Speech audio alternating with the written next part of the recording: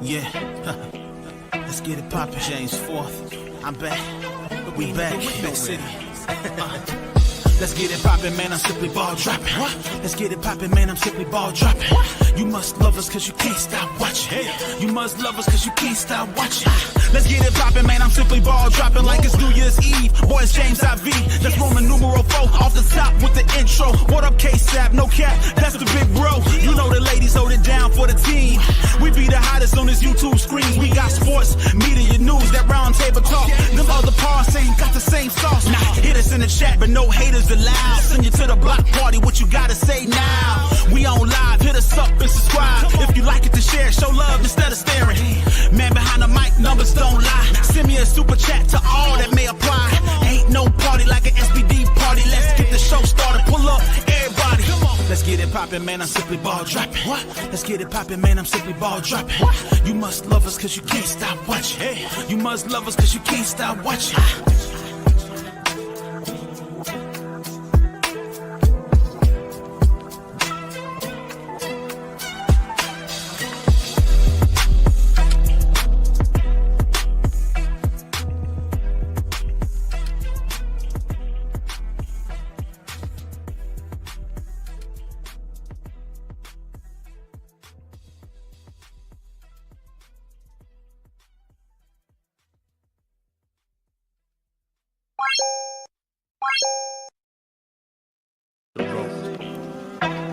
Yeah, let's get it poppin'. James 4th, I'm back.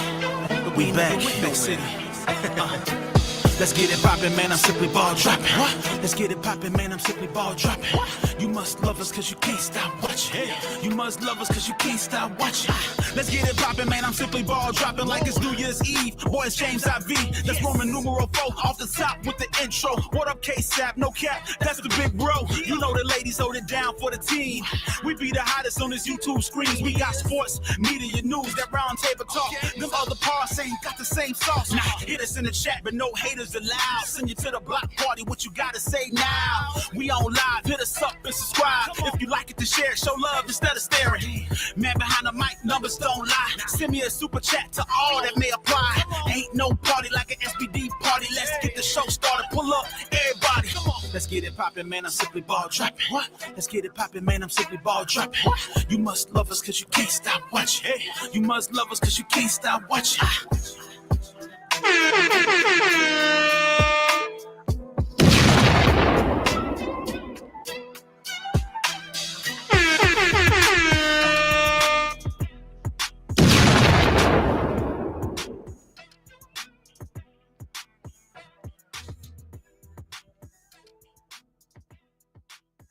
Oh, you motherfuckers. Okay. All right. I'm putting cases on all you bitches.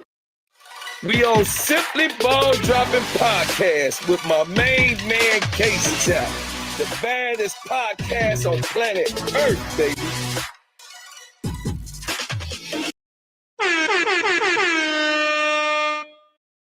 Yes, yes, yes, yes. You know who it is. This your boy, K-Sap, the man behind the mic of the Simply Ball Dropping Podcast. Let's get it. Man, look, I come to y'all guys with a heavy heart tonight, man. My Vikings are getting dog washed. But it's all good. I'm in good spirits. It is what it is. I got y'all. I see everybody in the building, man. Once y'all come in the chat, do me a favor. Like you said, wipe your feet. Hit that like button. Like the brother Blow Craws said. We on Simply Ball Dropping Podcast with my main man, K-Sap. The baddest podcast on planet Earth, baby. Yeah, so you know what it is, man. We got the sound bite of the year. I appreciate everybody that's in the chat. I see you, man. I see you, Brian Kelly. Man, that's the man behind the scenes, man, of True Choice Insurance, my man, Brian Kelly. I appreciate you stopping through. I see you, Donna. I see you, Cut. The Ish, Real Talk Sports. I see you, Claude. I see you, Brooklyn. I see you, PJ Jones. I see you, King Pisces Nation, T. Carmella. Carter, Reddick Milky Way, Donna Cox, Political Little, T. Carmella, Tata, I see you, Zach. I see you, Keywan Jackson, ADP Art Creation. I see you, Ted.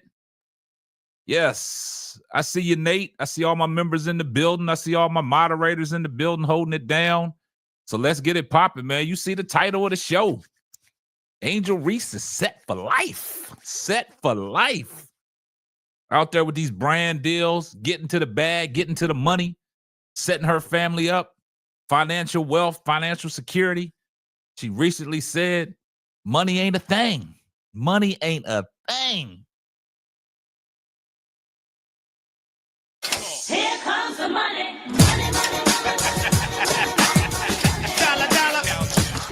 Yeah, I see you, Lovely. I see you, Jackie. I see you, Fast. And see, another thing, man, the free agency period has started, man. You know, that free agency started Saturday. And I brought some breaking news to you guys early Sunday morning. I see you, big girl. I brought some breaking news to y'all guys early Sunday morning about the situation with Chennedy Carter. Now it has been confirmed that Jeff P. did not extend her a qualifying offer. Gave it to Michaela Anyawede. Gave one to y'all's girl, Dana Evans. And then that chick, Nikolai, somebody that's playing overseas. So I think if Jeff P. don't give her an offer by the 20th, I think she becomes an unrestricted free agent. He gonna let Chennedy Carter test the waters. What's up, Smoke Jr.?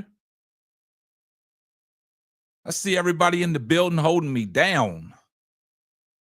Holding me down. But let's get right off into it, man. So, man, Jeff P., you on the clock. In the words of Bro Claude. On the clock, Jeff P. Get your ass right and get my girl side, Jeff P. I'm right down the street. Jeff P. You are on the clock. West Side is watching, boy. Get your stick right. Get your stick right, Jeff P. Yeah, Bro Claude said, get your shit right. But, man, that's crazy, man. Jeff P. is on the clock, man. It's unfortunate, man, that, you know, Chennedy Carter, man, is going through what she going through, man. And, you know, Jeff P. and the Chicago Skies do not want to extend her a qualifying offer. And that situation is terrible, man. I hate to lose Chennedy Carter in this situation, man. But this is what it is, man. This is basketball. This is business. This is business. Yeah, y'all do me a favor and hit that like button, man. This is business, man. Carter, you know, she posted 40 in her last couple games, man, but that's over in China, man. That's over in China. We gotta let that stay in China. We gotta let that stay in China. So, but it is what it is. Faz, I understand you saying Kennedy's a cancer in the locker room. She's a great talent, though. And that's what basically everybody is saying around the WNBA, man. She's a great talent, man, but there's something ain't right, man. There's an issue, man, that's making it hard for Chicago to bring her back, man, because if it wasn't that hard, Jeff P. would have extended her a qualifying offer, man. He would have made reassurance that, you know, he wanted Chennedy Carter back to give her some hope, man. But now he's letting her test the free agent market. And we talked about last night, y'all talked about the money.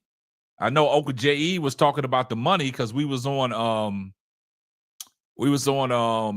I think Bro Claude's live, and he was talking about the money issue, the $900,000. That's not an issue. You know what I'm saying? Because if you got to offer Chennedy the max, offer her the max. Yeah, he's playing a dangerous game, man. And I told you it's unfortunate, man, because we talk about it all the time, man. That should not be holding Chennedy Carter back, man. Oh, Chennedy gonna cook wherever she go. Yeah, Chennedy gonna cook wherever she go, man.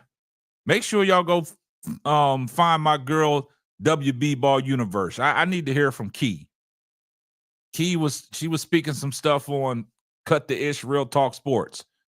Y'all go find her. Tell her to pull up, man. Tell her to pull up. Let me know if she's in the chat. Yeah. But the situation, man, you know, playing a dangerous game with Chennedy Carter, man. And like I said, man, I know a lot of people don't want to see Jewel Lloyd. We talked about it last night. Me and Uncle J.E. got into it about Jewel Lloyd. And, you know, he said she's on the decline. But regardless, man, she is a reliable source for backup. And just like Bro Claude said, when they brought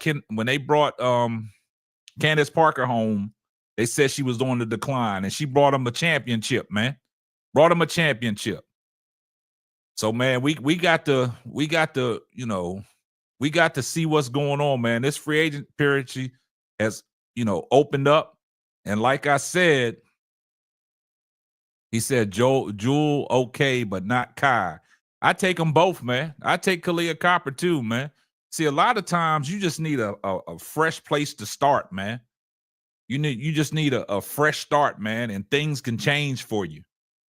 Things can change for you. And I think Jewel Lloyd with a fresh start, you know, things might, you know, look up and up for her. You know what I'm saying? We just can't write her off, man.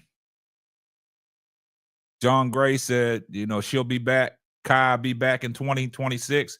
Yeah, it's gonna be a lot of free agents in 2026, man. That's when you're gonna find out what the real is, man. But in this situation, like I said, I just think a lot of people in the chat, y'all agree with me. Jeff P is playing a dangerous game, man, with Chennedy Carter, man.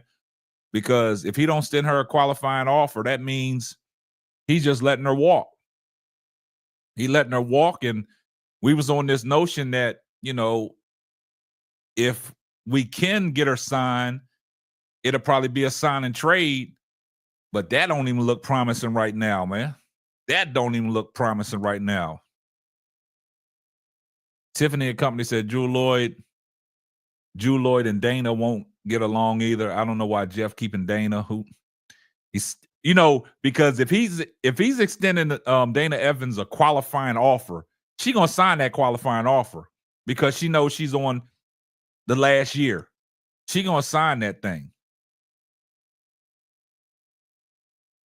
I mean, there's a lot of things that we talk about in the chat that a lot of people want to see, but man, we just got to keep it a buck, man. We got to keep it a buck. That was stunning news to me that, you know, he didn't even extend a qualifying offer to Chennedy. And we talk about it all the time on this platform. And a lot of people said, you know, we can't deal with the rumors and stuff like that. Yeah, we can't deal with the rumors, but we gotta call a spade, man. You know, in this situation, man, it is what it is. We talked about Chennedy enough. We all want Chennedy back, man. But yeah, they didn't court Kelsey Mitchell either. Yeah, I told y'all that. See, when I came on here and I did that show, I did a podcast about that interview Kelsey Mitchell had. Kelsey Mitchell was almost 1 foot in and 1 foot out the door. So I don't know. Is that you, Key? I was disrespected to extend an offer to Dana Evans. It was disrespectful. Okay, we got Key in the building. I'm about to drop the link, man. We about to get it popping, man. I'm about to drop the link. Y'all come on up, man. Let's get this thing popping. So anybody that wants to come up, I know T. Carmella says, you know, T. Carmella want to come on. So I'm going to drop that link. And we're going to get it popping. All right, the link is in the chat for anybody that want to come up, man. Let's talk about it. We got some things to talk about. Yeah, ADP art creation, man. It's sad, man. And like Key said, it is disrespectful for them to go ahead and, you know, send that qualifying offer to Dana Evans. But like I talked about before, and you guys know, I said it. You know, Dana Evans, Jeff P thought highly of Dana Evans. Thought highly of Dana Evans.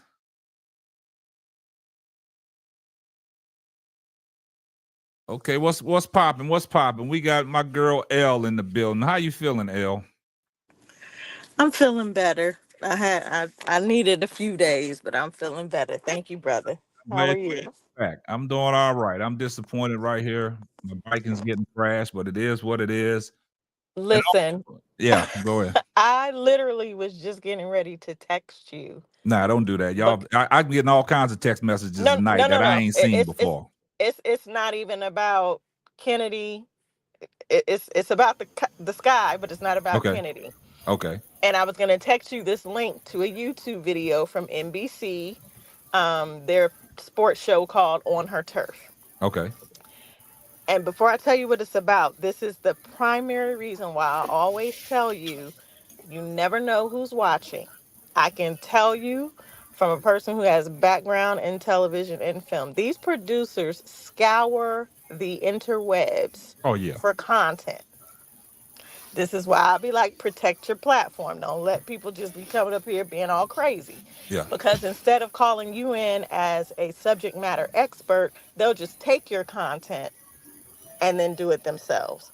So Gotcha. on her turf, I haven't heard anybody but us talk about the possibility of Jewel Lloyd going to Chicago Sky. And now Uh-oh. they're having conversations about it on major sports platforms And we like got on her traction, turf. huh? We got traction, huh? There we go. We That's all got I came up traction. here to say. Okay, I appreciate you, L. Our sister L is in the building. Y'all make sure y'all extend a prayer to Sister L. You know what I'm saying? Sister For L, love you, girl. yeah, for I love you back. a speedy bounce back. You know what I'm saying? You Everybody already knows know. what she's going through. Just keep her in her prayers, and you know we're gonna ride Get the that wave with her. CMOS. Get that CMOS, Yeah, mama. yeah. You All know right. what? I just ordered some. It's on its way. Yeah. Hey, All right. that's a I'm back great in the thing. chat. Love All y'all. right. All right. You too. Hey, we got somebody new. We got somebody new up in here. We got somebody new up in here. I heard her on Cut the Ish Sports Talk. Man, we got WBB Universe. I guess you go by Key. Introduce yourself. Yes, I go by Key. My name's Akila though. And Okay. I'm cool with either one. And yes, Miss Keisha was kind enough to let me come up there and run my mouth. So and now you're being kind enough to let me come up here and run my mouth. So Now this is what this is what we do. This is This what is we what we do. do. This what is we a do. safe space. If this is your first time on my platform, this is a safe space for anybody that wants to come up on the panel and give their basketball intakes and give their knowledge. And as I was coming home from basketball practice, I caught the tail end of what y'all was talking about. But I was like, man, who's this WBB Universe? I'm like, hold up, is she new? And I was like, okay, I was impressed Oh, of what I yeah. heard. You know what I'm saying? I know. She So, got on the couch. She got. Yeah. Hey, she came in and sat on the couch. She came in and said on it. It looked like she kicked Yeah. her feet up too, man. It got comfortable. Oh yeah, she came in. Yeah, she came and Yeah. sat on the couch, baby. Yeah, T. Carmella. What I was saying, T. Carmella, yeah, Angel Reese, man, she came out with an article, man. They interviewed her on Good News, and she talking about she set for life. She ain't worried about money no more. Her family is well taken care of from all her business deals and all her brand partnerships, and from the money that she's making. She said the family is set for life, man. She's well off. Yeah. Just 1 second, man. Hey, appreciate you, Reddit Milky Way, for the $2 super chat. Keep the main thing the main thing. All right. Here comes the money.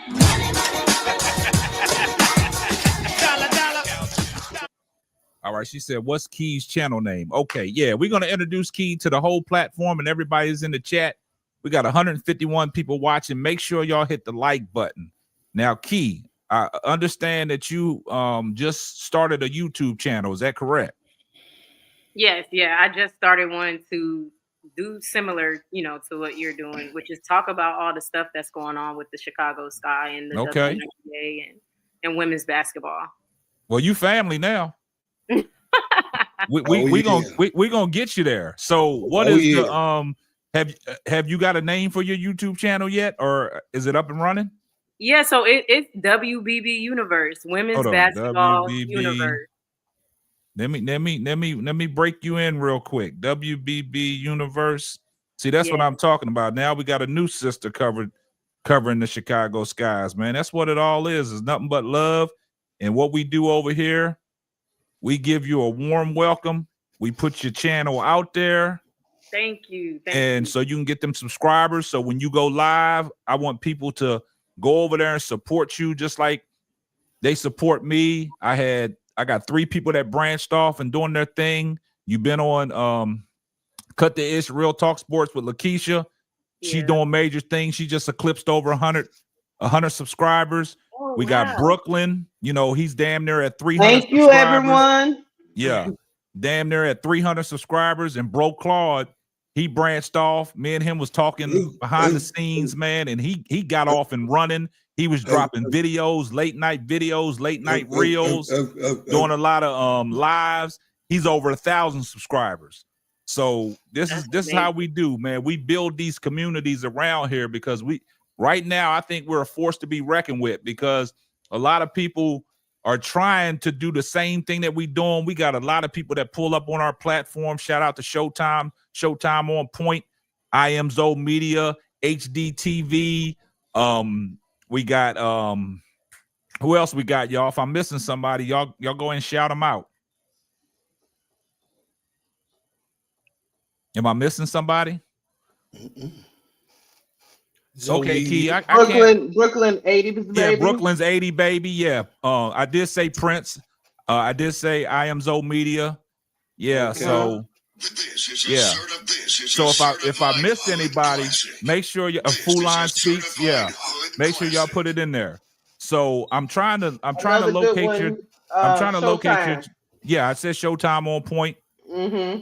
Okay, you told Geneva to pull up as well, KSAP. Hey, I appreciate that, Brooklyn, man. We getting this thing popping, man. Unrivaled starts on the 17th, man. We getting it. Hey, we elevating, man. We gonna elevate. We taking this thing to new heights, man. I'm excited, even though my team is getting their ass kicked. I'm excited. Yeah. Auntie Sess and Juju. Yeah, all them channels that cover the sky and kill these narratives about this bullshit that they trying to spear about Angel Reese. We here to debunk all that shit. Barbershop Talks, Uncle J.E., we doing it all. Quita Love Sports, man, we doing it all, man. So, Key, I'm trying to find your YouTube channel. So, how are you spelling it? Exactly how it looks up here. I'm surprised it's not coming up. WBB Universe. I wonder why it's not coming up. Let me see. It's fairly new though, so maybe. Yeah, that's that. We had a problem with that when Lakeisha started hers trying to find it. So say it again. Say it again. Sister Key. Hold on a second. Okay. WBB. Any of my mods in the channel can find WBB Universe. Make sure y'all pin that in the chat for us, man. I just put it in the chat at like the actual URL, so maybe that'll make it easier. Nah, sometimes YouTube won't let you do that unless you're a moderator. So that we don't see it. So I'm trying to find it, but I'm trying to have one of my mods. Pull it up. Okay. All right. Okay. Key got it right there. Let me see.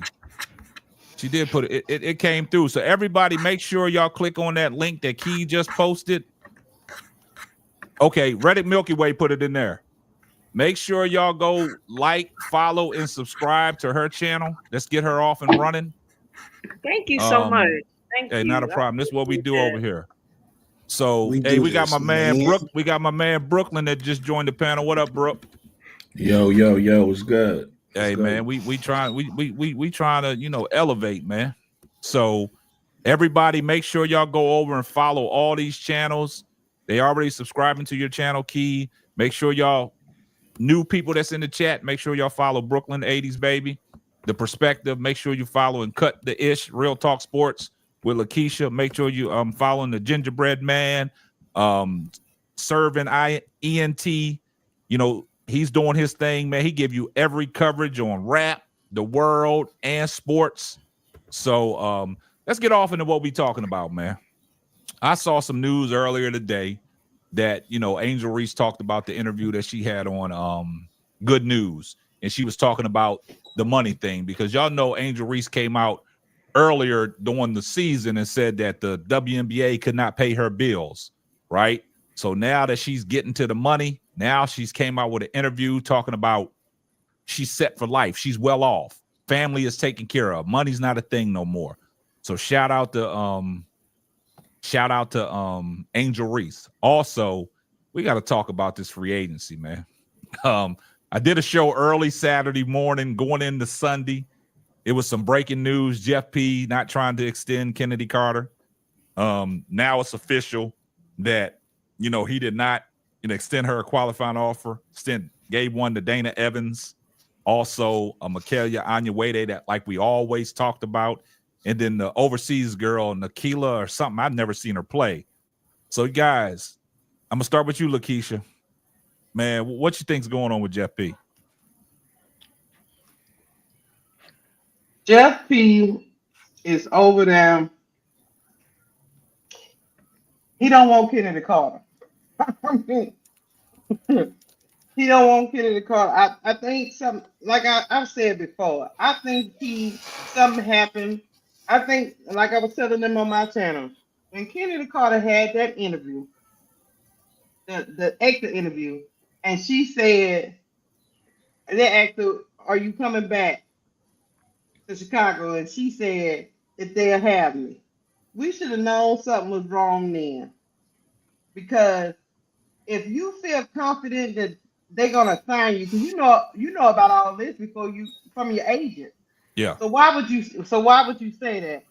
I think she wants to, and hear me out. Please don't jump on me. I don't know if she gave a sentiment to Jeff P that she wanted more recognition or she wanted the team to revolve around her. And he took that and ran with it. I don't know what was said to Jeff P, but I think the girl just wanted some recognition for her play. Yeah. And I think she could act. I think she can. Now, do I think Kennedy Carter can lead a team? I don't know if that's what she was trying to get him to acknowledge, but I feel like the writing's been on the wall for a while because Angel Reese hasn't said anything about Kennedy Carter. She said stuff about Camilla. She said stuff about the rest of them. I'm saying she ain't said nothing. They only here to cause confusion. Kennedy Carter. So at the end of the day, I don't see her shocked. And Angel Reese is not the type of girl that holds her tongue. She speaks her mind. She speaks up for people she twerked for, right? She spoke up for Teaspoon, no problem.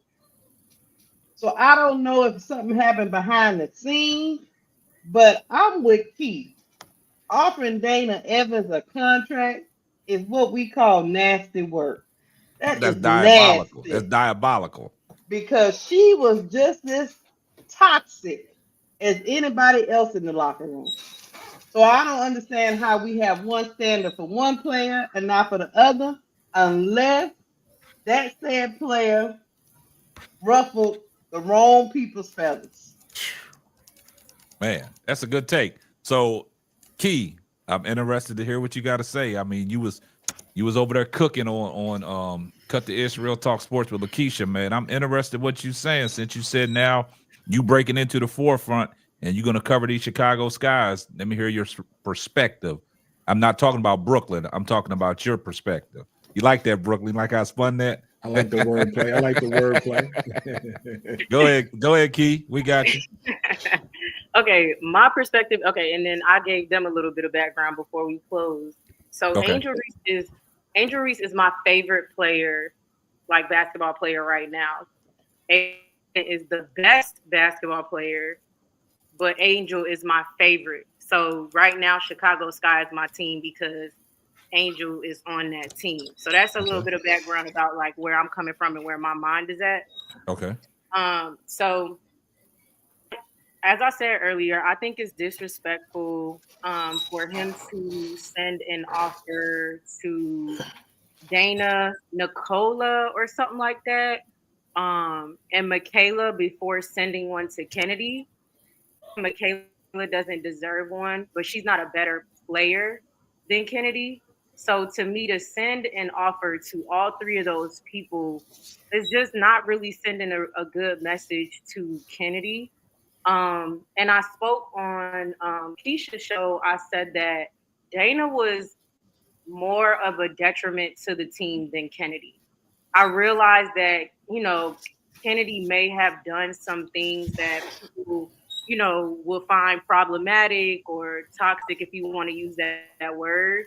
But Dana did things worse on and off the court that was detrimental to that team. And she did not deserve a qualifying offer today at all, much less before Chennedy. That's my perspective. Now, let me ask you this. Now, on this channel, we talk about, the needs and wants of the Chicago Sky. And I came on record, if Chennedy Carter is not going to be in the plans of the Chicago Sky, that's taking away 17.5 points a game out of your scoring lineup. That's a scoring punch. Who do you look to for scoring, since Angel Reese and Camila Cardoso is supposed to be the cornerstone? We're going to need somebody that can put the ball in the basket. And I've been advocating, for Jewel Lloyd as a backup plan. She is from Chicago. She wants to come home.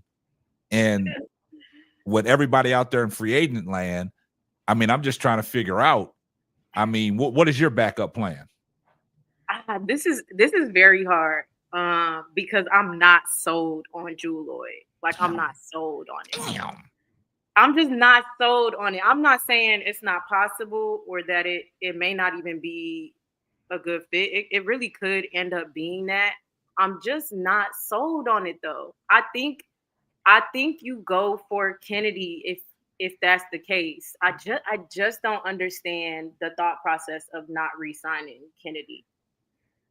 That's where I'm coming from. But I do understand, like, he might not do it. And if he doesn't do it, what do we do? I can understand getting Jewel, but I'm not sold on her. That's what I'll say. I can understand it, but I'm not sold on it. Wow, that's a different take, man. Everybody's giving me pushback about Jewel Lloyd, but I look at it like this, and then I'll let the other panel members go. The situation with Chennedy Carter, not, extending the qualifying offer to her. I think Jeff has until the 20th to extend her qualifying offer. If he don't, she becomes an unrestricted free agent. Correct. But at the same time, if one of these teams offer her, because the free agency period has started, if one of these teams, because we talked about it last night on Bro Claw's channel, we talked about it with me and Uncle J.E. was going back and forth about, Jewel Lloyd and the money thing. So Jeff P got $900,000 to work with, right? Yeah. So if he don't extend her a qualifying offer and some team gives her a great offer, do you think Jeff is willing to match that? If it's within, okay, so from my understanding, if he doesn't offer her something by the 20th, he can't match it. Like, if a team comes in on the 21st or 22nd or something and offers her $200K, she signs with that team. He can't go, I'm going to match that and she's mine. Yeah, because she becomes an unrestricted free agent. Unrestricted free agent. So, I just don't understand why he would let her become a free agent.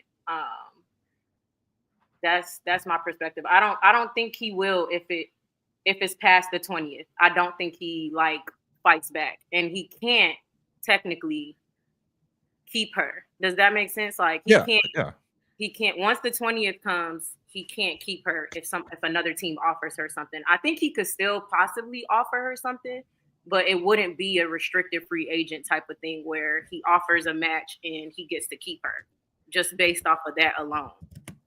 And so I believe if we don't see nothing by the 20th, she's gone. If we don't see anything by the 20th. But that's an idiot move, because even if you don't want to keep her, you still keep her and trade her. Because if we lose her in free agency, how do we get Jewel Lloyd? Yeah, so because we was thinking about a sign and trade, at least sign her, then trade her, and that's almost out the window. So if she leaves, then we have nothing to trade. We literally have nothing to trade, and we lose our top scorer. We're not getting nowhere without somebody that's powerful at the two. So I'm thoroughly confused on his strategy, at this point. Yeah. Hey, that's a good take, man. What you got on this, Brooke? I mean, I feel the way all y'all do.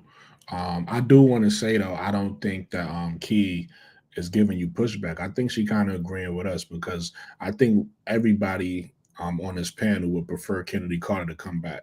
Yeah. So I think we all want that. But what you saying, K-Sap, is you looking at the backup plan. And I think, Key said that she understands that if Chennedy is not coming back, then she understands why you would look at Drew Lloyd. So I don't think she's giving you pushback. I just think she's holding on to the idea of Chennedy Carter coming back.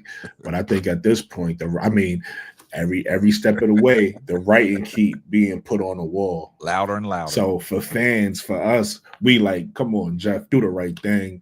Bring Chennedy back. He keeps showing us it's probably not going to happen. So now we got to look up backup plans. And I think if I'm not mistaken, Key, I think I did hear you or somebody else say Kelsey on Lakeisha's podcast, say Kelsey Mitchell's name. I think I didn't think about that. I think they didn't core her. Indiana didn't core her. Yeah, I didn't think about that. That's actually a good idea as well. Yeah. Drew Lloyd is a good idea. At the end of the day, when we think about making these moves, people with sports, people like to jump in fantasy land. I don't understand that. I'm more of a realist. I'm more what can we really do? So we know Drew Lloyd is available. That's something we can do. And we know she's from Chicago. So it kind of makes sense. Kelsey Mitchell is another one. We know she has, it seems like from afar anyway, she had issues in Indiana. She was the franchise player in Indiana for so long. Caitlin comes, completely overshadows her. She might feel a way about that. Plus, we've seen some of the post-game press conferences when her and Aaliyah Boston would give each other the eye. Like, okay, they up to this shit again. So she might be ready to get up out of Indiana. Indiana, respectfully, isn't they have a different, they seem to have a different hue out there. You know what I mean? So she might want to come home to someplace that feel a little bit more comfortable. So, that's a possibility. I don't know. So I wouldn't, but I'm just saying those things we could look at and say, those are possible. We can't sit here and just make the fantasy trader who we want and they not even available. You get what I'm saying? So it's things out there that can make us a better team, and we need to explore those offers and see what we can do. So y'all educated me. I didn't know the qualifying offers was sent out. I didn't know that Chennedy didn't get one. So that's disappointing to hear. But like you said, K-Side, we gotta move on. You know what I mean? Let's move on to the next thing. You gotta cut your losses and move. So now we gotta go ahead. Go ahead. No, go ahead. Not finish. No, I was done. I was just gonna say now we just gotta figure out, who we replace Chennedy with, right? Yeah. Like what's like I said, is it Drew Lloyd? Is it Kelsey Mitchell? Is it I know a lot of people won't want to hear the name, but who cares what you don't want to hear? We gotta take what's available. Is it Kelsey Plum? You know what I mean? I think on the Aces called her, right? So she might not even be available, depending on what they do with that, whether they still trade her or not. But with all these people that are cored or signed, we would need to trade something for them. If they let Chennedy walk, we literally have not a pot to piss in for real. Like we have no trading value. We have nothing to trade to get these. Well, we have things to trade. It depends on what teams want. So we don't. Again, we have things to trade. We don't want to trade it, right? Like so, we got picks. We got them picks. Yeah. But I think most Sky fans don't want to give up. At least not the third pick. We'll talk about the 10th pick and we'll talk about future picks, but definitely not the third pick. You get what I'm saying? And see, but you're right. But you're right, Key. We don't have no talented players. We don't have nothing to trade. We'll give you this player. We don't have anything as far as that. Yeah, so and for some of these players we're pointing out, like a KP or Drew Lloyd, you're gonna need either a star for a star or a star and a pick for a star. And I don't see them just being like, all right, we'll take your 10th pick for Drew Lloyd. And I agree. My KP take was before she got cored, when she was a free agent. She's scored now, so that'll be an asset, like you said. With Drew Lloyd, that'll be an asset too. But the good thing about Drew Lloyd is when players axe out like that, the teams lose a little leverage. So they're not gonna get everything they want for Juloy anyway. And she's a little older, so we might be able to get her for something. And then Kelsey Mitchell, if I'm not mistaken, she's a free agent now, right? Unrestricted, unless they core her by the 20th, she's unrestricted. Yes. Okay, so they still have time to call her. Okay. Yeah, they do. They do. They just didn't do it right out the gate, which is kind of weird. Kind of funny because Satu went right away. Yep. Kelsey Plum went right away. And the funny thing about Satu already let him know, like, yo, we gonna work on something to get me out of here. So yeah, you know what I'm saying. And my thing is, why wouldn't you core Kennedy and use her as some kind of trading chip? I mean, that makes sense. So I don't know. I don't know. You could core her, sign her, whatever you want to do, but you could use her for trade value. I don't understand it. You know what it could be though? When you call somebody, you're giving them the max. So maybe they don't think she's worth the max. Maybe they think somebody is gonna extend a qualifying offer. Maybe they are gonna match. Maybe they know something we don't know. Maybe that's lower than the max, and they say we'll either keep you or we sign and trade you for that. What I think they're doing, Brooklyn, I think that I think Jeff is trying to quote unquote show Kennedy that nobody else wants her, which I don't think is necessarily true. Yeah, but he's trying to show her like, look, nobody wants you for real. Nobody trying to get you. So here's 150, right? Or here's 180. You know, now that's diabolical for that. Come on now. That's nasty work. I think he's trying to lowball her. I think he's trying to show her that she's not wanted, and I don't think that's true at all. I think any team will want Kennedy. I don't see why not. Yeah, and the crazy thing about it is we talk about Kelsey Plum, but the Aces sent a qualifying core offer to her. Yeah, they did. So it's kind of funny because Saturday night when free agency period started, right? And I know everybody has mixed feelings about Annie Constable and her articles, and they said she likes to stir the pot. But everything Annie has been saying up to now, she legit. It's coming to the forefront, man. Yeah. Regardless if we don't like what she's saying, and everybody talking about, oh, can y'all verify the source? And when we say Annie Constable, people, talking about she likes to smear the Chicago Sky's name and stuff like that. No. But since I've been covering the Sky and looking at all the things that Annie Constable has said, she ain't steered me wrong. And see, a lot of people saying that she's a hater, but Saturday night when free agency period started, she came on her show on CHSN out there in Chicago, and she was talking about Jeff P is going to extend a qualifying offer to Mikaela Onyeawede, Dana Evans, and not going to extend Chennedy Carter. And everybody was like, oh, man. So I did a late breaking news that Chennedy Carter's halfway out the door. And that was early Sunday morning. So now this morning, all this information is on the WNBA website. Mm-hmm. It's there. Yeah, Keisha sent me over the information talking about, they didn't extend the qualifying offer to Chennedy Carter, which we already knew. So, I mean, it's crazy. So we don't have no attractive players. And like Brooklyn said, we don't want to give up these draft picks, man. So it's just gonna be interesting to see what Jeff P gonna do, man. So what you think, bro? Uh-oh. You on the clock, bruh. Want me cue up? That was happening. I was confused. Want me cue up your intro? Want me cue up your intro, bro, Claude?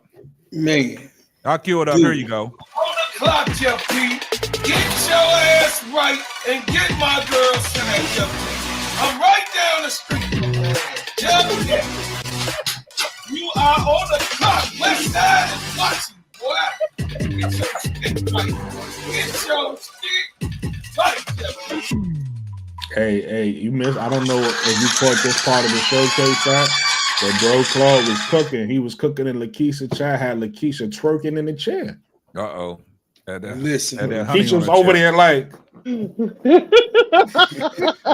Hey, we had a ball over there. We had a ball. See, Key, one thing you got to understand over here, man, they be twerking. They got honey on their chest, twerking it up for all these players. So just if you need to twerk, man, go ahead and twerk. We ain't gonna hold it against you. So if you need to twerk, twerk. Brokaw was cooking something up about LSU with Lakeisha was just. Hey, and Nisa Mero is a son of a gun. But what I'm say this, I'm gonna say this, y'all. Listen, as an OG, there's certain things that violate me. I don't have a lot. It used to be a whole bunch of principles that I used to have, and my father used to tell me when I was younger. He say, "Son, you looking at too much." I was like, "Oh man, you tolerate too much." But I understand now what my father was doing. So I say this to say,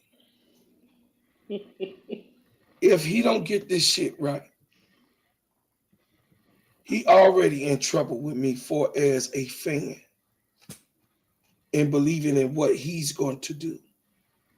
I am here because I am a Chicago native and I support my team, and we won by getting Angel Reese, and we won again by getting Camilla.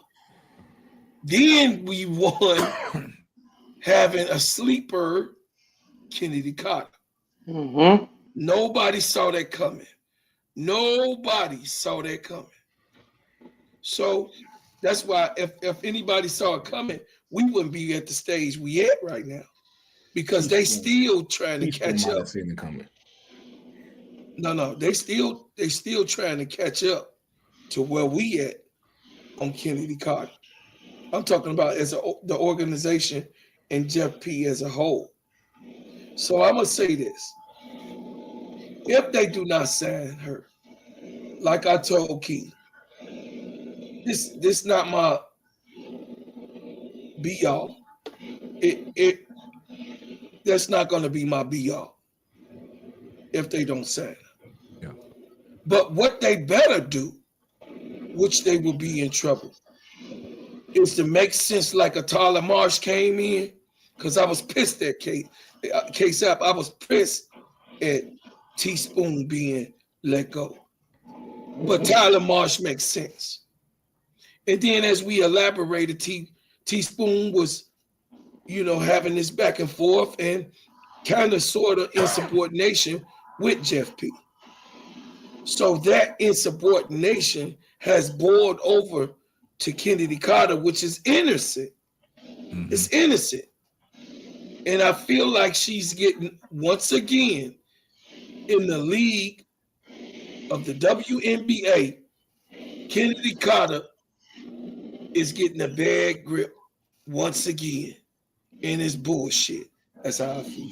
And you know what's funny, man? I didn't know Chennedy Carter was a late training camp signee. Yeah, y'all didn't know that, did y'all?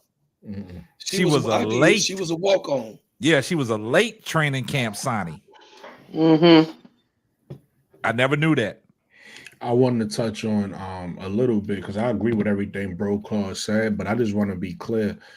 I agree with everything he said because I feel the same way. With that said, though, the Tyler Marsh hiring don't make up for Teaspoon. Let's just be clear about that. That was still we still don't fuck with that. That was still wrong. We like Tyler Marsh and we happy that we got Tyler Marsh in the building, but we still don't fuck with the Teaspoon firing. So the disrespect is real. I'm still holding that against him. And now I'm holding this against him. I'm gonna keep it real. Like absolutely. These are two things I don't like, Tyler Marsh. I'm holding this against you, like to the point where, again, you got like I'm gonna just be honest. My fandom is rocky. Like you better make the right moves after this. If you telling me Chennedy don't belong back after what she did last year, okay, we understand that.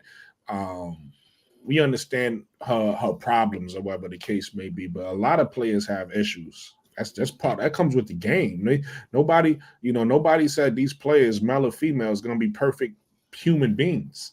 You get what I'm saying? That comes with the territory. Sometimes you get people that got shit going on. You know what I'm saying?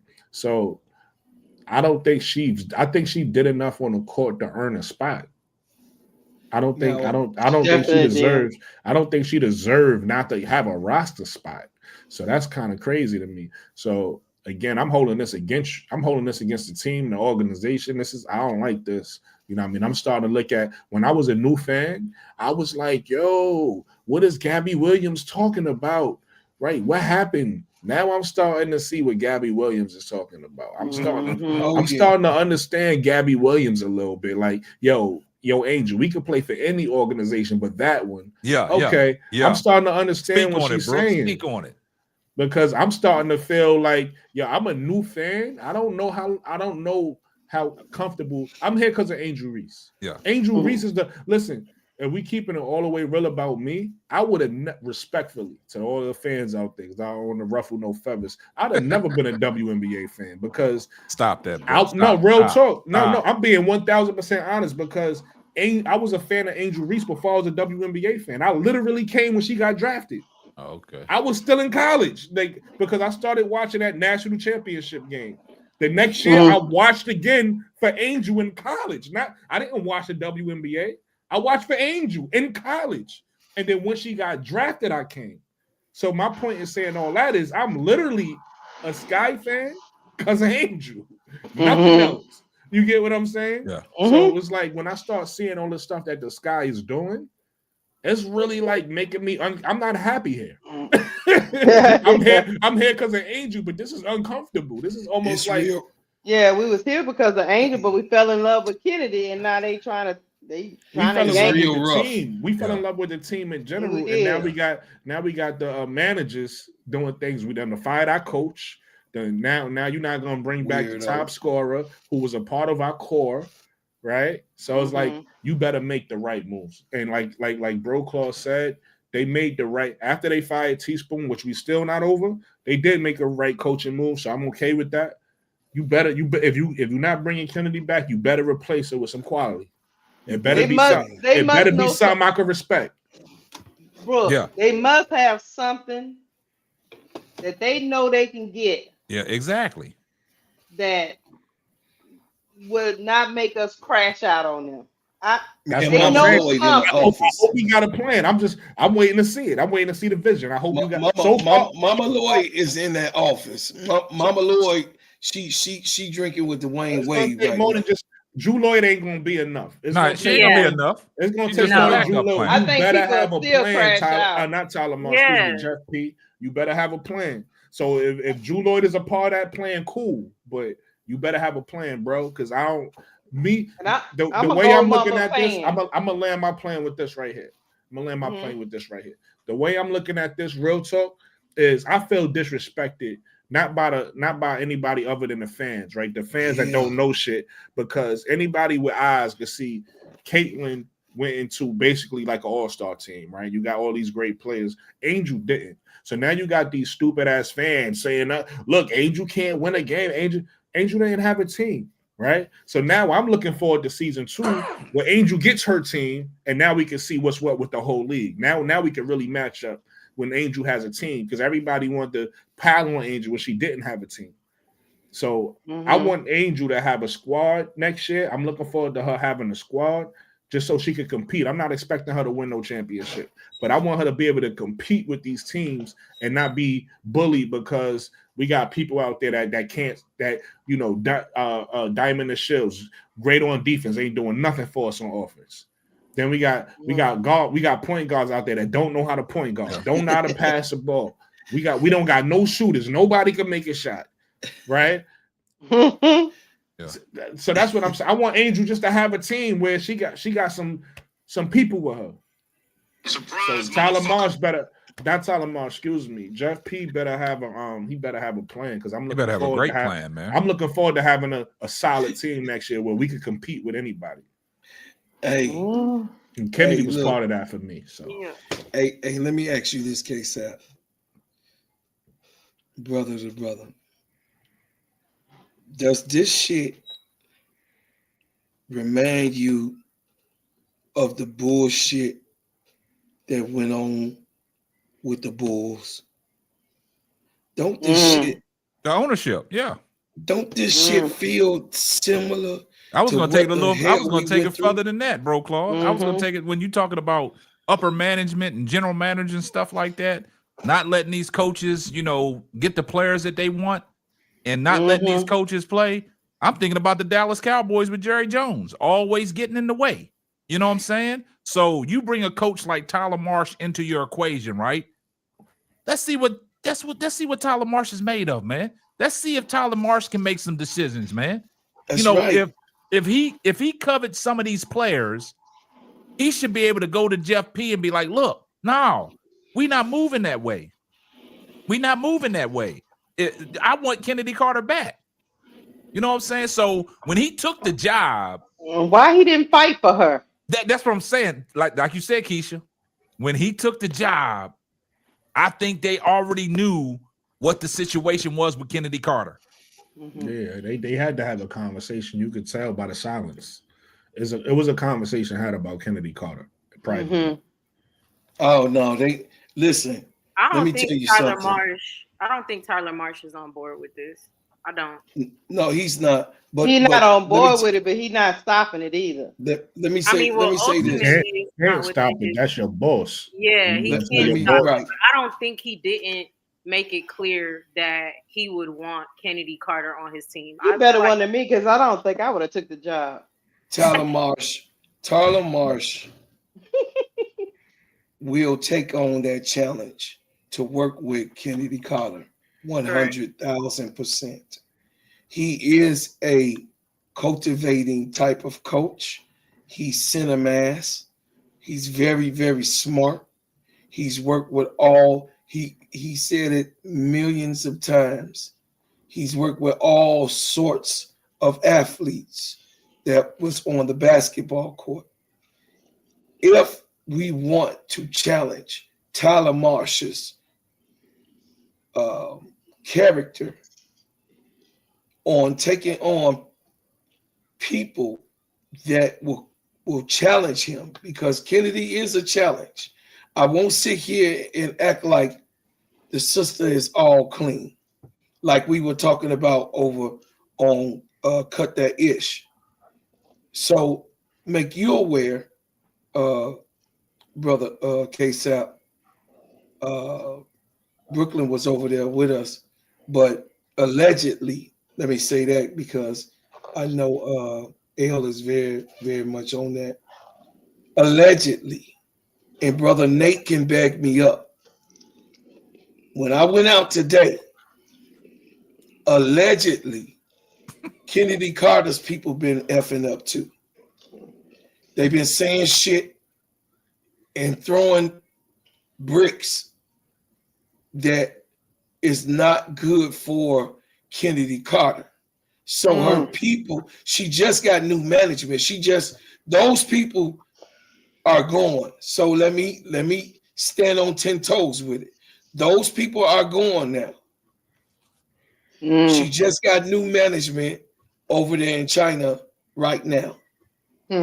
She needed it.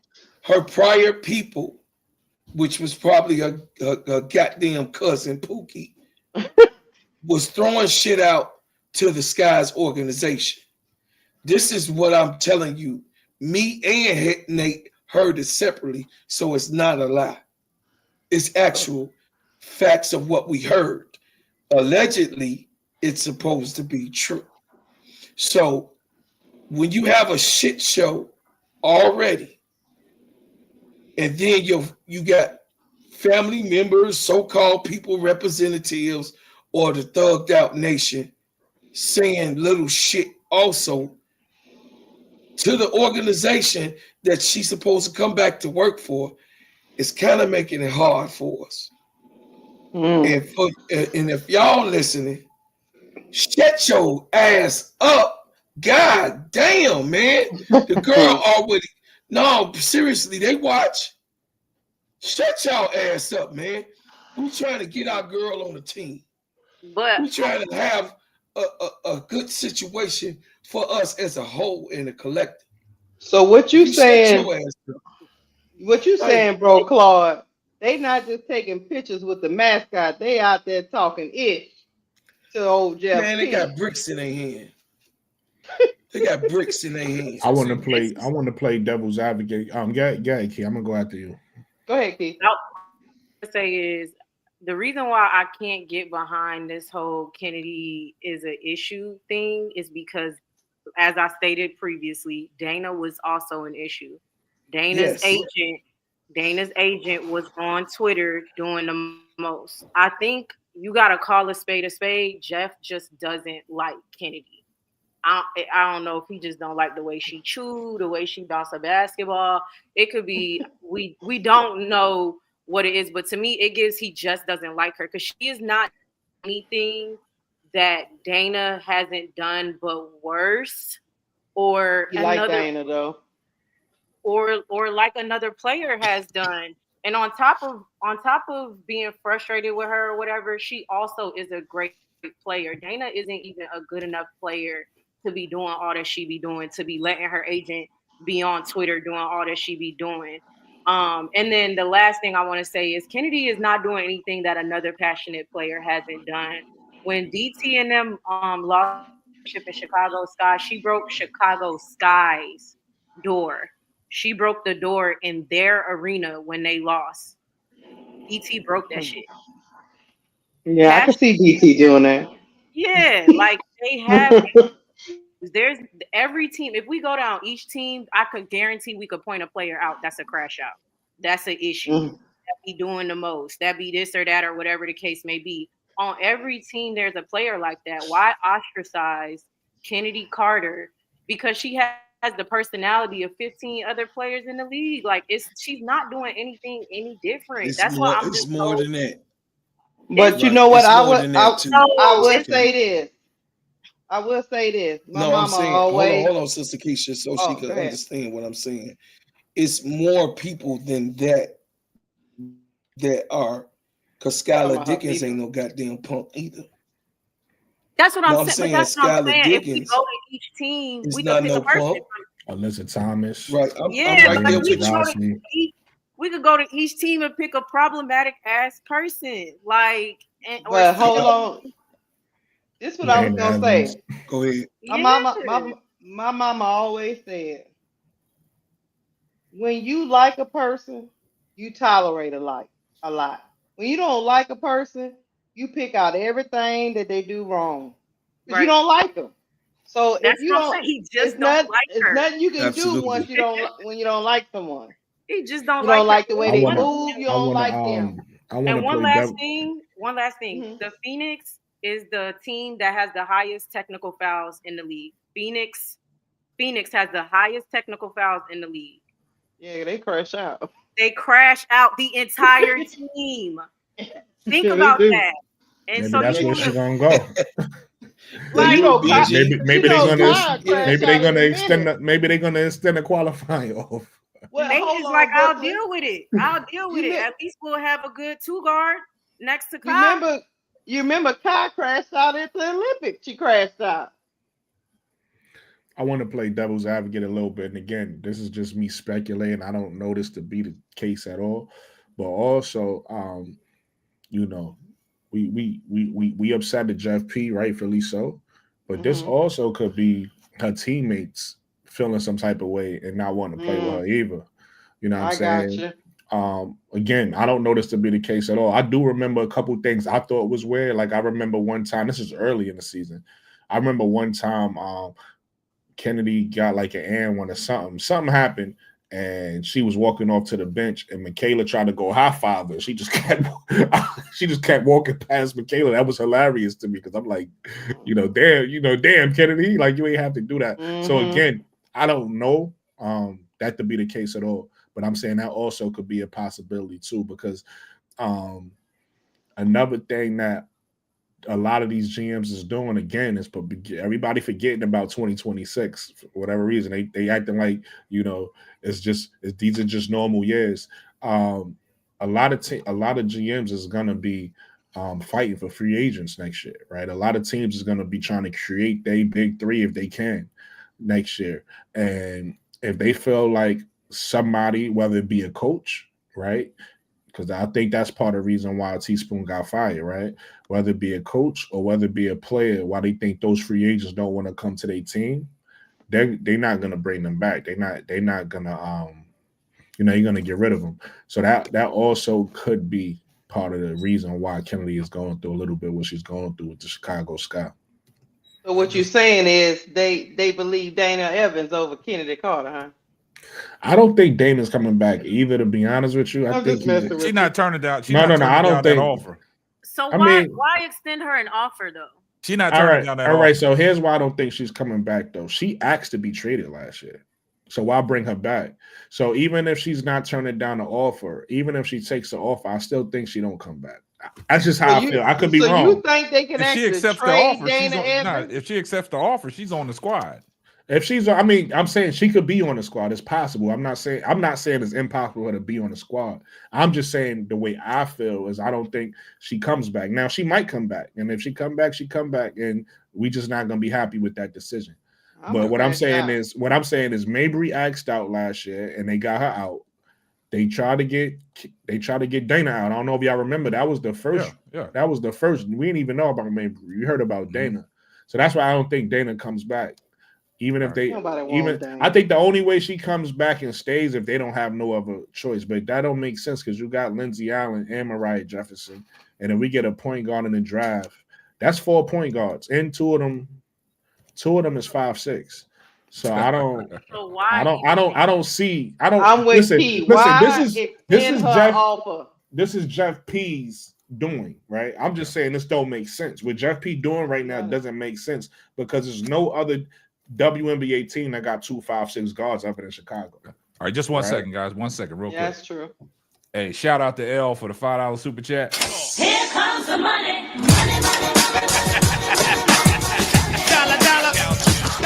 He said Alyssa Thomas straight clothesline Angel and the league barely blinked. Sophia is definitely a crash out. Yeah, we saw that, L, but Angel Reese didn't even make a big deal about it. She just said, hey, I want her to foul me like that. She never complained about it.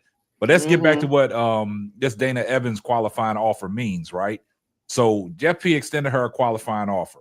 Now, I think Dana Evans know that she does not have no market nowhere in the WNBA, right? I don't think nobody will take Dana Evans on. So Dana Evans is going to pick up that qualifying offer. She's going to sign that qualifying offer. So she is stuck. She's stuck with the Sky. Yeah, she's stuck with the Sky. They tried to trade her and they got no bites. So no bites, no value. She's not wanted anywhere. So I think she does sign it. She's going to sign it. She signed that thing today. She probably did. She probably signed that thing quick. And the crazy thing, look at the timing of it. Already signed. But look at the timing of it, though. Free agency just started on Saturday, right? Today's Monday. And, they put that out there quick, fast, and hurry. I think her and Michaela Onweye already signed off on their Michaela qualifying offer. signed hers, too. Yeah. And I'm good with Michaela. Oh, yeah, me too. Michaela, but I'm good with Michaela. That Dana and the girl who's overseas who could turn the girl overseas most likely will turn it down and continue to be overseas. So it's like, what are we wasting our time doing? Extended it's given. That's why I said I don't really understand what he's doing, to be honest. Let me tell you, it's given Jeff P believed Dana's sob story over Teaspoon. That's what it's given. Well, he knows he has a relationship with her. He knows Dana. So this is not just a one season thing with Jeff P and Dana. I don't know. Hold on, Keisha. Relationship or hold on, Keisha. Check this out. Brooklyn. Remember I did that video talking about Jeff P advocating for Dana Evans when he put that video out there talking about these are the type of players that we want on Chicago. She can handle the ball. Look at the passes that she makes. I know it might have been an old video, but it came right out of the horse's mouth. He was on video that's how he advocating. Feels about her. He was advocating. He was over there twerking for Dana. Yeah, he had honey on the chest. It was poured out deep too. He likes Tasha St. Patrick. Yeah, we got Duvall in here. Let me see what Duvall got it, and then we'll go back to you, Key. What up, Duvall? Duvall is in the building. How y'all doing? All right, how Coming you, here What's up, causing Devon? Mr. Devon? confusion. What's up, man? They only here to cause confusion. Man, I could go back to September when me and Brooklyn got an argument and me and Bro Clark got an argument. When y'all was assuming that Chennedy Carter was coming back, I told y'all I don't know why y'all assuming this for. When everything that the team was doing, it was showing that she wasn't coming back. They did not want her anymore. And y'all can talk about all these other crash outs on all these other teams. But every team have a preference what they want to tolerate and what they don't want to tolerate. And obviously, the Chicago Sky do not want to tolerate Chennedy Carter and her emotional issues and stuff that she has to bring to the table when it comes to team camaraderie. And that's just the reality of the situation. And like I said, the biggest indictment to me, when your franchise player, your moneymaker, haven't said one thing one time. When I heard her say things about Trump, and she got death threats and everything for a week, I heard her defend Camilla when they'll get on Camilla. I heard her defend Anueve when they'll get on Anueve. I heard her defend Teaspoon when they'll get on Teaspoon. She did not say one thing about Chennedy Carter yet. And she read those hit pieces. She ain't dumb. And she's Right, saying Devon. one thing. Your franchise player, your moneymaker, your superstar, the second biggest person in the WNBA, the third biggest person in women's sports, haven't said one word like she got the hush mouth. Something wrong with that. And that tells me all I need to know. That tells me that she don't want her back either. And so at the end of the day, I just wish Chennedy Carter well. And it's just what it is. The team made the decision. I just have to respect it. They know a lot more than we don't know. Unless Bill Crocker, give us some insight on it because he's there. He in Chicago. But look, I told him to go break in, but he won't do it. Yeah, go ahead, he won't kick down the door. But check this out. Angel Reese on Twitter X right now shooting subliminals, man. What she talking about? Everybody's in your life for a reason and a season. Everything happens for a reason. What's she out there talking about? You know she be throwing them little subtle shots. Then she said, I always get reminded that life is too good to be mad or upset about something temporary. Like life is so good. Control what you can control. See, I told you when these basketball players start doing stuff like that, they know what's going on, man. Yeah, she know what's going on. She probably going through it with her boyfriend. Nah, she ain't got no boyfriend. Stop that, Key. Stop that. What the? Nah, she probably talking about Jeff P. She don't too much like him either. Yeah. Listen, my thing is this, man. Regardless of what the organization want to do, what they don't want to do, they better have a plan, man. Because I'm not for being petty and then ruining your team. I'm not for that. This is a professional league. Yeah, I mean, he shouldn't be a GM. He shouldn't you be better, a GM. you better. If you make a decision like this, you better have a plan that makes sense. Like in the next coming weeks, we better be like, okay, that's why you let it go. We don't like why we let it go, but this is the team that we got, and we like the team we got. It better look like that. Because if you just throw some pieces together, just you want to let her go and you just gonna pick up a piece to replace her, but they don't really replace the production. I don't know how long I'm gonna be a Chicago Sky fan. I'm keeping Hey, Brooke, this is what I was about to say. It's almost like Jeff P got on Zoom and told everybody, including the new coach, the players, don't talk about Chennedy Carter. Because none of them has said anything to her.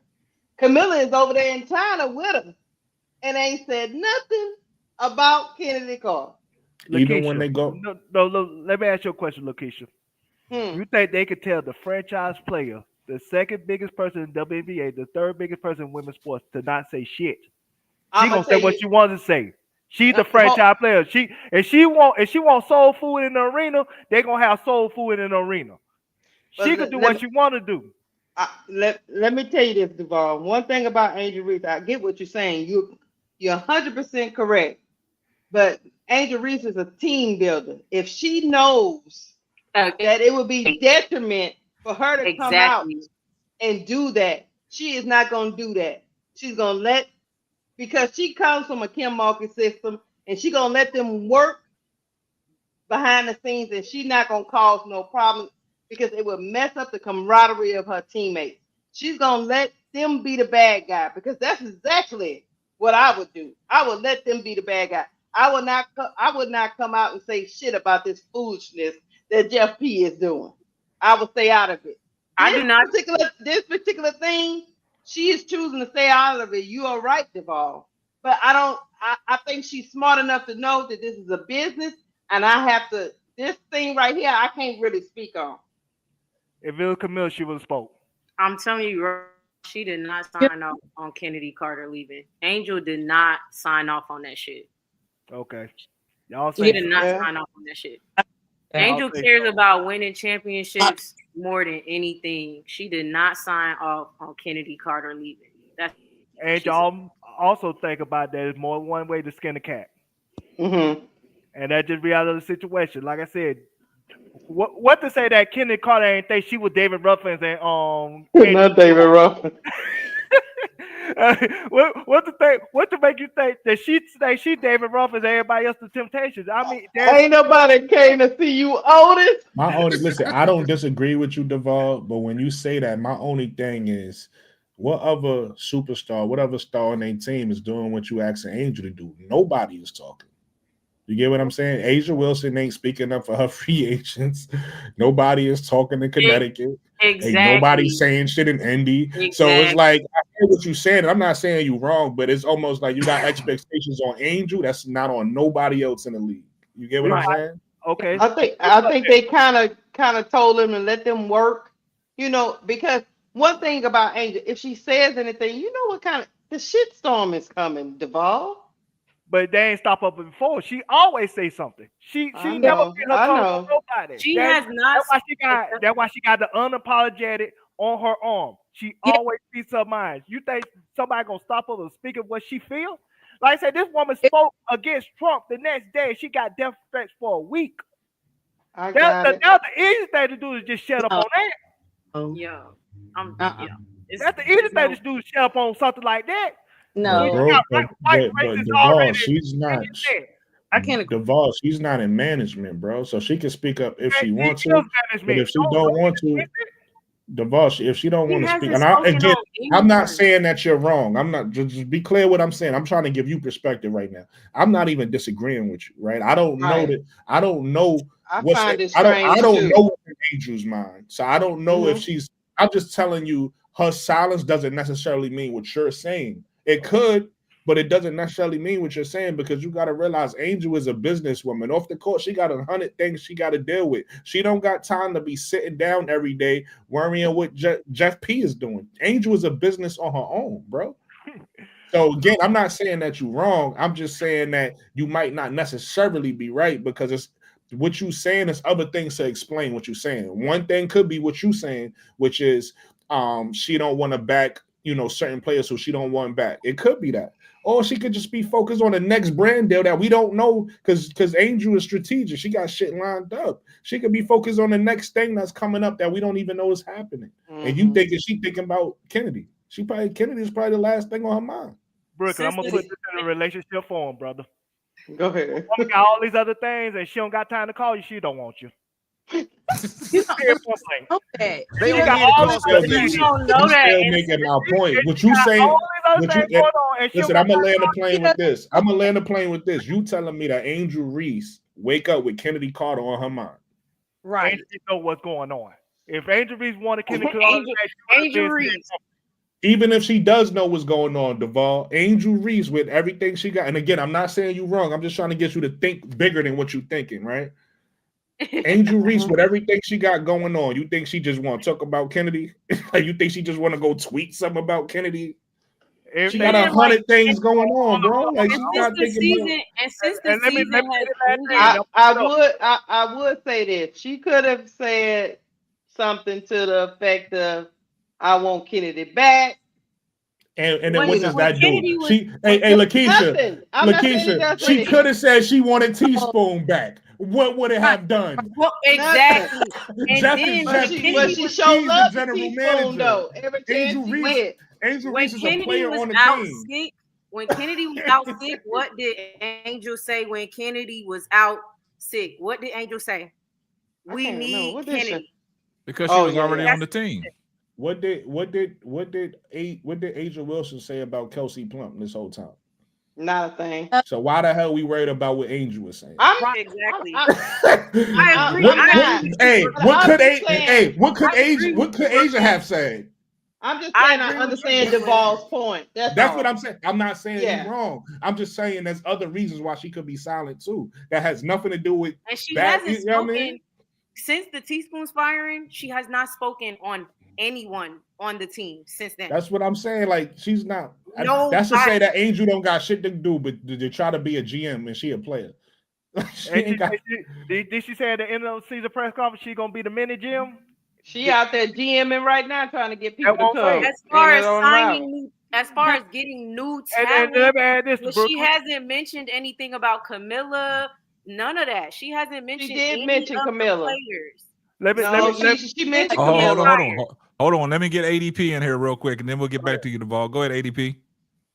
I'm just saying like this. She did a podcast last week, right? And Pretty V was up there, and she made it clear how people Angel was saying like how the rumors are that you don't get along with this player or you don't like this player, but they don't know the truth. So they were like kind of like code talking, but she didn't get deep into it. So Pretty V pretty much kept saying, because she probably heard the rumors about her and Flage, right? So she kept saying, what I want to keep saying. I mean, she kept repeating it. She said, I want to see love, unity with the players, a lot. And you could just see it in Angel's face how she wanted to say something, but she didn't. And so Pretty Vicky kept stressing like, yeah, I love me some Flage. I mean, I was like, what in the world? But Angel kept looking, and she wasn't looking like, oh, I'm jealous. She was looking like, how you had that face expression like, you know what's going on behind closed doors, but you can't really say anything. Because I'm quite sure she still cares about Flage, even though they're not as close as they used to be. And the same thing with Chennedy Carter. She also mentioned something like that too, where she got to the point where she said that she's going to stop, like on her social medias and all that stuff, speaking on people that she care about or close to in so many words because of the rumors, how people say, oh, we don't get along because I don't speak up for this person. She actually mentioned that on her lab podcast. Great. Okay. Hey, that's a good one. That's ADP. great tape.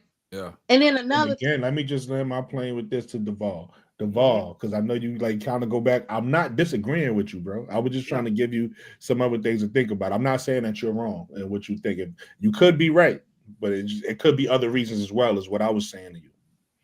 All of a sudden, she lost her voice when it comes to Chennedy Carter. But she didn't lose her voice when it came to Camilla. She didn't lose her voice when it came to Adam Wavy. And she didn't lose her voice when it came to Teaspoon. What did she say about? She said they need to sign Camilla. Camilla's still no. She just said she can't wait for Camilla to get back.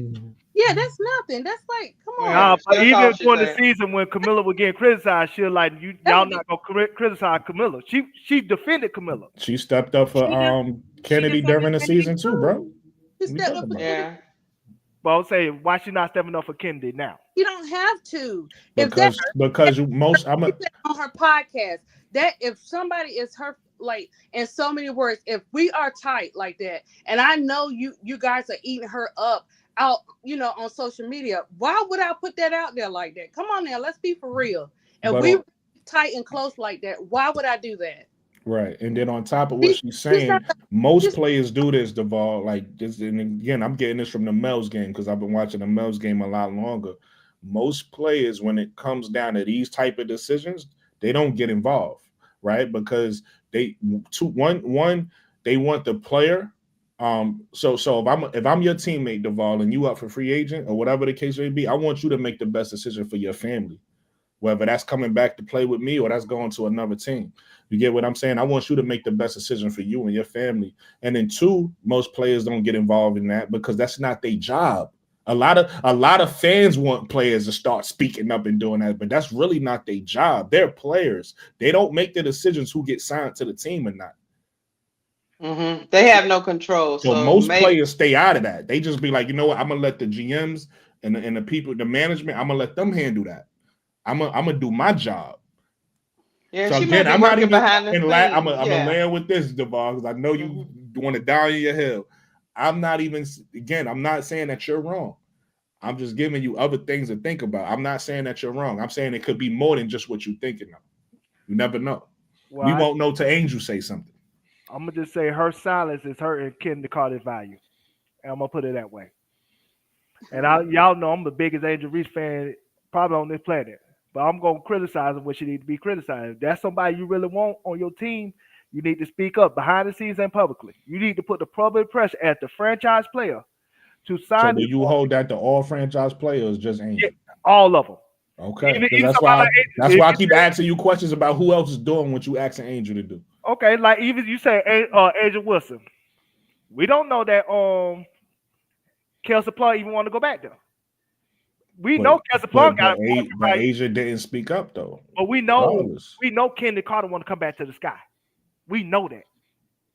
We don't know if Kelsey Plum want to come back to the Aces. She might want to move on. So I'm not gonna hold Angel Wilson against her when it comes to not speaking up for Kelsey Plum. If that's not what Kelsey Plum wants. I think Kelsey Plum want out. I think she want out too. I agree with that. Know Chennedy Carter wants to come back. We know that. And Angel not speaking up for that, that tells me something. But you don't know if she has spoke up behind the scenes or not. She's not the GM at the end of the day. No, we don't know.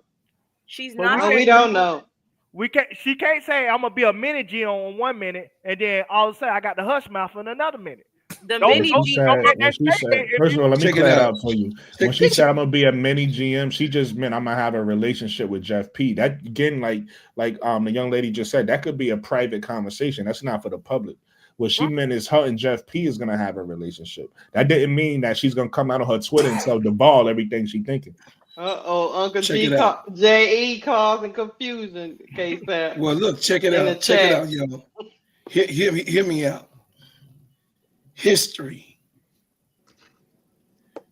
Did Michael Jordan speak up for Scottie Pippen after the Detroit loss? Yes, he did. Yep. Did he have to? And he spoke for Charles Oakley before he got traded. I just want to add that. Okay. He did. I'm with you, Duvall. Just let me I'll let everybody speak. Did Michael Jordan speak up for Scottie Pippen? The answer is yes, he did. Did he speak up for Dennis Rodman after the first win when he came? Yes, he did. He did. Did he speak up for Dennis Rodman because he got in trouble again the second year of the championship? Yes, he did. So I'm not blaming Angel. But Angel can probably see it written on the wall just like we did way before us, because she knows that that's Chennedy is Teresa Witherspoon's pick. So she already figured that they was gonna make a move on the street. She already figured this. She already did, because she was calling them snakes earlier in the thing. So you don't think that Angel knew that this was? She just letting it all play out, y'all. After Teresa Witherspoon, trust me, that girl is very smart and intelligent. If this was new news to Angel, she'll be crashing out right now, Key. I'm just being honest. We know our girl and we know our temperament. She see it just like we do, but we don't like it. We don't like it. But what we can do to make this conversation more constructive, Sister Key, what we can do is, at this point, with all of this shit that's going around and the shit show that Jeff P has started, because it starts with him. He's the goddamn GM. He's the man that's supposed to be the businessman of representing the team that we like and love. He's also the caretaker of the contracts of those said people. So what we have to do is understand at this point, all we could do is hope for the best But like my father say, hope don't get you shit, but in trouble. So I believe that it's a chance for Kennedy to come back. But what Duvall say, he didn't say nothing wrong. What Duvall said is Angel did not speak up, and not because she don't want to defend her. She probably already knew. This is this Well, putting they the, should know. go ahead. I'm sorry. Go ahead. No, Go ahead. Go ahead, Keith. Go ahead, ADP. Go ahead, Keith. No, you go ahead. Go ahead. Go ahead, ADP. No, I don't forgot what I was getting Y'all ready. so polite. Y'all is so polite. Okay. I love them. That's why you gotta have No, women. you go. Come on, go ahead, ADP. I'm just saying, at the end of the day, we just can't read Angel's mind like that and say what she said or what she didn't say when it comes to Chennedy Carter or anybody else. Like we just can't do that. We don't know. When she put that statement out about the snakes, of course she probably already knew, but why would let me tell you something. Okay, you got Teaspoon and you got Chennedy Carter and you got Angel. Jeff, he don't like Angel either. Don't think he do. Let me tell you, she is the franchise player of that organization. Yes, that's why he tolerates her and puts up with her. But better believe that for all three of them, he does not like them. Yes. Tolerates because she's bringing in that attention. She's that moolah. She bringing in that money. Look what she did for the Ball brothers. She put the song, those songs that they're singing with the Unrivaled team. That's his song. He got what, 8 million coming. He signed that contract. She's a promoter. She knows what she's doing. But we cannot sit here and say, oh, just Kennedy's tied to Teaspoon. It's Angel too. It's a big factor. What you're saying makes a lot of sense, ADP, because remember, after Teaspoon got fired, Angel was still hanging out with Teaspoon. So what you're saying makes sense. He probably can't. He could fire Teaspoon. He can't get rid of Angel, so he can't come out he and can't. say he don't like Angel.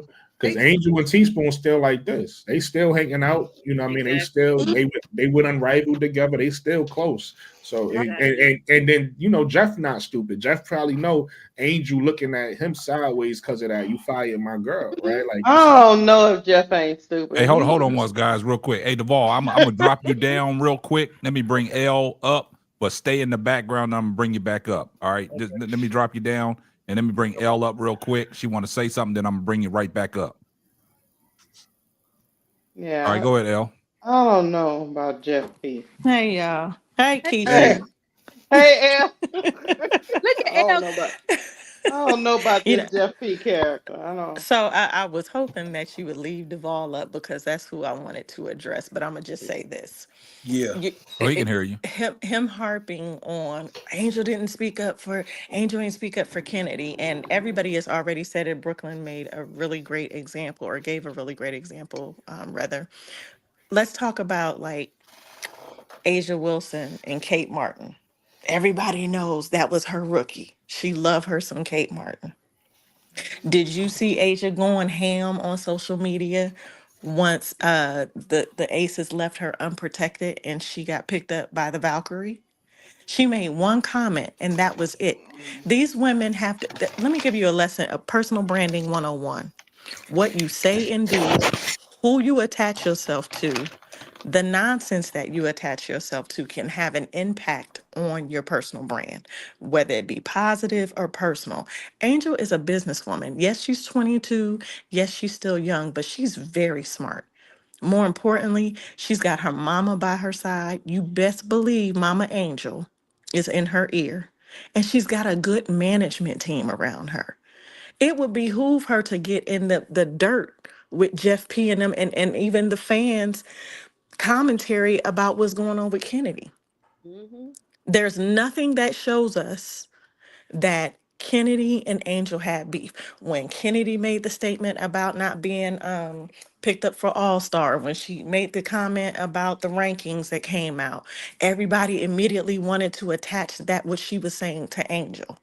There's no proof that they have any beef. There's no proof that she doesn't want Kennedy in Chicago. Stop making up these stories, these different narratives to feed your own whatever it is, and let that girl do what she gonna that's do. a fact. And then on top of what Ella's saying, again, they don't do this to nobody else but Angel, right? Angel, Nobody. that makes sense what ADP said about and why Angel just got to stop, because she damned if she do, she damned if she don't. If she mention these people, they're gonna create some narrative. She don't mention the people, they creating a narrative. I So don't agree with you there, Brooke. she can't win for losing. You get what I'm saying? So Can you imagine the toll that takes on somebody? We sitting up here talking about it, but for real, this is not our exactly. livelihood. This I is don't this agree woman's with that. livelihood. You don't agree with what? I'm gonna tell you why. She's not the only person they do that to. I'm gonna have to give a shout out to old K-Sap and just say they do that to LeBron. He's a franchise player. They do it all the time and We're talking blame about in stuff on women's him. yeah, I sports, was though. talking We're about talking about women's in women, sports. I though. wasn't We talking talking about about if we start going across thought the we were talking world, about you can athletes in find general. people. No, I'm talking. No. You know what I I'm mean? talking about in women's sports. I'm not. Oh, okay. Even one of the greatest women basketball athletes in the last 15 years, Candace Parker, she didn't even go through that. Angel, we can't deny that Angel is held to a different standard across the board, no matter the category. And I'm gonna So keep it now official. if something is wrong if she don't publicly tweet that she want Kennedy back, come on. And I'm gonna keep it official with you. Even if you want to add LeBron or whoever else you want to add, the way the world right now, I'm just talking about right now, the way they treating Angel, I don't see no other athlete going through what she going through. She going through a unique type of thing where she can't say nothing. Because no matter what she say, no, they don't treat LeBron like that. No, they don't. Okay. In fact, LeBron. In fact, we don't gotta agree, because in fact, I don't know if you just heard the news about you know who DJ Academics is. Man, let's leave that alone, man. We're gonna leave that alone. We're gonna stay out of that, man. And I'm not a LeBron fan. I'm a Jordan girl. So, but some of the stuff, some of these YouTube channels that they make off LeBron name, they making money off trashing LeBron. All right, let's get back to Angel. But I would say this. This is what I would say. And I was just sitting there thinking about this, Kennedy was done the minute she touched Caitlyn. Okay, y'all go on. You wanted to slide that. Hey, I mean, it's a great point that you pulled it up. That's when the trickle down effect started. That's when all the bad publicity came out about Chennedy Carter on that one foul.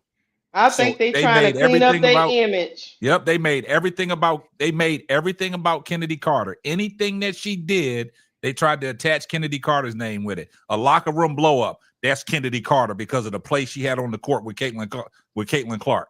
So everything was a trickle down effect. So are we gonna attach the Diamond DeShields incident with Caitlin too? Are we gonna attach that too?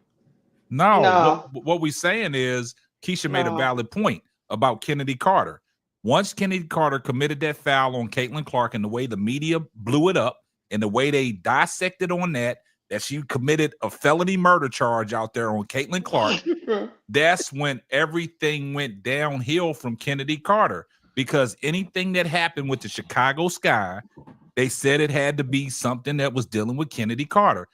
When they had the post-game press conference, the stuff that was going on in the locker room, people wanted to attach Chennedy Carter. But do we have proof that it was Chennedy Carter? We don't have proof. Here's the other thing, K-Fab ADP. They not bringing Diamond DeShields back either. Oh, no, she gone. I pray for Diamond. I like the Diamond. I like the Diamond, but she tried to run up on somebody too. They didn't even entertain the offer for her. They didn't even call her back after the last day. Yep. Oh. I think Diamond will still get picked up though. I don't know by who she get picked up by somebody else, but not the Sky.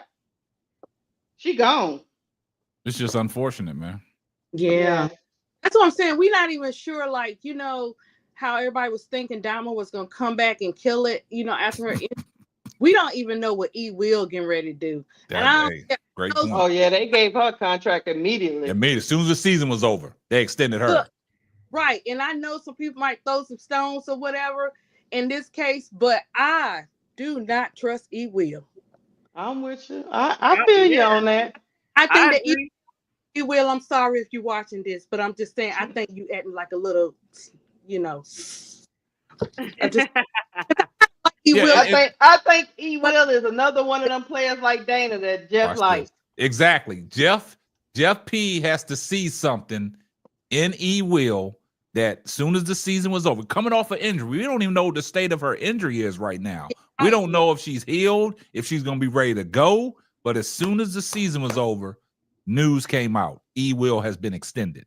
So it's something that Jeff P sees in E. Will, the same thing that he sees in Dana Evans. But you know what, K-Sap? He ain't even got to see nothing in E. Will. If E. Will was one of his in his ear. E. Will was at the ground. E. Will was at the groundbreaking ceremony side by side with him. Exactly. Real close, and it was kind of suspect. Yeah. Re-signing her was weird too because there's gonna be some decent bigs in the in free agency. So I don't even understand what was the rush, especially when she's coming off of injury. So I do believe it was specific. I believe he signed her for a specific reason. So that's just my thoughts. Uncle J.E. said E. Will might be a plant. Really? Because look at how everything went down. You watch her; she was right close to him. Ooh, man. She liked Jeff O. She liked old Jeff. She just trying to. E. Will just trying to survive. She about 5 seconds out the league forever. You know what I'm saying? You're right. You're right. I think she probably just doing stuff to like get another year off, get another maybe 2 years off or something like that. Cause she's ain't mad at her. She over there twerking for Jeff P. Yeah, because she was another one. Like you could tell, I watched every Chicago game, and I don't know all the stats and all that stuff, but I'm learning on this podcast. Let me tell you, watch E. Will with Angel, and I'm like, oh, okay, I see you too. You know what I'm saying? She the plant. Yeah, she was pushing.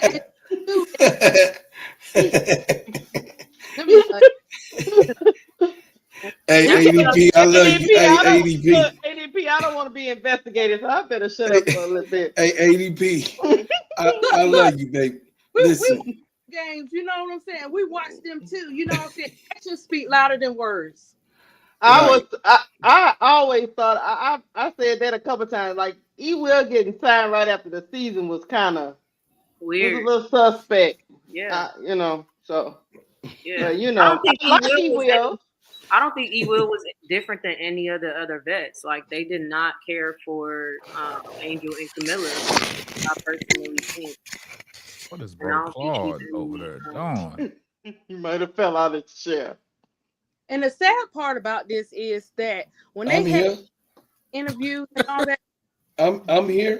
The one that you at least Dana was the one talking all the stuff, and but Kennedy didn't get up there and act like that. She didn't get up there. That's my point. Can y'all hear me? Dog bark. Yeah, we can hear. A guilty dog will bark. Exactly. She's publicly Dana is. That's why I said she is more of a detriment than Kennedy. Like I refuse. Like I don't understand. She was publicly putting stuff out there. Right, Key, and that ain't guessing. That's something we watched. Yeah. Yeah. I mean, that's just like, is he trying to tank?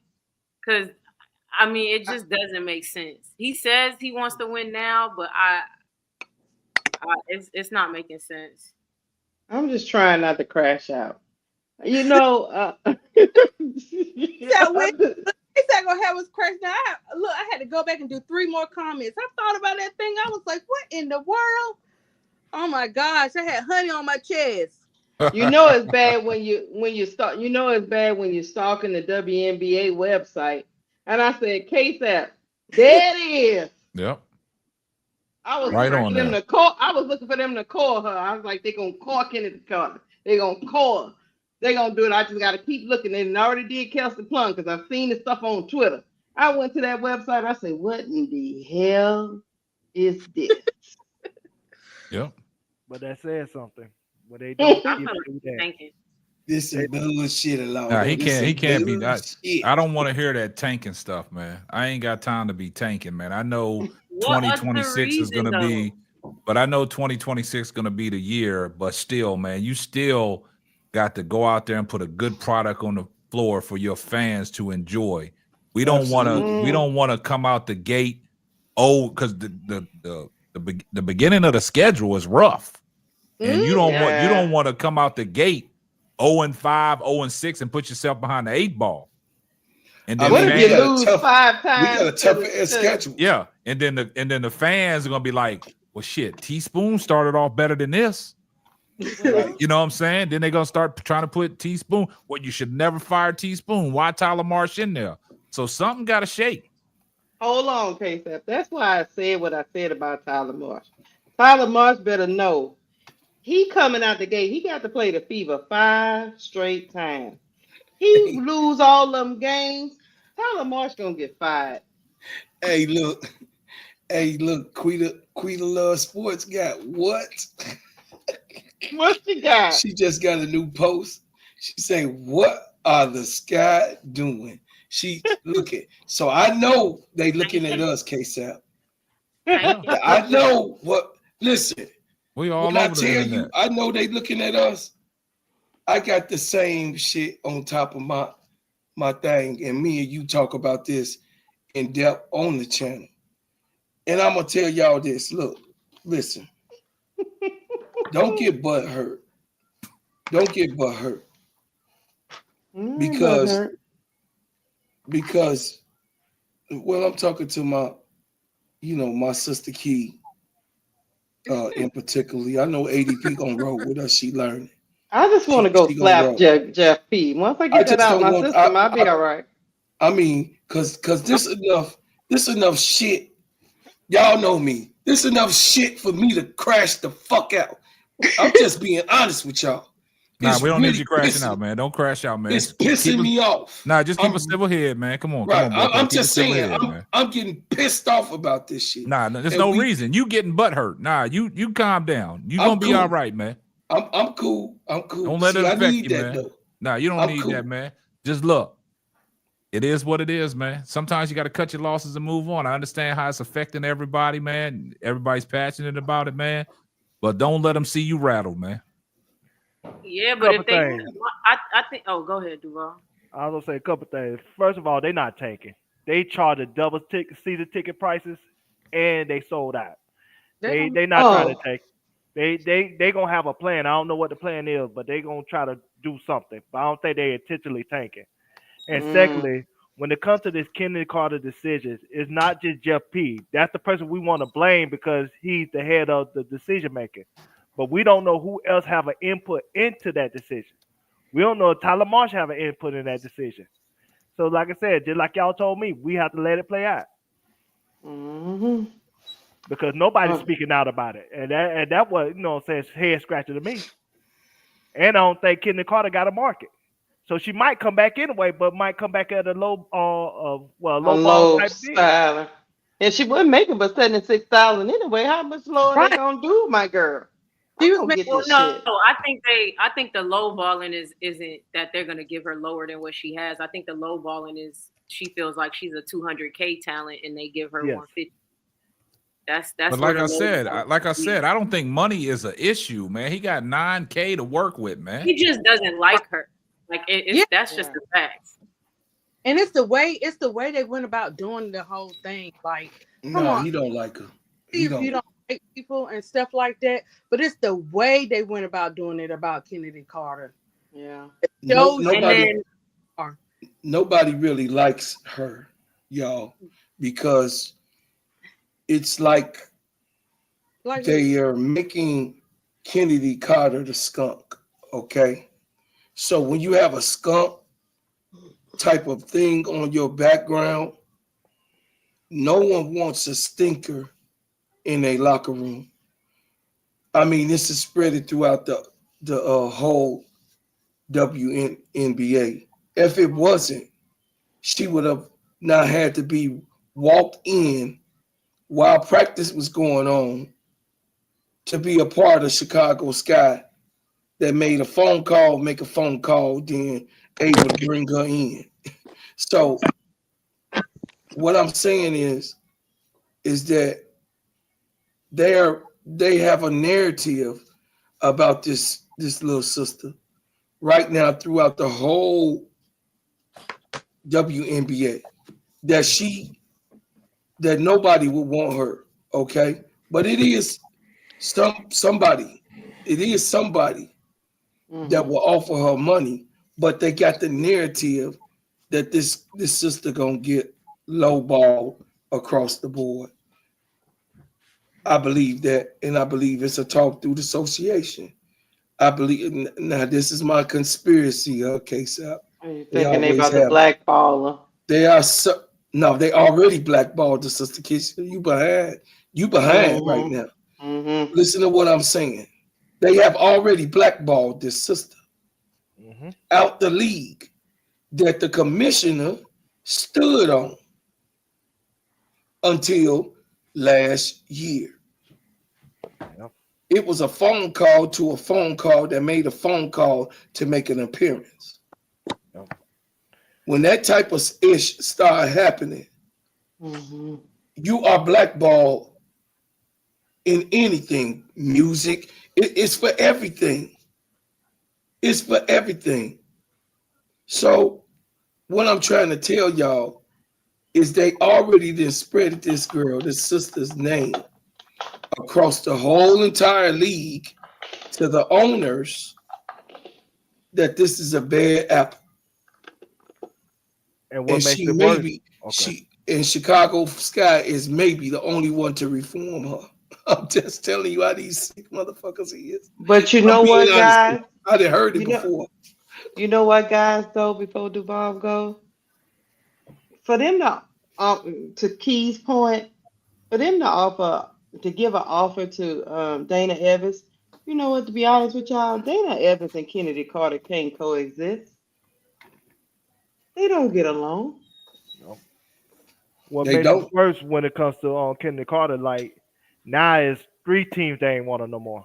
So how many other teams that gonna even invest even $1 into her when they know That's 3 my teams? point. So it's easier to blackball Chennedy Carter than it is Dana Evans because they painted this picture that Dana Evans wasn't toxic, but she was just every as bit as toxic as they say Kennedy was. In my opinion. I don't think that Dana Evans and Kennedy don't get along off the court because they show videos. They show videos of them off the court hanging out. So I don't think that's the case. I think what happened was a lot of people probably assuming because what happened was once Kennedy got the job, obviously Dana was upset. But after Kennedy got the job, they was still cool in the locker room and cool off the court. So I think they probably can't coexist on a talent level because Dana isn't better than Kennedy. If Dana mindset is I want to start, but you got a guard like Kennedy there that's better than you, you're not gonna start, right? Like you have to play Kennedy over Dana every time. But off the court, they didn't have no issues with each other. I think Dana's a little manipulative, Brooke. But hey, that's just me. I mean, I'm not, spreading rumors. I'm going off of what I saw. I'm not saying you are. I'm just saying I'm going off of what I'm just going off the videos I saw them together. They wasn't like at odds with each other. Because I don't know. Maybe you probably saw the video, Lakeisha, where Dana was in there back flipping and all that. And then Angel was walking through and all that. They put all that stuff out on the media. But you told me, Brooke, that everybody ain't kinfolk. That's what you told me. They pretend like they kinfolk. I don't remember telling you that. You told me that. You said everybody be pretending. Some people be pretending like they cool with you when they really not. But that video you talking about was earlier in the season. Listen, I don't care when it was in the season, when it's not. What I'm saying, bro, Duval, is I haven't seen no videos and no evidence of them having a bad relationship. I'm saying that's speculation. Yeah. People speculating that because of what happened on the court. When I'm saying what happens on the court and off the court is 2 totally different things. You could be upset about your playing time, or you could be upset about somebody starting over you, but that don't mean that you dislike them as a person, is what I'm saying. So we speculate in what's happening on the court to say, oh, this is how a person feels about them off the court, is what I'm saying. Because have you seen evidence of them not getting along off the court? Well, only thing I could go off of is we had 2 hit pieces, one for Julia Poe and one for Anna Kosovo, that had painted Chennedy Carter in a bad light when it comes to her locker room teammates and the coaching staff calling her. So there's something there. On purpose. And you think Dana's the snitch? Is that what you think?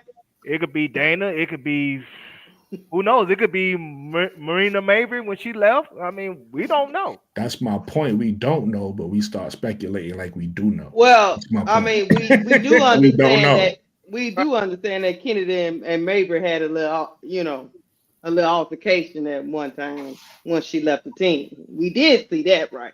Okay. We saw that, right? When she wouldn't speak to her and the girl was trying to speak to her. The whole team walked past But her. that's not Dana and Kennedy, though. That's right. Oh, no, I'm just saying. That's Mabry and Kennedy. Yeah, that's what I'm saying. Well, no. And remember, Mabry had that flagrant foul that game, too, against Mabry. So there's something there. And we don't know what happened in that same game. Super chat. And hold on a second, Duvall. Hold on for just 1 second, man. Shout out to L. Appreciate your family. Appreciate the love for the $10 super chat. Here comes the money.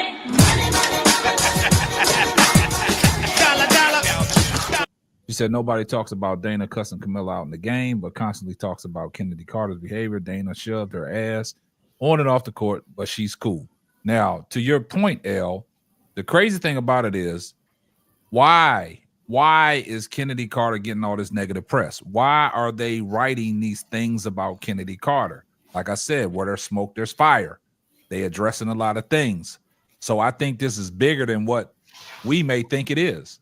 Because out of all the points that everybody's making about certain players not saying anything or certain players not getting headlines, such as Dana Evans, nobody really made an issue about Dana and Izzy's press conference but us on this panel, right? Mm-hmm. Nobody else, the major media in Chicago, never said nothing about it. But when it comes to Chennedy Carter, the behavior and all this stuff like that, well, it's headlines. They was blowing it up on TikTok and social media though about the Dana and Izzy. They are saying the same thing. They don't want them on Chicago team. But that's what I know. That's on TikTok. I'm talking about in Chicago. Why come Andy Constable and them and Julia Poe didn't write about that? Because I believe that I feel like Jeff P is directly speaking to these people. I personally think he is the one putting these hit pieces out about Kennedy. That is why. It's not like the people don't fuck with Dana and Izzy, but he don't fuck with Kennedy. And there's no reason why that article should have changed that quick unless he specifically called her and was like, change that to say, I'm not offering her anything.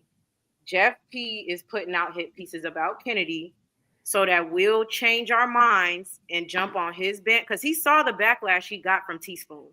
He saw the backlash he got. He literally said it in the press conference. He said, "We heard you guys. I heard y'all," because he knows we was eating his ass up. We was going in on him when he fired Teaspoon. So he said, if I'm not gonna bring Kennedy back, I have to put hit pieces out about her so they will be on my side. Because if I just let her go, they are going to do the same thing. And his job is on the line. So I think he is calling Julia or Annie directly to put these hit pieces out for her. Sure he is. So that she cooking. So people, because there's people in the like this whole time we're talking, there's people in the comments saying Kennedy is detrimental to the team, all this, and they're getting their from that article. So he is flipping some people on his side by he's driving a narrative. And piggybacking off what Key's saying, that's what I'm saying. A lot of times we see something or we get some type of information and then we start speculating on what we think it is. And sometimes it ain't that. You get what I'm saying? So we got to be careful allowing people to sway how we feel about a player because somebody said something that might not even be true. Even if y'all want to go off of what y'all read, Kennedy herself said a few months back on her Twitter, Duvall, don't believe everything you read. What is people doing? They believe in everything they read. So she already came out and addressed that. But Brooklyn, she also said she had documented footage that she could show everybody that she was a great teammate, and she haven't shown that yet. But I've seen it though. She don't even got to document it again. Like I said, these videos came. These are on YouTube. I don't know if y'all seen them or not, but these videos are on YouTube with them doing different things together. You get what I'm saying? I don't see videos on YouTube with them at odds. You know what I mean? So I've seen videos of them having a good time together. So I don't know if everything they saying about her is true, because also on top of everything we saying, I haven't, again, these players talk. Look at Drew Lloyd and look at Skylar. I haven't seen no players come out and say, I think Kennedy is a terrible teammate. The only person who had odds with Kennedy was Courtney Williams, right? And that was a vet. I don't know if she was a rookie at the time, but that was a vet not liking, Kennedy being who Kennedy was as a younger player. You get what I'm saying? But outside of Courtney Williams, I haven't heard none other players come out and say, I don't like Chennedy Carter. I don't like as a teammate. I don't like. Nobody said nothing. I remember watching the press conferences after like the first few games and stuff, and I remember Kennedy saying, "Take it easy on the like." I remember her standing up for Angel and Camilla, like they're just rookies, like give them time. I remember Kennedy saying, "Angel is rookie of the year. Angel's And rookie of the year." On top of what you're saying, Key, to Duvall, because Duvall was like, that's early in the season. I remember the last game in the season, and Kennedy and Angel and Camilla was all standing together. It wasn't you sit over there, I'm gonna sit over here. They was together. I remember it too, because again, we speculated a lot of things. We getting little bit of information and speculating whole stories. That's why I'm glad. I don't think we were saying that Kennedy had problems with Angel and Camilla, though. I don't think that's what Elle was saying. I think she was. I wasn't talking about what Elle was saying. Oh, okay. You know what I do think? I think Kennedy's agent needs to be fired. And I just heard from Bro Clark that her agent has been fired. He should have been working on rebranding her. If you see all these think pieces coming out, you got to put stuff out to combat some of this stuff. I think that's what they tried to do in China with that. Remember that award that we talked about in Great List? That was a bad look. But I think China was trying to help her. I think they was trying to say that she's been doing really good. In the wrong way, Keisha. They tried to help her in the wrong way. I agreed with y'all. Remember when we had this debate? Will said it didn't affect her. Yeah, that hurt. But if somebody don't like somebody, no matter what they do, it's not gonna work. I think that's I'm just saying. I just wish they would have horribly. I wanted her agent to rebrand her, even if she doesn't come back to the Chicago Sky, to where she'd be attracted to some other team. Because I really want to see Chennedy Carter continue to play. I don't think she should be out of the league, and I fear that if she doesn't. I fear that if nobody, I don't know. If nobody picks up this contract, I just think she might just say screw all this and just stay overseas. Yeah. You don't think, Keisha? You don't think that another team will offer Kennedy a contract? Well, let's go through them and see. I will say this, Key. Based off of talent, they should offer another contract, but I realize who Chennedy Carter is, right? The word is out on Chennedy Carter. This is a player who was already blackballed. She was they blackballed her already. For whatever reason, they decided that they didn't want her in the league, and she didn't have no offers from no GMs. Her one opportunity to come back was Teaspoon. Teaspoon got her back. Well, I'm saying Teaspoon. I don't know. I'm assuming it was her. It had to be her. That's what I'm saying. It had to be her. That's my assumption because I don't know. But Teaspoon got her back in Chicago. This was her opportunity to get back into the league. And now that Teaspoon got fired, and for whatever reason it went sour this year, at some point with management, Teaspoon and Kennedy, now she's back into this place where she's hoping she get an opportunity again because they are ready. All the GM, the way you get blackballed, and you got to really. I'm going to use Carmelo Anthony. I don't know how many of y'all familiar with the NBA, but I'm going to use Carmelo Anthony for an example. When Carmelo Anthony left the league, he it wasn't that he couldn't play. You know, sometimes politics get involved in this thing, and GMs get together and they decide we not gonna offer you a contract. It all started with George Karl. When GMs decide that, you blackball no matter how good you are. Like you can't. Nobody's gonna give you a contract because they're gonna feel like you a detriment to the team for whatever reason. So with Kennedy, a lot of GMs feel like that. Because they're already blackballed her, right? So hopefully we don't know what her showcase. We're gonna find out this week. We don't know what her showcase this year did to other GMs to make them say, you know what, she a headache, but she got talent. I want her on this team. We don't know if she changed any minds. We're gonna see. If she don't get no offers, we're gonna know. basically. But she was already blackballed because GMs decided. But see, to me, this is a weak league because if you got somebody that talented, right? Like let's take even. Listen, I don't believe she's a problem. I haven't seen enough for me to say she's a problem. I think she's just a regular athlete. You know, athletes get emotional sometimes, whatever. That's how I feel. But how I feel don't matter because I don't have a team. I'm not offering her a contract, right? So I think this league should do, and it don't look like this is what they're doing. I'm gonna use Draymond Green as an example now, right? When Draymond Green was headlocking people and punching people and knocking people out, Adam Silver called them up and said, listen. And I know, listen, to me, I don't know this to be the case, but Adam Silver strike me as a real one. So in the media eye, he handled everything professionally. I think he sat down with Draymond and said, listen, sit down, take a break. You can go to therapy.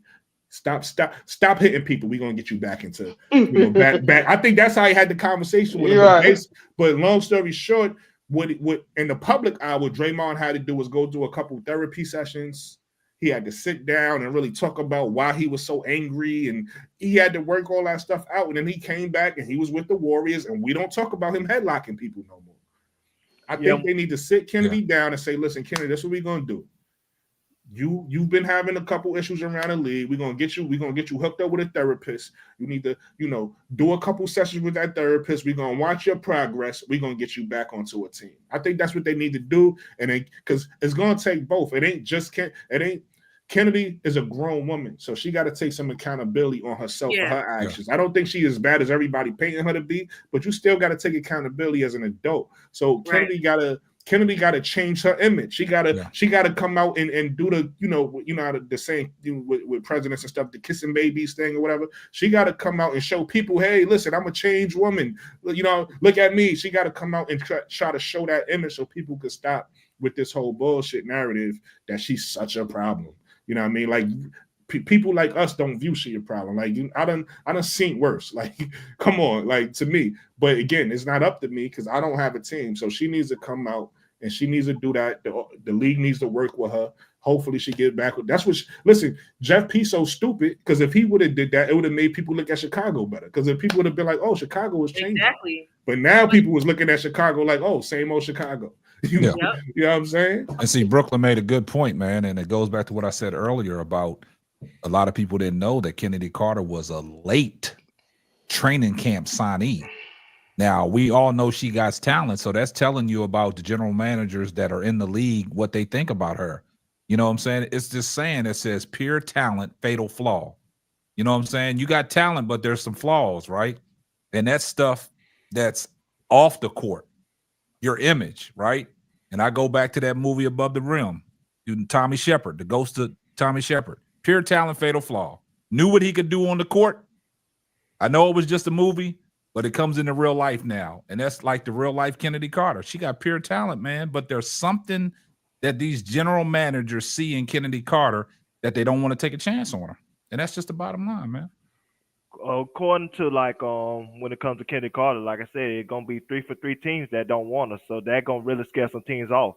And if you want to use the Carmelo Anthony example, he got cut from the Houston Rockets, and it took him 2 years before he had to get accepted by the Portland Trailblazers as a bench role. So she gonna have to do some humbling and really change the way she do things for people to want her on their roster. And I also say that when it comes to Jeff P., I do think he don't like Chennedy Carter. He don't like Teresa Weatherspoon, and he don't like Angel Reese. But he can't try to cut or trade Angel Reese because the owner will fire him in 5 minutes. You can't do that. But when it comes to Chennedy Carter and Teresa Weatherspoon, they are easy to get rid of. And so at the end of the day, you can't make it so easy for these GMs to just replace you. You got to have some type of value, not just on the court, but off the court, for them to want to keep you around. Angel got value on the court and off the court. So that's on Kennedy to make herself more of an asset instead of a liability.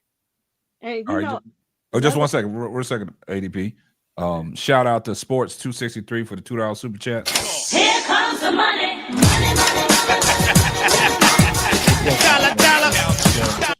What was Kennedy really doing wrong? Man, we'll go and let ADP get to what she got to say, and then we'll get back to the super chat. Okay, I was just gonna say another thing. I was really glad, like T-Bone didn't want to speak on the whole situation about what happened, and she didn't. She still didn't go into detail, but she did say after the fact that she did not know. So I know, like a lot of people, as far as that, Chicago organization and all that stuff, they're looking at that stuff too. So yeah, so he's trying to figure out something where he can like make a comeback or whatever to to the fans and to the people and stuff like that. But after that, and then seeing her admit it, it still makes Chicago look bad. So what so the question was, what is Chennedy really doing? I mean, she's really doing nothing. I mean, it's just her image that's already been out there. We see the situation that she had with Kurt Miller, the ex-Sparks coach. You know what I'm saying? She got into it.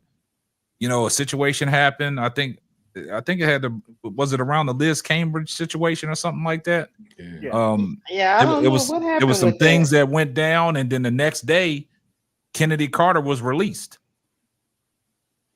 It was something I think they keep detrimental to the team or something. I think to keep it in simple terms, what Chennedy is doing that GMs don't like, and it just shows how soft some people are. She's just emotional, really. So it's like she'll get upset. Like you'll see her visibly angry. Like she's just emotional.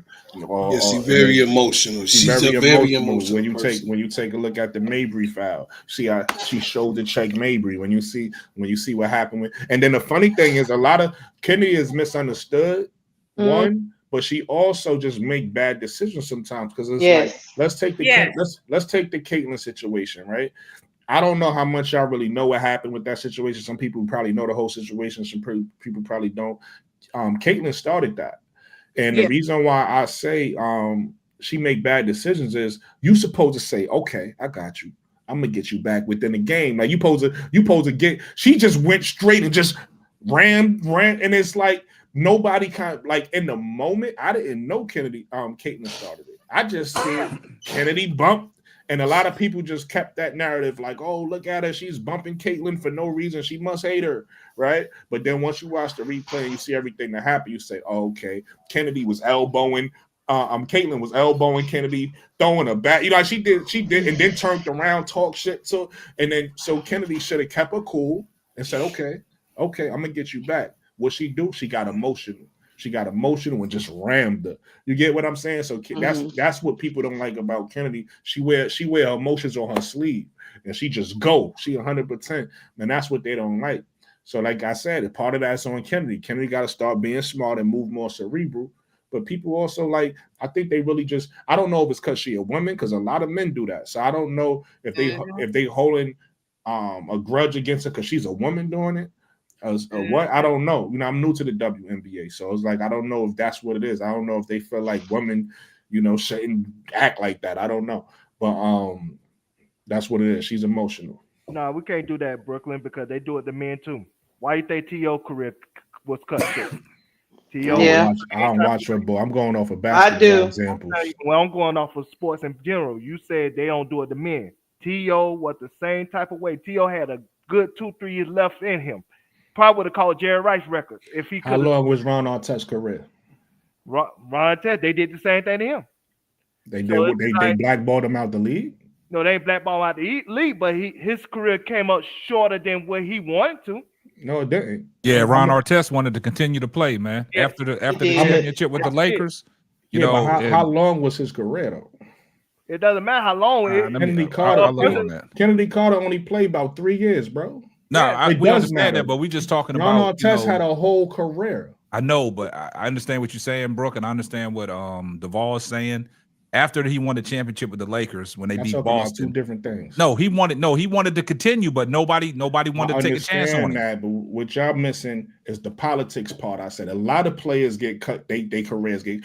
OJ Mayo career got cut short because he was smoking weed. That's what I'm saying. I mean, you see what I'm saying? So a lot of what y'all saying is politics on the end of somebody's career. What I'm saying is allowing somebody to have a carear. You get what I'm saying? Kennedy damn near out of college.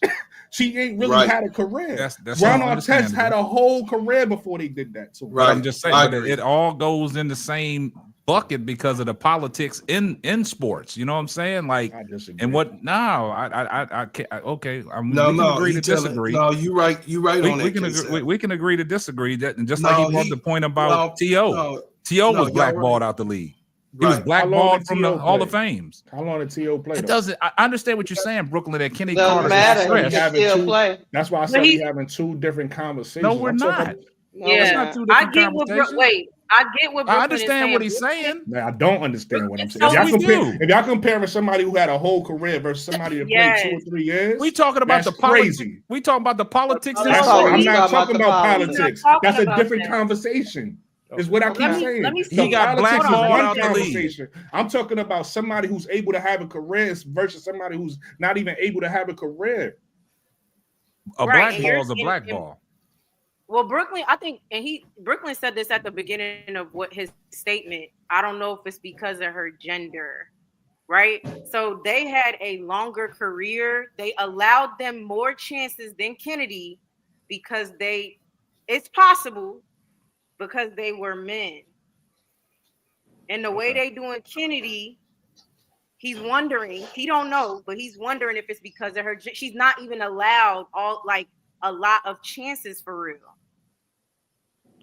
That's like Ron Artest playing 3 years and y'all saying, yo, I ain't gonna let you play no more. I can't compare that. Come on. Draymond, blackball is a blackball. The other day, Tyler Hero just got thrown to the floor the other day. They suspended him, but them niggas is gonna be back in the league. Oh, that wasn't nothing. Come on, Key. That wasn't nothing. He slammed him on the floor. Oh, that was a scuffle. That was a scuffle. Come on now. That wasn't nothing either, though. But that's what I'm saying. But Chennedy Carter has already got a reputation. Tyler Hero didn't have no reputation. And that's my point. She got a reputation 3 years into the league. Tyler Hero don't got a reputation. Really 1 year. Well, how many years? 1 year. She played like 1 year for the blackball. And you're comparing that to T.O. and that's crazy. She played 2 years. That's kind of making my point. It's not crazy. Talking about a blackball is a blackball, man. She played 2 years in Atlanta before they traded him. Jordan Poole. Draymond punched him. Kennedy played 2 years in Atlanta before they traded her. Did she play 1 year in LA? Then she got they cut just like they cut on Liz Cambridge. She was blackballed too. She ain't been in the NBA since. She got cut for 2 teams. She didn't finish in the LA Sparks Duvall, and then she didn't finish. She didn't finish. Michael Jordan punched Steve Kerr. Right. She didn't finish the second year. I mean, Michael Jordan was Michael Jordan. Stop moving the goalpost, Key. Don't no, do that. The thing is, a black ball is a black ball. Don't matter. No matter what, it's a black ball. A black ball is a black ball. None of that shit feel good. Okay, your name is. You're literally walking around, and y'all are actually making Brooklyn's point. Y'all are exactly. That's what they don't even realize they making the point. They are. No, what I'm saying is a black ball. About her getting blackballed or not. It's not about her getting blackballed or not. She has been blackballed. We get that. These other players were blackballed before they wanted to stop playing. That is true, right? I don't care about that. Yeah. He's just saying that it's a little early in her career to be giving her this treatment. She haven't even had a career. These players they naming could possibly listen. They named T.O. right. Hold on. Let me make this one point. But the WNBA is different because of the amount of teams they have. They have less spots than the rest of these sports. So yeah, they have a shorter leash than say football. And football is a major sport. So let me make this point because with a lot of roster spots. Duvall brought up T.O., right? Okay. So Duvall, isn't it politics the reason why? Put it to you like this: without politics, could T.O. be in the Hall of Fame with his career? T.O. would have been first ballot Hall of Fame. So you telling me you comparing a Hall of Famer, a first ballot? You out your mouth. Okay. You comparing a first ballot Hall of Famer to a girl that got blackballed 2 years in the league. But he wasn't a first ballot Hall of Fame. That's weird, bro. He wasn't a first ballot Hall of Fame. First ballot Hall of Fame. But I'm saying without the politics, he would have been a first ballot. That's my point. You gotta play enough games and do enough things to even be considered for that, right? You don't just get that. That's not given to you. No. You gotta earn that, right? You gotta earn that. Hold on, listen to what I'm saying, because if y'all don't listen, y'all gonna miss the point. You gotta earn that over a period of time, correct? You gotta earn first ballot. You don't just get Hall of Fame, right? Okay. Yes or no? I'm asking a simple question.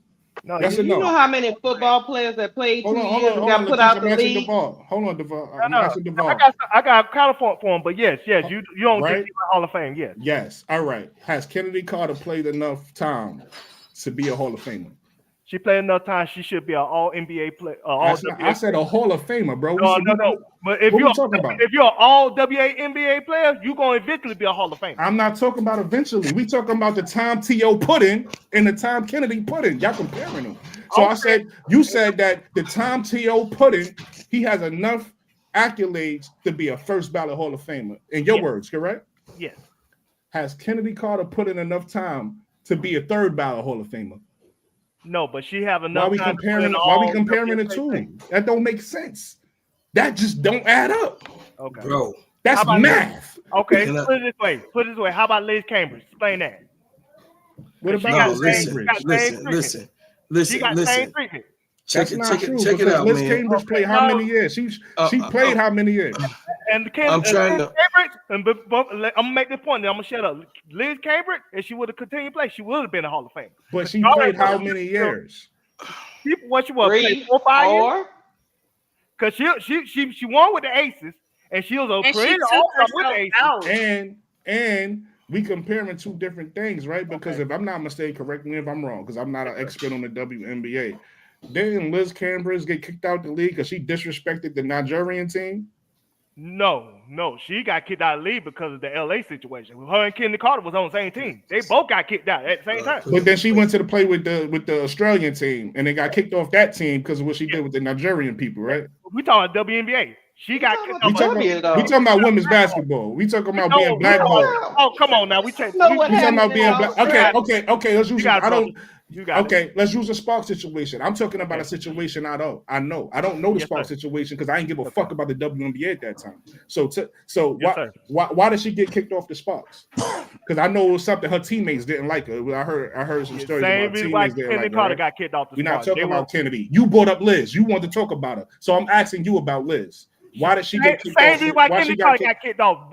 Why did she get kicked off? You telling me about Kennedy still? Detriment to the team. What you mean? What did she do is what I'm asking you, brother. A lot of shit. Go ahead and look at the documentary on YouTube. No, you brought her up. I don't got to look at shit. I was talking about Kennedy. You want to talk about Liz. Come on, bro.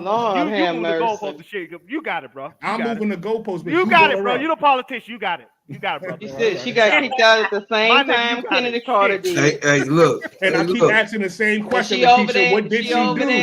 When I talked about what I know what she did with Nigeria, y'all got mad at that. So I don't know what she did because I wasn't watching. So I'm asking y'all to educate me, and y'all getting mad.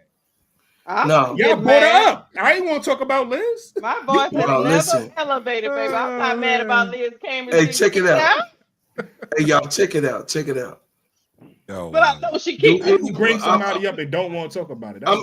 Check this out. That was your counterpoint. You know what? Let me go on Google Liz Cambridge. Let's find out what happened. I didn't bring it up. Listen, hey, check it out. Do anybody on this panel know how it feels to be blackballed?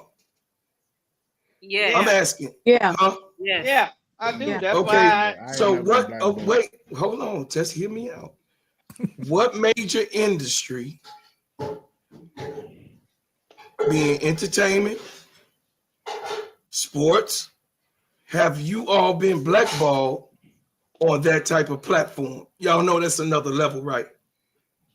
I've never been blackballed from nothing, so I can't speak on that. Well, goddamn it, I've been blackballed because I was a Muslim.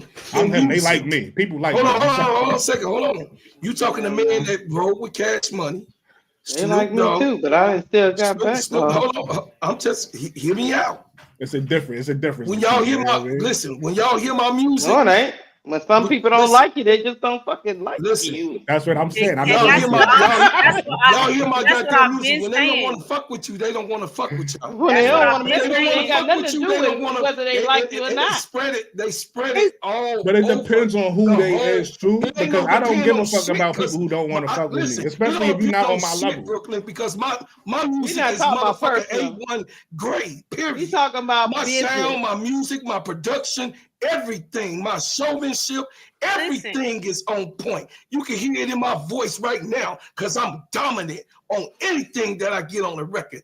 Just like how you hear Mystical, you hear my motherfucking voice. And I was blackballed. And I'm telling you straight up what it is and how it feels to go into those offices. And this one then called on you across the goddamn country. So I'm just telling y'all straight up, I was with Snoop when Suge Knight put those calls out on him. I was with him. Yeah. So I'm trying to tell y'all it's a different level to this shit. I'm trying to really tell y'all. And I was just letting y'all speak and shit. But I was in those fucking rooms when people saying bullshit about you. And all you wanted to do is fucking record, bro. That's all you want to do. You just want to show your talent. You just want to do the shit that you love to do. And the motherfucker behind your back talking shit and saying what you ain't able to do, or you a badass person, or he a Muslim. He worked with Farrakhan, so don't fuck with him. Yeah, I'm telling you. I'm in the same room with that shit. And I could get them up. Listen, I could get any artist you want to call that I have relationships with, and we could go in the back room and you can ask them some of the shit that I'm telling you. Bro, being blackballed is not nothing nice. I don't give a fuck if it's 1 year, 4 years, 10 years. If somebody's saying something about you, that's your fucking career, man. That's what you love to do. This is all your sacrifice. I didn't have anything else but music, Brooklyn. That's all I made money on. I ain't worked no goddamn job since 1999, July the 21st, period. That's my children, my house, my wife, my kids. That's all I had. I didn't have nothing else. And a motherfucker saying what I ain't or what I don't, or I'm violent or this and that. All them niggas from Chicago, they gonna get down on you. Y'all don't know what that feel like. But I'm telling you, this is why it took so long for us to pop in Chicago right now. Because there's a lot of the shit that most motherfuckers take in the industry. We didn't take that shit. So I'm just trying to tell you, I ain't venting on y'all. Y'all ain't did shit to me. But I'm trying to, y'all talking about some shit on the next level that I know what the shit is. I know what it is. I'm an iHeartRadio artist. Why the fuck am I not a fucking multimillionaire, bro? Calm the fuck down with that shit. You could go on iHeartRadio right now and put the Gingerbread Man in, and my shit gonna pop up. That means something. I sold a lot of records, dog. Hey, bro. I'm trying to tell you, bro, it's a lot of shit. It's levels to this shit. And what I'm trying to teach every last one of you guys, it doesn't fucking matter because somebody's shitting on your name. And all you want to do is just show your talent. That's it. And people for to love you. But they don't understand because they're not in your shoes and they don't know how that shit feels. I ain't mean to come out like that. And I'm not crashing out. I'm just giving y'all some raw shit that didn't happen to me, that didn't happen to my friends. Yo, bro, Snoop Dogg in particular. What you're saying though, right? In particular, Snoop, where Snoop could even go into Epic Records. They laughed him out the door. This is real. Mark Cambridge, they laughed Snoop Dogg, who sold 10 million albums out the door because Suge Knight said, you better not sign him. I'm coming down there and fuck y'all up. Broco, let me ask you a question because you kind of making I'm curious. If I'm wrong, correct me though. All right. You just said that you was blackballed, right? Absolutely. And then me and my group. In the same breath, you just said that, you had, you was able to get your song still played on the radio, right? No, they stopped at a certain time. No, you said they stopped it, but I heard you say that you was still able to get the music played, right? Yeah, now I had to replenish that even shit. with your, I'm just asking a question. I'm not, because I think this is just a perspective I have. You might not have it, or go ahead. It might be different. I respect it. This is my perspective. Yes, sir. Then you just mentioned Snoop Dogg, and you just said that Suge threatened them and said nobody plays records, right? Don't sign him. Don't sign him. Don't play. He said that, right?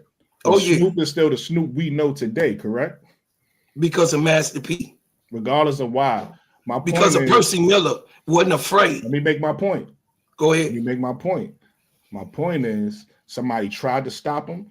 He still found the way. No, he was stopped. He was stopped. Ain't nobody trying to stop nothing. If he was stopped, we wouldn't know. He wouldn't be who he is today. If he was stopped, he would be done, right? Bro, do you know it's a part in the period of time never where mind, you never don't mind, make bro. money? No. It's a time. See, what you saying, you trying to put that together. It was years before that brother or us was able to make money. So y'all might see it as it never stopped or the gingerbread never stopped. What I was saying, you never let me make my point. You can't tell me you can't tell me what I was doing. You never let me go ahead. My bad. Again, hold on, real quick. Let me get to this real quick, man.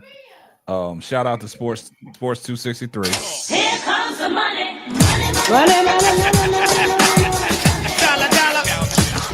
She said official record says Liz was requested to be released by the Sparks. Also, shout out to Uncle J.E. Here comes the money.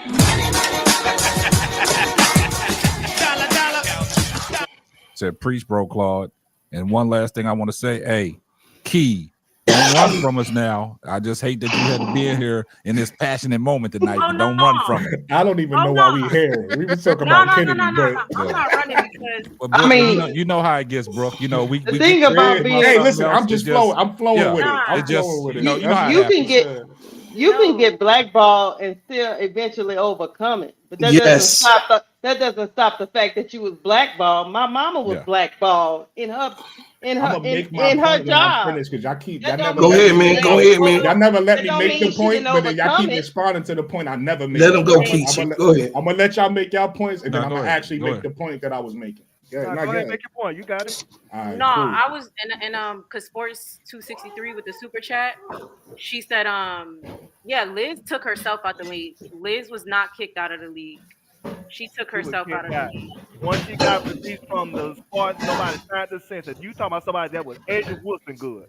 Yeah, she was blackballed from the league. I do know that, but I don't really She know was why a because I wasn't a fan at the and time. on the way to being a Hall of Famer. She was I wasn't Angel a fan at the Wilson time, good. so I don't really know the stories or what happened. play- That's why I asked the people from the WNBA to tell me. But Overseas, she took herself out the WNBA though.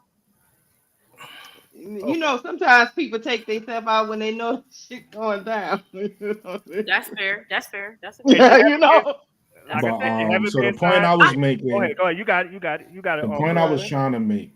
And again, I'm not saying that nobody is wrong. I remember I said this is just my perspective because we could disagree on this or we could see it from different ways. But the way I look at it, the way Brooklyn looks at it, is that you can't be blackballed, right? You can have people that try to stop you, but it's up to you to be stopped. There's always a different, for instance, a perfect example is the internet. If we talking about music, you can have a bunch of people in the perfect example. Y'all might not like them, but the perfect example, I'm a huge fan of them.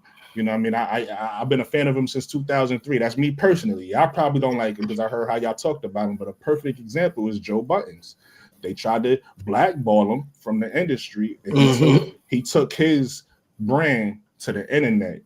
And now look at them, you right? These are people who did. So my point is saying, and that's why, and again, if you disagree with that, bro, Claude, if you disagree with that, that's fine by me. I would just say this is my perspective. This is how I look at it. I was asking you guys, you know, how do you feel about that? But we don't have to agree on that. Me personally, I don't feel like you could be blackballed. I feel like you have people that try to stop you. And in whatever industry it is, maybe you're right. Like even Kennedy, they can't blackball her from basketball. If nobody signs her in the WNBA, she's going to China and she's still going to make money. They can't blackball her from basketball, right? The WNBA doesn't control everything. So that's what I'm saying. When we talk about music, Suge Knight could have said whatever the fuck he wants. Snoop is still Snoop. Maybe his money slowed down for a little while. Maybe it did. Snoop as a hustler, he still found the way to do what he was supposed to do. Bro Claude is a hustler. Bro Claude got his butters. Bro Claude got his music. Now Bro Claude got a podcast. So maybe people did try to blackball Bro Claude, but as long as Bro Claude got a hustler mentality, you can't blackball Bro Claude. That's my point. And that's how I feel. That's facts. If you disagree with that, that's cool. Facts. No, that's how I look at things. I got a question. No, that's facts, Brooklyn. Did they blackball Colin Kaepernick? Can he go somewhere else and play football? But he made his money. He made his money. I'm not saying it. Can he do what he loves? No, he can't. can't. He 3 or 4 years in, they stopped him. If he wants to, he can. Can do what? He could go play football. Not in the You said he NFL. loved it. He could go right. He could go call his mans up and say, "Meet me in the park. I want to play football." He been doing that. He been doing that, but ain't got nowhere. That's what Lakeisha asked. She said, "Can he do it? He love it. If you love the game, go play it, brother." You Yeah, he wanted to play, but they ain't letting him in, man. He decided he wanted to be what's the word for an actor? That's what he wanted to do. That was more important to him than playing football. You move the goalpost. Yeah. I'm not moving the goalpost. Now you're moving the goalpost. All right. We gotta. How about he was a martyr. We agree to disagree. If your mindset tells you could be blackballed, we just different. We different people. I'm telling you, a person that did get blackballed. I honestly, no more. I honestly, you can't sue an organization and say I'm gonna come work for you. That's just common sense. He should have known that. Brian Floyd is doing it now. He's surprised he got blackballed and you mad at it. Maybe now. he shouldn't have did that. Brian he Floyd was doing it now. supposed to not get nothing for being blackballed. Let me ask you a question. Hey, Lakeisha, let me ask you a question. You think you could sue the company you work for now and then go ask for a job? Brian Floyd is doing it now. I didn't say that. He's suing the company. He's suing the NFL now. He worked for the Vikings. Yep. He's He doing worked right there with him. Listen, I'm not sitting here to debate every politic and all that. But you say my view. Listen, Deval. My view on blackball is my view. I really don't give a fuck about what happening with Colin Kaepernick. I don't care what's happening with other examples. First of all, I don't give a fuck about the NFL. So I don't even know why you asking me about the NFL. I don't watch the NFL. Okay. I don't care about it. But I don't believe. I don't. My point is, I don't have a. When we just talking about music and we wasn't talking about that either. My point is, I don't have a blackball mentality. That's just me. I'm not telling everybody to agree with that view. I'm not saying that you have to agree with that. Some people believe they could be blackballed, and I'm not here to change your mind. I feel like all of y'all putting the whole picture together, though. I don't think anybody is wrong. I think all of y'all perspectives is putting the whole picture together. If we're being honest, I don't think anybody is saying anything wrong. I think everybody. No, nobody's saying nothing wrong. Yeah, no, I don't think so. Blackballing is a real thing. It's not like it's fake. So let me just make this simple. That's why I love New York niggas, because New York niggas think like that anyway. I appreciate you, bro. I mean, New York niggas think like that. That's a fact. But it didn't happen that way with us. Okay, it didn't happen that way. I think it did. I think it did because I'm good with what you're saying. Hear me out though. New York niggas think like this, and that's why you guys have overcame in hip hop. You guys overcame the big disparity because New York was blackballed at a certain time and could not get signed in the music industry. Oh no, nobody can be blackballed, Gingerbread Man. No. He just made that point.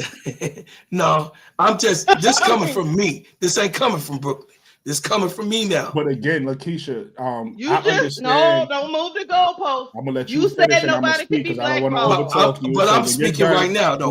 I'm speaking right now. I know, but she. Hold on. I understood. See, when you were speaking, I understood what you were saying, bro. Cause she misunderstood. So I was gonna explain to her what you were saying while I was listening to you. She misunderstood what you were saying. I got what you were saying, even though I might disagree with the wording. I know exactly what you're talking about. Yes, I don't believe New York was black. I still feel how I feel about blackball, but I do know what you're saying about. Yes. Listen, what you saying is true today. It's not even sound changes right now. Music is in Atlanta. It's not in New York, but that doesn't mean that just because you're a New York artist, there's nothing you can do. All right, hold on, guys. We getting way off topic now. Hold on for 1 second. Hold on, Deval. Music is popular in different regions. Hold on, Brooke. Hold on. We getting way off topic. I'm trying to educate. Hold up. We getting way off topic now. Hold on. Here comes the money.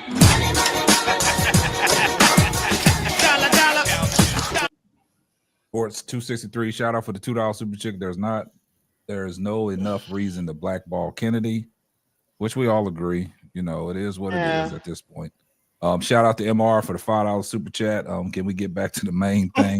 That's what I'm saying. I don't know how we left Kennedy, but it's all good, man. You know, sometimes you know this. You know how it goes. Everybody we just everybody trying to everybody Right. trying to stand on what they passionate about. Everybody got see, the thing about it is everybody got different life experiences, right? Yeah. So when you bring a panel together, my experiences might not be Brooklyn's experiences. Brooklyn's experiences might not be Lakeisha's experiences. Bro Claw's experiences might not be, you know, Key's experiences. Duvall's experiences might not be my experiences, right? Absolutely. So when you bring people together like this and it all formulates on a panel, you know, you learn stuff. You learn from the people that you're dealing with. You know what I'm saying? I'm learning a lot about Lakeisha. I'm learning a lot about Brooklyn. I'm learning a lot about Duvall. I'm learning a lot about ADP. The new person, Key. You know, she came in here, guns a blazing. We learning a lot. You know what I'm saying? So it's the simple fact that, you know, these see, the thing about it is some of these conversations, a lot of people don't want to have these conversations. Right. Hard conversations are necessary. Yeah. And we having these conversations, it's a great thing. So I don't want nobody in the chat think we going at each other. Nah. No. We just passionate about what we believe in and what we standing on. You know what I'm saying? So you got to understand something. Brooklyn from New York. Y'all know how them New York people are. They 10 toes down. They passionate on what they talking about. Can I make one specific point, K-Side? Everything I'm saying, I'm not disagreeing with nobody. I think that's getting lost in translation too with how passionate I talk. I never said nobody was wrong in how they feel. I said, we understand that. No, we don't, because we going back. No. I just want to be clear with what I'm saying. When I speak, at least about this topic right here, it's all about my perspective. I'm not sitting here saying Lakeisha's wrong in how she feel or Bro Carter's wrong in how he feel. And that's why even when I said what I said, I even asked Bro Card the question. I said, yo, correct me if you feel like I'm wrong, right? I said that. I wasn't saying like change your mind, feel how I feel, and this is how I feel when you go. I wasn't saying that. If you feel you could be blackballed or whatever the case may be, I'm cool with that. What I'm saying is my perspective is different. This is how I feel. I wasn't trying to change no minds. Yeah, I was just saying how I feel. I say that all the time. You can't correct nobody's opinion. That's right. You know what I'm saying? Your opinion is your opinion. I can't correct your opinion. So whatever you standing on it. I can't correct it. My job is not to be here to correct your opinion. Right. Everybody has opinions. And like I've always said, your opinion is valid. Lakeisha's opinion is valid. Duvall's opinion is valid. ADP's opinion is valid. The gingerbread man's opinion is valid. The new person, WBB Universe, Key. Her opinion is valid. Everybody's opinion is valid. You can't change nobody's opinion because that's your opinion. But these are, like I said, these are conversations that a lot of people don't want to talk. A lot of people go run from these conversations, right? So it's like a lot of we people don't have opinions. They don't think exactly for themselves. Because they don't want to get off into hard topics and discussions that we need to talk about. That's a fact. The situation that Bro Claw was talking about yesterday, we got to keep the guns down. The situation in Chicago, a lot of people won't talk about that. So everybody on here has a voice. We have a platform. And like L say, people out there watching us. You see what I'm saying? So our opinion means something. You know what I'm saying? So like I told the people in the chat, don't be in the chat saying, oh, y'all guys are good. We not going at each other. This is just opinions. And we bring it to the forefront. It's just conversations, and we all can agree to disagree. And let me address Sister Noble. Sister Noble, I have 6 people up on the panel, and that's the way I'm trying to keep it from now on because it's more controllable. When we got 10 people on the panel, it's not doing what we're supposed to do. You know what I'm saying? So when we got 6, it causes confusion. Exactly. So when we got 6, people can talk, and we can hear what they're talking about. And we all can just stand back. But you know, you got 10 people in, people just jumping in. We trying to get, because I listen to some of these shows on the playback, and I'm like, damn, I couldn't even hear what so-and-so said because everybody over talking. You know what I'm saying? So I want to keep it to a point where we can hear everybody. Can I address something? And Marcy, I want to address something and Sister Noble said, and I'm gonna say this respectfully. I want y'all to understand this is coming from a respectful place, and this is just my opinion. I feel like sometimes you could believe something, and if you believe it to be true, then it's going to be your reality because you believe it to be true. You get what I'm saying? So again, I don't want to disrespect your personal whatever it is you went through. If that's what you went through, great. I'm not here to change. Again, I'm not here to change your mind or your perspective on what you went through. But what I'm saying is sometimes we got to open this. Sometimes it's the way you look at a point. Sometimes the point of view you have is the way you look at a situation. And sometimes the way you look at a situation, you could be blocked. You could be blocked because it's the way you perceiving it. Maybe the people that is excommunicating you or blackballing you, maybe you giving them too much power that they don't need to have. You get what I'm saying? Maybe you haven't opened your mind up and even thought about other things that you can do. You get what I'm saying? And so you stay stuck because you think you only got one avenue. Even this right here, let's just say for whatever reason, your job lets you go tomorrow. This right here is a way you can have an income. You get what I'm saying? Like, it's different things you can do that you got to believe in yourself and even see the vision. But a lot of people don't do that. A lot of people allow somebody else to tell them what they can't do, and then they believe it. You get what I'm saying? So I'm going to say that. And I'm gonna, some people might have understood that. I might have went over some heads, and I'm going to leave it at that. Hey, Brooklyn, you know I love you, brother. We argue we're passionate about what we believe in and everything else. But in the words of Layla Racone on Waiting to Exhale, you make me want to drink a V8. You know what I'm saying? But that sounds healthy. So I'm happy that I make you like if you talking about the vegetable juice. Yeah, the V8. I'm happy that I make you feel that way because you telling me I'll make you want to be healthier. You see how I chose to look. I didn't take that as an insult. I don't know how it was meant, but I'm gonna take it as a compliment. No, yeah, he was definitely joking. You gotta watch the movie because that man. You gotta watch the movie. No, I seen it, but it was so long ago. I don't remember what the hell he hey, talking. If Sister over down there, tell her I drop off so she come up. You know, she on your regular. I ain't finna hold it up. You know what I'm saying? Sister Noble, go ahead and hit the I link. appreciate y'all. You know what I'm saying? Let her come up. Go ahead and hit the link, Sister Noble. They being graceful, gonna let you up. Ball's gonna let you up. Man. Oh Lord, he almost made me cry. Hey, Kay, you still there? Key? Okay. Yeah, I'm still here. Hey, I'm still trying to search your YouTube. Man. I found it. If you go to her name in the chat and click it. Nah, I didn't pass that. A lot of times it goes to the channel. Oh, okay. Yeah, I go ahead and make a comment in the chat. You supposed to know all about these YouTube streets. And nah, you still can't find it? No, because we couldn't find you.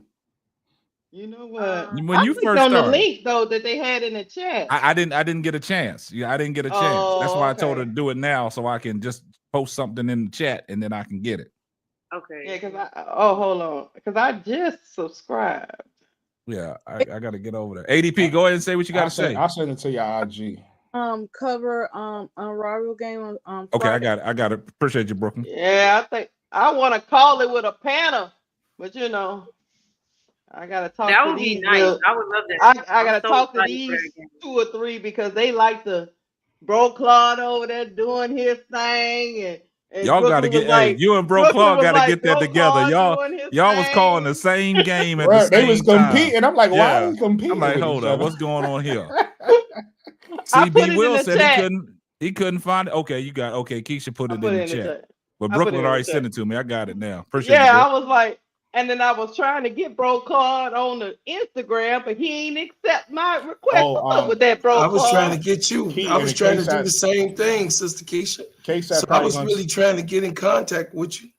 And I sent you the information, Bro Claude. I was headed out the door to practice, man, and I sent you the information. It was already going on. So what I did was I found Sister Keisha, and then I found her IG, but I sent her a message and she never got back to me. So the next thing that I did was I went to her page.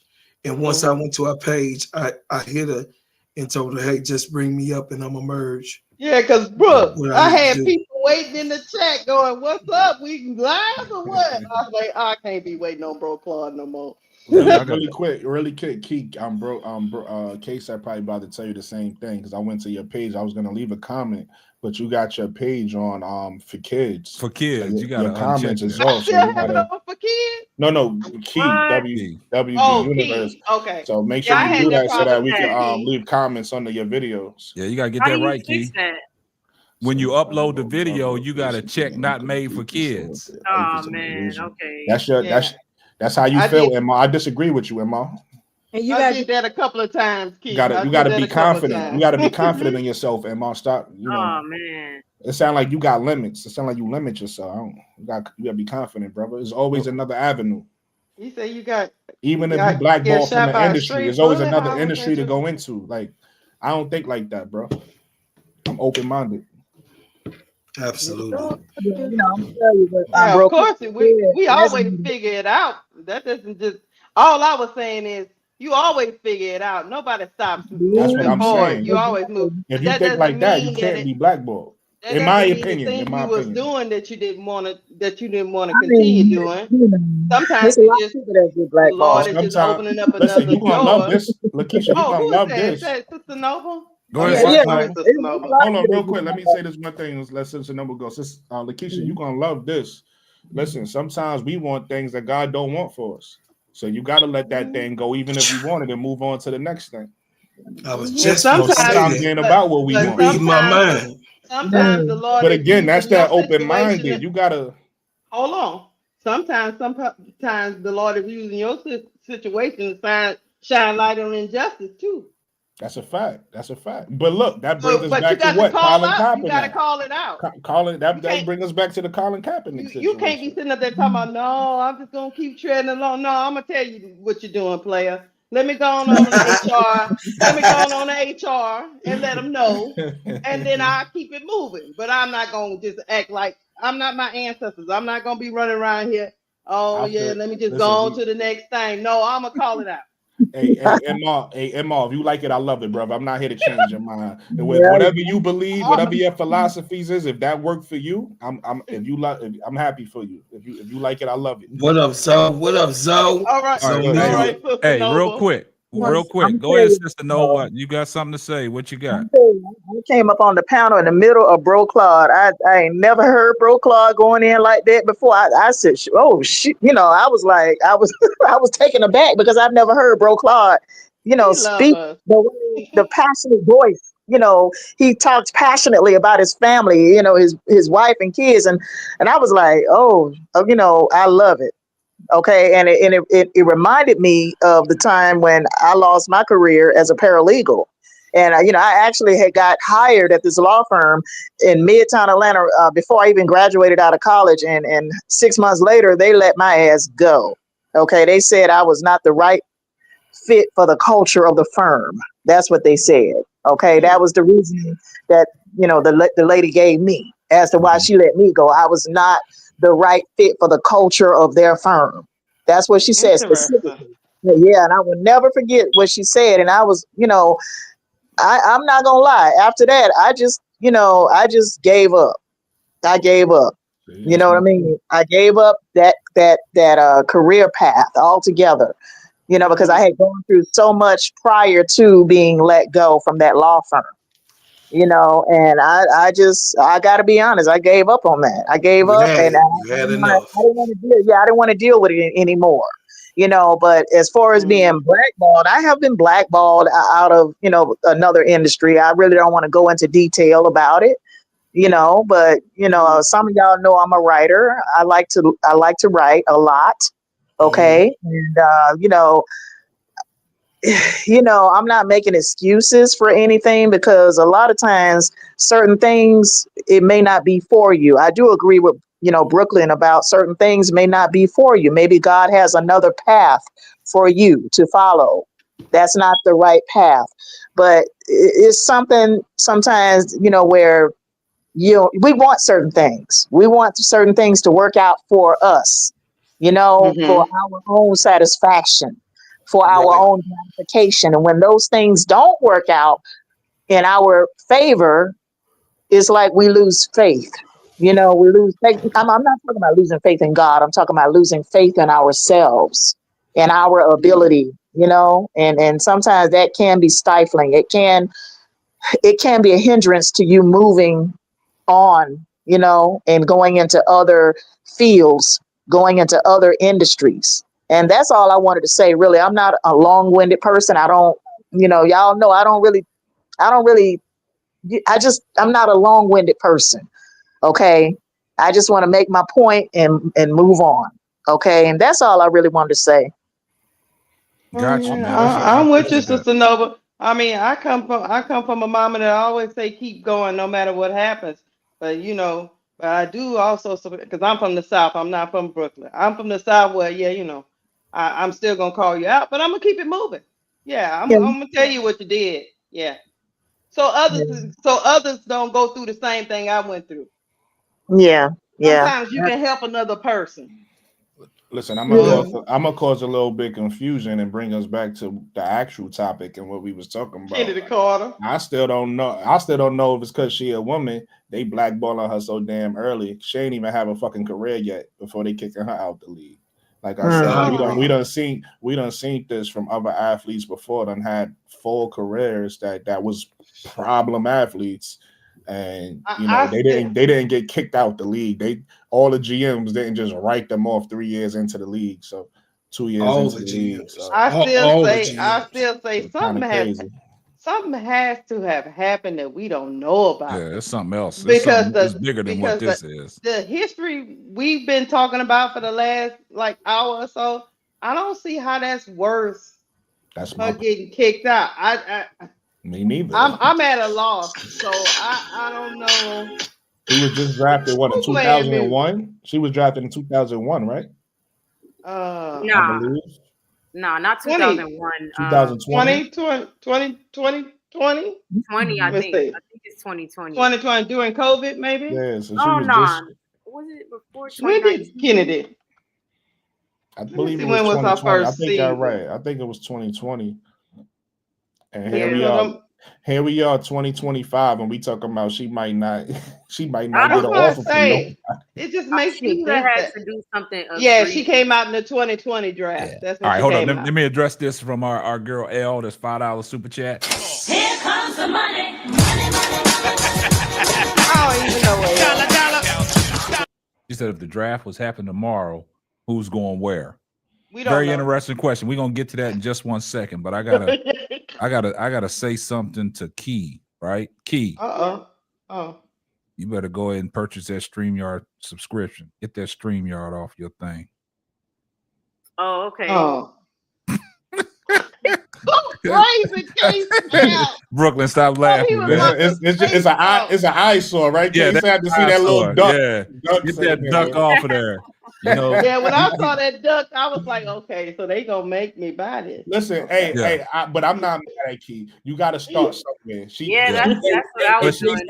But look, Brooklyn, she used the StreamYard whole overlay. I didn't know that. But K-Stab, look, I'm gonna give her some credit because she did better than me. You had to encourage me to get started. She just got started. I don't know who told her. She came out of nowhere. She decided to do it on her own. She just got started. So how'd you get started, Key? How'd you come out of nowhere? Then we're gonna address L's the draft thing. How did you come out? Where did you come from, Key?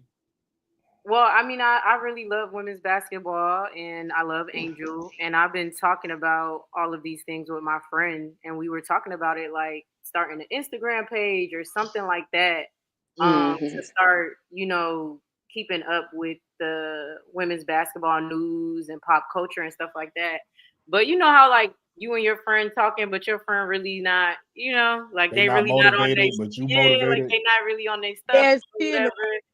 And me too though. Like I'm not even putting it on her. Like me too. Like I don't know, whatever. So finally, I think for the new year, I was like, nah. Like I have to just start. It don't have to be perfect. It don't have to look good. I just have to start. Yeah. And then today, because even I was like, oh, I'm gonna do a video yesterday, and I didn't do one. As soon as I saw that Dana Evans was offered a contract, I said, nah. I'm getting on live right now. I swear. I'm not even lying. So let me ask you this, kid. How long you been sitting on this? I think we've been talking about it probably like a little bit into the Chicago Sky season because we get on the phone. What took you so long to drop? I just kept like, I don't know. You want things to be perfect. I was like, nah. We gonna get you there. We gonna get you there. You stick around long enough, we'll get you there. That's a fact. Girl, I was fumbling around Canvas. Hey, hold on. Let me get this Zoe. He said something. Hey, appreciate the $2 super chat, Zoe. Here comes the money. He not talking. She wasn't talking to Lakeisha, Brody. Not Lakeisha. We talked. It's a new. It's a new. But It's a I'll new take it, person. Zoe. Nah, Keisha already purchased the purchase. Hey, button. listen, Zoe got money to go around, so y'all want to. Lakeisha, I'll cover your first month. But yeah, but we got. There's a question. We got to get you. Do you got an Instagram, Key? I have a Threads account that I be talking about. I don't even get on Threads. Now you missed me. Oh, what's Threads? I don't even know. Hey, the first time I heard Discord, I was like, "What is Discord?" Yeah. I don't know all these names. I don't know all these. these But I was names. saying, if you had Instagram, yo, get with me, and we can get you a custom overlay made, and we can get you in the game, make you look like you know that you the shit. You know what I'm saying? But go ahead, Brooklyn. What was you saying, Brooklyn? Somebody had. I was trying to tell you to pull it up. Somebody had asked me a question in your chat. It's like X. I forgot the name. But they was basically asking why do I think that Kennedy for the 3 teams? I think I saw that. From the 3 teams. And I answered that question already. I think it's her emotions. I think she just get mad. I think listen, it's funny that I'm starting to say this because y'all probably knowing me by now. Female dream. I got a temper, right? And I don't really lose my temper like I used to. I manage my temper a lot now. But I could understand Kennedy. Like Kennedy is one of those players that's reacts. How she feels, she just reacts. And you can't do that. You gotta learn how to manage your emotions. And I don't think Kennedy manages her emotions very well. I think she gets angry. She says what she want to say, and sometimes she gets physical.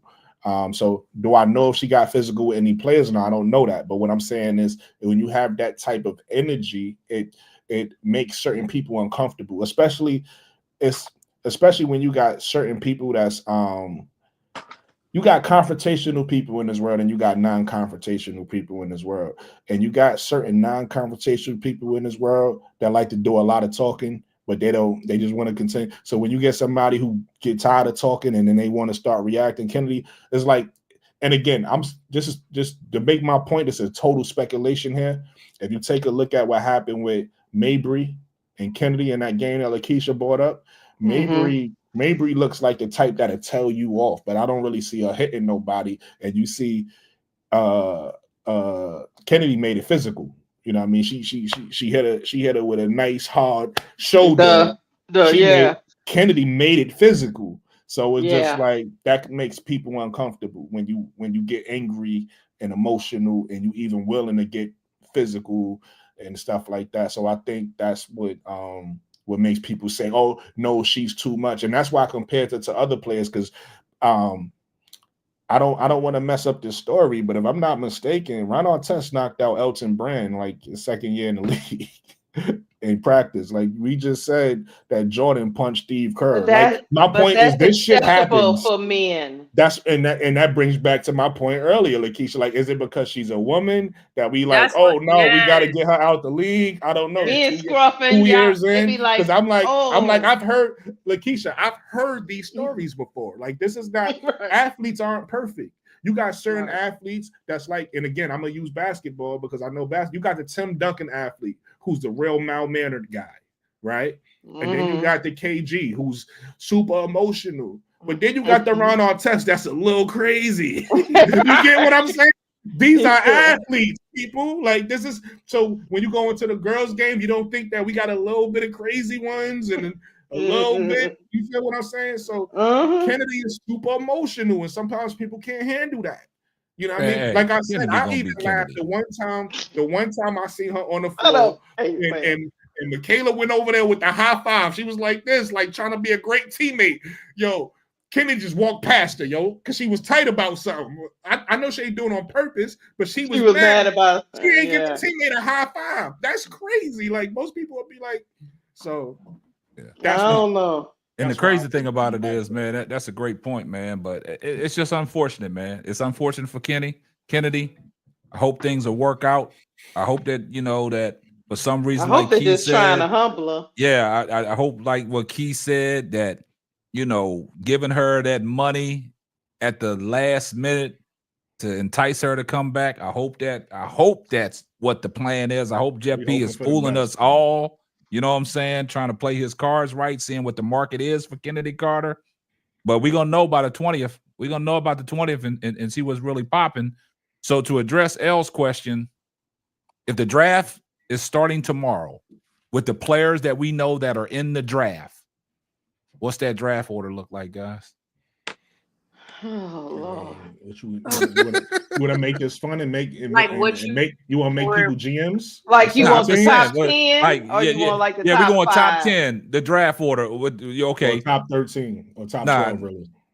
There's 12 teams. Yes, okay. We'll go to 12. We'll go It's to 12. 13, right? but one team don't have a pick. So that's what I'm saying. 12. So we'll go with the number 1 pick. You know, Dallas Wings got that. Dallas Wings got that. With the Dallas. What is looking like with the Dallas Wings, they select Dallas Paige is taking Beckers. Yeah, they taking Paige. Well, hold on. Okay. We got a new person on the panel. Why are they taking Paige, Key?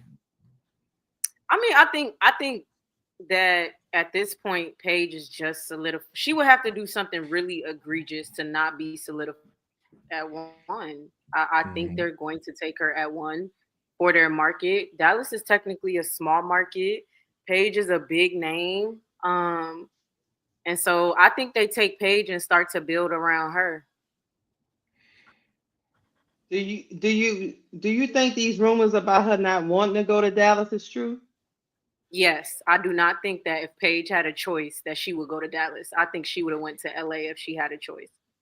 However, I don't think she's like if they had a choice, man. I don't like. They don't though. They don't. That's my point. They got a rumor draft. going. It's not free agency. They got they got a rumor she going didn't around have a that she gonna push her way out like Eli Manning did. KSAP. I don't think she's gonna do that. Yeah, I don't agree. I think I don't agree with that. Paige isn't that, because you got to realize when. Not really quick, Key, not to cut you off. When players do stuff like that, that taints people's view of them. That makes people look at their character and not really respect them. So I don't recommend players start doing that on any league. Like you go to a team, you get drafted. If you don't want to be on that team, you're gonna get your opportunity to be a free agent, and then you leave. But to start saying, "Oh, I'm not gonna play," I don't know. You just look crazy to me doing that. Wish you're an Zion athlete. You're a professional. I wish Zion would have said I wish that. Zion was in New York. I think he'd have a total different career if he came to the Knicks. That's good. Y'all can have him. And like I always say, man, certain situations, man, only benefit a lot of people, man. You know what I'm saying? And that's the the situation of it. Like we talk about Jewel Lloyd. Yeah, she's out there in Seattle, man. Yeah, she had a bad year last year, but like I said, I think she was checked out. She wants out, man. She wants a fresh start, man. Yeah. And then a player like that, KSAP, is perfect because imagine the season she gonna have next year being motivated over the season she had the year prior. Got something to prove. Exactly. Got something to prove. So everybody I don't even on understand why people wouldn't want that. Like I want a motivated player on my team. And she's home. On Angel Reese podcast this week, right? Skylar? Yeah, Skylar Diggs. Skylar Diggs. Yeah, I'm Ask Skylar anything. Yeah. Yeah, I'm a tune in. Are we gonna answer L question or are we just gonna Okay, go ahead. Go ahead. We was back on it. You just asked the question. I just wondered. Yeah. No, I wasn't doing that to you, ADP. I was saying in general because we kind of got off. We was right. You know I love you, ADP. That wasn't to you. Okay, I'm sorry. So how we gonna do it? Second pick. What's the LA Sparks doing with that number 2 pick, Key? I think they take Olivia Miles. However, they are losing their center. They are losing the Asian center, and they got rid of Steph Talbot. So it is not. I don't think that they pass up on Olivia Miles, but there is a chance they could sign Kiki to replace losing 2 bigs. I think it's a possibility they go dominate Malanga there too. That's definitely a possibility. I see Dominique Malanga perfect for 2 teams. Either the Sparks because they need to solidify that center position, or the Valkyrie because I'm a young team and I want to build I'm a new team and I want to build with young players. So I don't know. That's the two places I could see Dominique going, but we'll see. Yeah. So why you think? But Olivia probably will go too. Yeah, but okay. I'm gonna ask Key that. Why you think Olivia going too? I think because the Sparks are also looking for a PG. They're looking for a one, and Olivia is a really good one. She's top talent in this draft as far as a point guard goes. So I just don't see why they pass that up when they're missing out on Paige. You know? So I would think that they would take her. I would be shocked if they didn't. I would be happy if they didn't as well. Because I would love for Chicago Sky to take her. But I just think that yeah, she's a really good point guard and they should take her. Okay. Let me ask the panel a question because I think a lot of people got different opinions on Paige. What position? I know she could play multiple positions, but what position do you think Paige is natural at? What's her natural position? The two. She's not a she like a combo guard. She play better off ball than on ball. She's not like a setup PG like Olivia Miles. Olivia Miles. I agree with you. I look at Paige more like a 2 or 3 because she's 6 foot tall, so she could play either position. I know she could play the 1, 2, or 3. She could play point, but even her going to the Dallas, right? When I'm gonna do a show on this. When I do a free agency show, I got some some depth charts coming up, and I'm gonna put certain. I'm probably gonna put the rookies on the team that I think they're gonna go on. So when I look at Dallas, even if she gets drafted to Dallas, I don't think she's gonna play the point for them. I think she's gonna play the 3 for them because they already got Enrique. So Enrique definitely gonna play the 2. And they got J.C. Sheldon, who they got last year. I think J.C. gonna play the 1. I think Paige plays a 3 for Dallas. I don't know about that. That's interesting. That's an interesting take, man. And I always say this real quick. Let me get to this real quick, and I'll get right back. Here comes the money.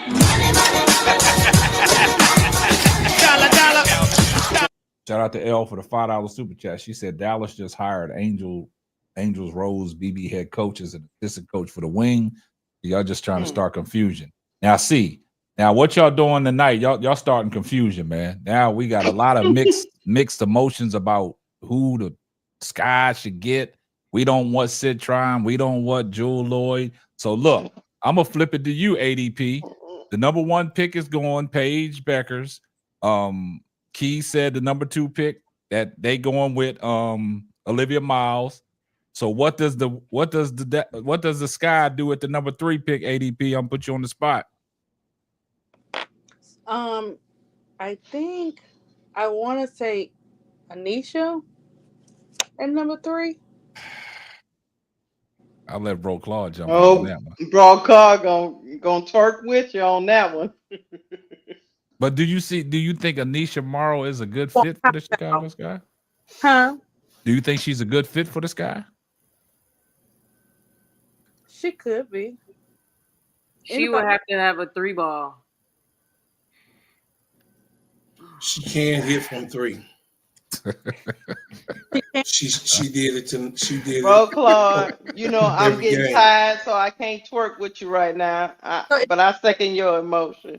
But I can't twerk now. My legs are locked up. She can hit from 3. This is a myth. She is in Kim Mulkey's system. She hits a 3 every game. She shoots and hits a 3 every game. And then you say, how many did she steal? We already looked at this. We already looked this up. She shoots 3. She shoots an average of she shoots an average of 3 threes. Okay, I was saying she has to shoot a 3 if she plays the 3. However, Izzy will not be back. Maybe they have her come in for Angel at the 4, maybe sometimes to give Angel a rest. But she doesn't. That's if she played the 3 for Mara's us. gonna be a starter. She's not coming off the bench. Well, check this She's out. not gonna come off the bench. Well, check this out. I'm gonna go this with what is Brooklyn. I'm sorry, Keisha. Go ahead, Keisha. Go ahead. I'll come back. I was just about to say, y'all, y'all talk about Flage coming out. Now we're not. Y'all- We can't talk about that. We talk about the people that we know that's in the draft. So don't try to throw most of it in there. By the way, I would take Flage at 3. Nah, don't By do the that, way, Keisha. We by can't the let you way, do that. I do think Anissa I ain't Morrow. taking them missed layups at 3. Yeah, go I ahead. do think, You said you needed 3-point shooting. That's what you I said. ultimately think that Anissa Morrow will be the steal of this year's draft. All right, watch this. I agree. I want with y'all that. to pause right there. So I ADP do brought up think a that. great conversation, right? And I'm gonna go. I got to go back to I what disagree. Brooklyn said. No, hold up, Brooklyn. I got to No, go. I'm talking about what she said. But yeah, I I'm know listening. what who said before I What go. Key said. The What she steal said? of the draft, I I think think she's she gonna will be be the steal. the I think steal. Olivia Now, Miles is the steal of the I'm not draft. saying Okay. I think she need I to don't be with think so. Sky. Well, hold I'm up. not Look, saying I think- guys. Let's take this in. Let's take this in Brooklyn's perspective, right? Brooklyn. Okay, you got Paige off the board. You got Olivia Miles off the board, right? Now, correct me if I'm wrong. Didn't you say now you go with the best availability? Because I feel like Sonya it depends. Citron. It depends on. So I don't see Sonya Citron being a superstar. I think she's gonna be I don't. She does. maybe a star. Maybe a star. She doesn't wow me. Or maybe a role player. No, she's gonna be a good WNBA player. But like for She'd be instance, I solid. could see Paige end up being like a star on her team. Olivia, I could see her being. I think Sonya Citron could be maybe a star to role player type of talent. So the reason why I'm saying that is once you get to those type of players, then you start taking fit because all the players is kind of even anyway. They don't have if you have superstar level talent, you always take the superstar level talent, right? So who's fitting at number 3? Well, you said 3 already. She said Anissa Morrow. So that's what I'm saying. But who's your it'd be Sonya Citron. It'd be Sonya Citron. So Sonya. Well, we've talked about it before. If we can't get Olivia Miles, that's the route that we might need to go. Sonya Citron. She just have all the skills we need. Yeah. Yeah. And that's why, I like Anissa Morrow. If she see the difference between Brocard and me is Brocard is banking on she has the ability, so she's gonna do it. I don't feel like that. I'm banking on I haven't seen it yet. I gotta see you do it for me to say you're gonna do it. And she plays in that paint religiously. So that's where I'm seeing. That's where I'm seeing. I can't see you on Simeon, boy. I can't She with the see you. Simeon, brother. She with the Simeon, Derrick Rose. Okay, we we got that. We got that, bro. I'm gonna let you She finish. with the Simeon, bro. Bro, I don't want want 8 times. I don't want to project. I don't want to project what I think potentially Anissa could do on the sky. Because if she never do it, then it's like what I appreciate what we're talking about. And then you can't even say the high school, right? Because if you look at Angel was a point guard in high school, correct? Yeah. She ain't been a point guard since. Yeah. So we can't sit here and start talking about what a player did. When players are young and they game, they evolve. And when they evolve, they two totally different players. We can't sit back and be like, well, in middle school, you used to do this. It's a long time ago, right? This is who you are now, right? And the player that Anissa is growing into, she looked like a Nafisa Collier type of player, but I would like her to expand her game past the 3-point line. And it ain't just hitting the 3. To me, if you a 3, you got to have a little bit of a handle too. You have a little bit of ball skills too, and I don't really see that. I see Murray playing more like a power forward. She plays more like a big. I'm gonna catch the ball. I'm gonna turn around, face up, and shoot it, or I'm gonna catch the ball and I'm gonna get a layup at the rim. But I don't see her catching the ball saying, "Come set me a pick. Let me come around." Like I don't see her doing that. That's what 3s do. You get what I'm saying? Now my question is to L in the chat. Now. I mean, I see that you don't like the players that we want at 3. Rivers too. Who do you want at 3, L? If Paige and Olivia Miles is going, who's your 3rd pick for the Sky? Flage not going 1 or 2. Stop talking about Flage. We talking about the people that are known that are in the draft. Hey Sam, I'm talking to the chat. Flyjay come out. Chat, y'all moving. Stop it, ADP. Y'all stop moving. We talking Flyjay is about not the going 1 or people 2 that because is Olivia known right Miles is now gonna that are go in the 2. draft. Listen, y'all can't even act right when we got company. KSAP is trying They're to not pass gonna. some order. Nobody's We got gonna K. bump Olivia Miles for Listen, Flyjay. I don't believe that. we got K in the chat with us, and y'all can't even behave yourselves and let him get to let him ask questions. Chat, we got to stop talking about Flyjay. The question was presented when L said about the draft for the people that's in the draft. We can't say Flyjay. We can't say people that are not eligible right now that didn't declare their name. We talking about the people that we know that are in the draft. Come on, guys, don't do that to me. Hey, Please Tisha, stop I talking. have a question. What's up? What's up? Can we trade the 10 to move up to 2, or is that possible? I mean, if hold up, y'all about to be big mad at me for the. She said, "Pow pow." I said it. I said it. At 3. You got another one, bro, Claude. If you don't get Anisha at 3, pow. You know they almost choked. Hey, pow all across the board. At 3 is only crazy. So Pow at 3 is not crazy. When you start thinking about like the other shooters, not crazy. He's just as good as the other shooters. But with Pow is crazy at 3 is that you passing up on a talent that's probably better than her at 3. It's like it's a even if we don't fit the sky, because like I said, you could always get somebody and make a trip, whatever. It's a talent better than Pow at 3 that y'all passing up to go get Pow. That's crazy. But like if you just compare, like I feel like if you compare Pow and Citron shooting ability is kind of even. It evens out because you know Pow is a less of a volume shooter, more efficient. Citron is more of a volume shooter. She'll score more for you. So Pow at 3 is crazy to me. yeah, that Pow 3 is that's wild. Judging her based off the shooters, I understand. Like because if you say you take a Citron at 3, shooting wise, that's even, but it's better talent than Pow out there. Ozzy Went said Dominique Malongo is going 4. She going to the Mystics. I could see her going 4. I could see Dominique going anywhere from 2 to 4 to 5. All right, just 1 second. Here comes the money. Forever faithful unto him. Start laughing. What you laughing for? What's the laugh for? She laughing.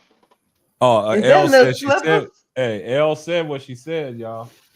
I said I'm using my air quotes. I said I'm using my air quotes. I said I'm using my air quotes. So she won't Pow at 10. Something I said on Keisha's show was that I think that the Connecticut Sun are about to blow up, and I think that we could try to get Dejanay for the 3. Oh, I said that case the other night. Yeah, we talked about it the other night. If we get Dejanay at the 3, shout out to Lakeisha.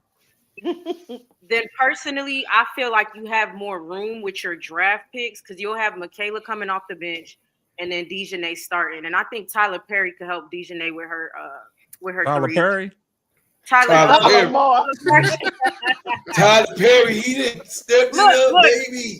Look, it's past my bedtime. Now I'm talking about I'm delusional. I'm talking about Tyler Perry. Yeah, no, I think Tyler Marsh can help Dejanay with her 3 ball. I wouldn't be opposed to Dejanay Carrington. That's a dog on defense. She scrapped. I would for the 3rd pick. She said for the 3rd pick. I wouldn't do that. I'm saying trade. No, I didn't say nothing about she said playing the 3.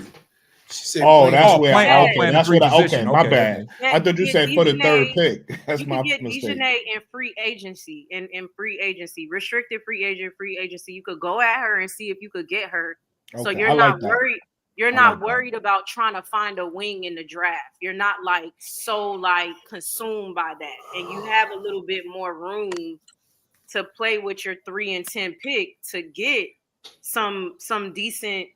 People. That's what I think. If you're, and especially if you letting Kennedy go, because now you need to look for a fucking 2.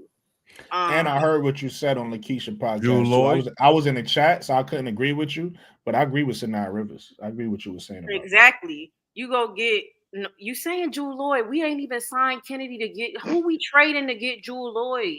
Jewel Lloyd went out, man. You know, So who we trading? They gonna let her walk, man. They gotta get something if she just want to walk. We gonna give a big mama. We gonna give a garbage. We gonna give a Dana. We can get a garbage bag. They gotta take something. Hey, they gotta take something. They got. Hey, we can give them a garbage bag at this point. They can give her big mama and some compensation or something. Your Citron, L. So your Citron. Hey, you can give him some copper. You can give roll call. Hey, you can give them a bunch of Y'all think they're gonna take nothing? Y'all think they're gonna take nothing for Jewel Lloyd? Y'all budget. She won't out. She won't out. Tahina Pow is 5'9". It's a disgruntled. So listen, it's a disgruntled player, and you know this. You know basketball. What they do? Not the player. You Lord gonna sue him. That's what I thought. Yeah. Come on, you know the history, Keith. I don't think she can go back and play with them after that. After the lawsuit, after the investigation. I think she gonna get out. I think she gonna get out like Derek. Her value is gone already for that team. It's gone, right, Key? I mean, right. You know basketball, right? On that 3. She but disgruntled, right? That doesn't mean Seattle goes with our offer to trade her. It just doesn't mean. I mean, they barely not gonna get anything. We come with crumbs, and another team comes with a pick and a decent player. They might pick that team's offer over ours. Oh, sure, they're going. Oh, yeah, sure. That's a no-brainer. I'm just saying.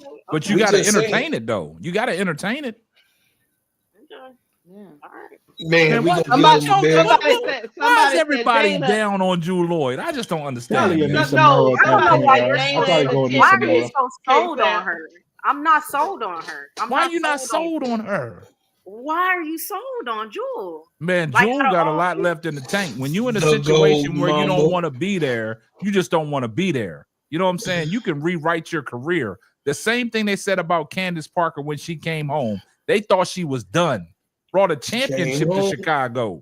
And left. Got that shit. It doesn't matter. And then to be honest, to answer still your got question, the chip. her knees ran out. To answer your question, okay, Jewel is proven. Like everybody is down on her because she had a bad season. Like people have recency bias. Well, the last thing they seen, if you played great, people think you amazing. If you play bad, people think you bad. I'm not even looking at that last season. I'm not even looking at that, and I'm not saying she's not an amazing player. She's a champion. Yes, I'm not saying she's not. I'm looking at the future though, trajectory. I'm not looking backwards at what she had. That's what we got the roots for. She got about 5. She's 31 years old. So if you base it off of just the average, she got 5 years. If average, at 31 years old, she'll be 36. Skylar Diggins will be 37 this year. Are you kidding me? So let me ask you this though: if you're not sold on Jewel, who's your who would you like to see? Yeah, who would you like to see? I'm not gonna hold you. That's hard. Like I think when I say I'm not sold on Jewel, it just means I'm not sold on her. It doesn't mean it doesn't make sense. No, what I'm saying is I'm okay with you not being sold, but like let's say you the GM and you say no to Jewel. Where do you go next? Like, who's your backup plan after Jewel to say, no, Jewel's, I'm not sold on Jewel. I don't believe she's going to get us where we need to go. Where do you go next is what I'm asking you. Like, who do you go after? Yeah, where you go from here? I think the only one available. That's and I understand that. That's why I understand that that's what they're trying to do. And we didn't say they was trying to do it. That's what I said. This is my backup plan. But still, the reason why I asked you that is because we can't not do nothing. No, so I'm okay. Saying... I'm okay with you saying she's not it, but I'm saying, well, what's the next? Like who? Like where do you go from there? Like you gotta have a name. It's almost like if you have a draft pick, right? Yeah. And you say, well, I don't like this player at this pick. Well, you still got to pick somebody. So who do you pick? Like, you know what I mean? You can't just be like, well, I ain't gonna pick nobody. You can't do that. You got to pick somebody. You know what's so crazy? I'm saying if it's not Jewel, who do you go after? It's the easy. I feel like okay. Let me give an example. Like I feel like with the I feel like with the drafts, it's so easy to have a backup with the draft. Like you could be like, all right, if we're not gonna get Olivia Miles at 3, we could go with Sonia Citron, or La, Let me la, ask la. you a question because you might not know who's available in free agency. Do you need somebody to But KSAP to put up the that free just agency means we're list? not winning no games. Because there's No, the reason why I say that is people available in free agency. You no. might not know all the Look, names. I totally understand that.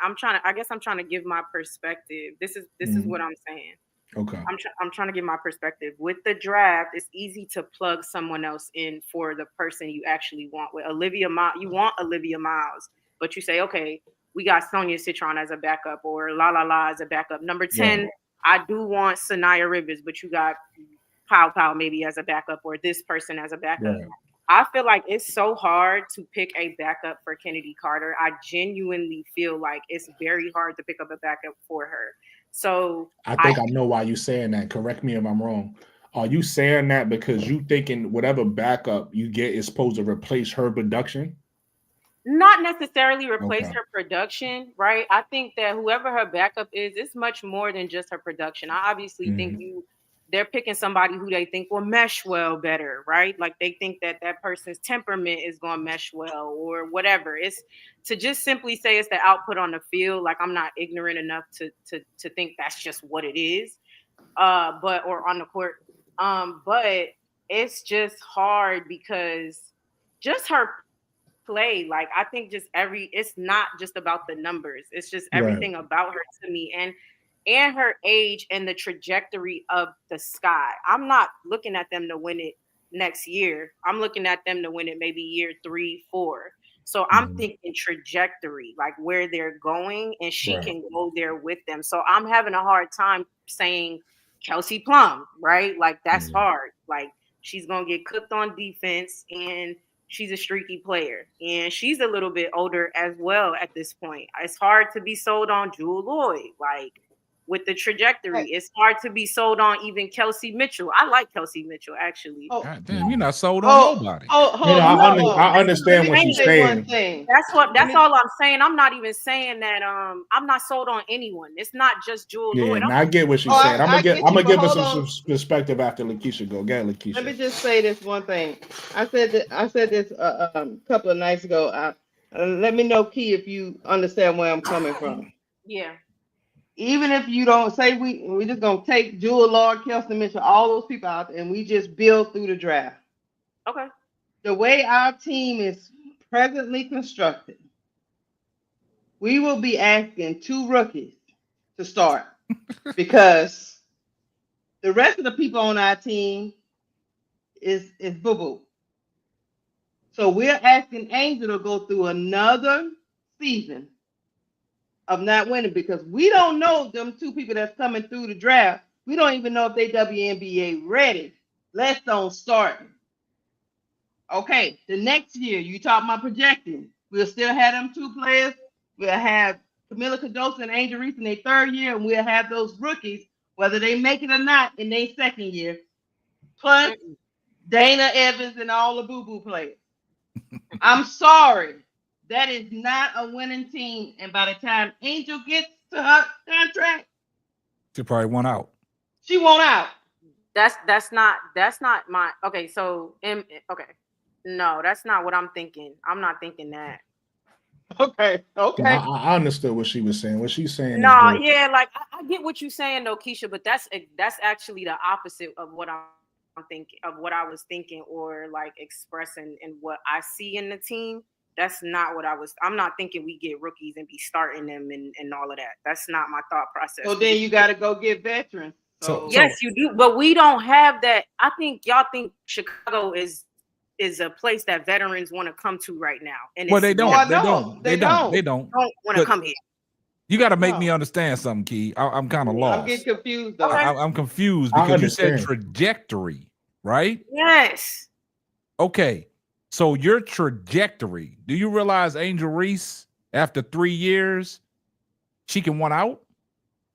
Yes, I do know that. And with what Jeff is doing right now, she absolutely is going one out. So this is what Keisha's saying, and then come back unless Brooklyn gonna explain it, because I'm kind of confused because of the fact that what Keisha said, it makes sense. If you're just building through the draft, you know you're gonna select 2 rookies. So you're gonna have 2 rookies starting because Dana Evans is not gonna start unless Jeff P wants her to start. So you got 2 rookies in the starting lineup with 2 second-year players in Angel Reese and Camila Cardoso, right? So we building through the draft, right? But all the names that we talked about in free agency, you're not sold on nobody, right? But Angel Reese is not going to want to go through another losing season, not even getting to the playoffs. And then you said trajectory. This is where I'm kind of y'all. So and you can correct me if I'm wrong, Kay. I think first of all, I understand what she's saying. I understand why y'all thought how y'all thought because of the wording she used. Because I don't even think she was like taking it there, saying like she think we should just build through the draft. I think she was solely talking about Drew Lloyd and Kelsey Plum in their age. And by the time we're championship ready, I think she feels like they'll be too old, which I disagree with, at least with Drew Lloyd anyway. I think Drew Lloyd is still be young enough, but I think she feels the trajectory of our team and becoming a champion and about, let's say, in year 3 of everybody being together. I think she's going to feel like some of those players, like Drew Lloyd, let's just say, is going to be over the hill at that point, right? I don't agree with that, but I think that's what she was saying. Is that what you were saying? Not necessarily. Okay, I'm confused. Okay. I'm gonna do it one more time and then I'm gonna let y'all have the floor. Okay. And so I feel like my perspective is that you build a winning team and a winning culture. That does not come in 1 year. Like it's not gonna happen. It does not come in 1 year. But if you get some good players to buy, this is my thought with Chennedy being re-signed at the 2. So I'm thinking Chennedy. Okay, my bad. So that's why I'm not saying build. I'm not saying build through free agency. I mean, the draft completely. Those people that you're getting through the draft might end up coming off the bench. Maybe one of them, if you do get Olivia Miles, maybe she does start over Lindsay Allen. But we have to keep Lindsay Allen. First of all, Lindsay Allen's contract is permanent. We do have to keep her. Okay, there's not a lot of point guard free agents. By the way, Courtney Vandersloot was already on Chicago and left. I'm not really sure she wants to come back. So I'm thinking you do have a brain and you do sign Chennedy. You go at Dejanay hard. You get Dejanay. You got Michaela coming off the bench. Angel and Camilla are playing. So Lindsay might be starting. Or if you do actually get Olivia Miles, you got Olivia Miles, Chennedy Carter, Dejanay Carrington, Angel, and oh my God, my brain. And Camilla at the 5. Then you got Michaela coming off the bench, and whoever you get in the draft, you're building them up as time goes off to come off the bench as well. Now, I'm not saying they're going to win with that. Okay? But also, I'm not thinking they win with Lindsay Allen, Jewel Lloyd, Michaela Onyeweide. What's your issue with Drew Lloyd, though? That's what I'm confused about. I don't have an issue with her, though. Like, I don't have an issue with her. I don't have an issue with her, Kelsey Plum. These are future Hall of Famers. I don't have them. That's not my emotions or feelings aren't in it. I don't have issues with them. Drew Lloyd. Maybe I worded it the wrong way. Why do you don't think they could win with Drew Lloyd? Not next year, no. But maybe they do get her and they win in year 3 or 4. Maybe they do that. So Dejanay Carrington moves the needle for you? She kind of does at the 3. She does. And if they could really get her, she's a great wing defender. She's a great wing defender. The only thing is if she could get, I want to say, a little floater and a 3-pointer more consistently, I would say though that's my only like weaknesses for her. But she does kind of move the needle for the wing defender part, which is our biggest issue to me. I agree with that. We need a perimeter defender. I've been saying that. So I'm thinking she does move that, and she a dog too. You know what I'm saying? So I do feel like she really does move that, and maybe you get Dejanay and Jewel Lloyd. You know what I'm saying? Like, but I'm not thinking. Oh, you thought we just wanted Drew Lloyd alone? That's what you thought we No. See, I think Key is. No. I think you're missing what we're trying to say, Key. This is what I'm trying to say, Key. Everything that you say is valid, but what my point is, I'm thinking if Chennedy Carter is not in the equation. This is what he has to be replaced by somebody. She has to be replaced by somebody. And my backup plan is because you got a disgruntled person out there in Seattle that wants out.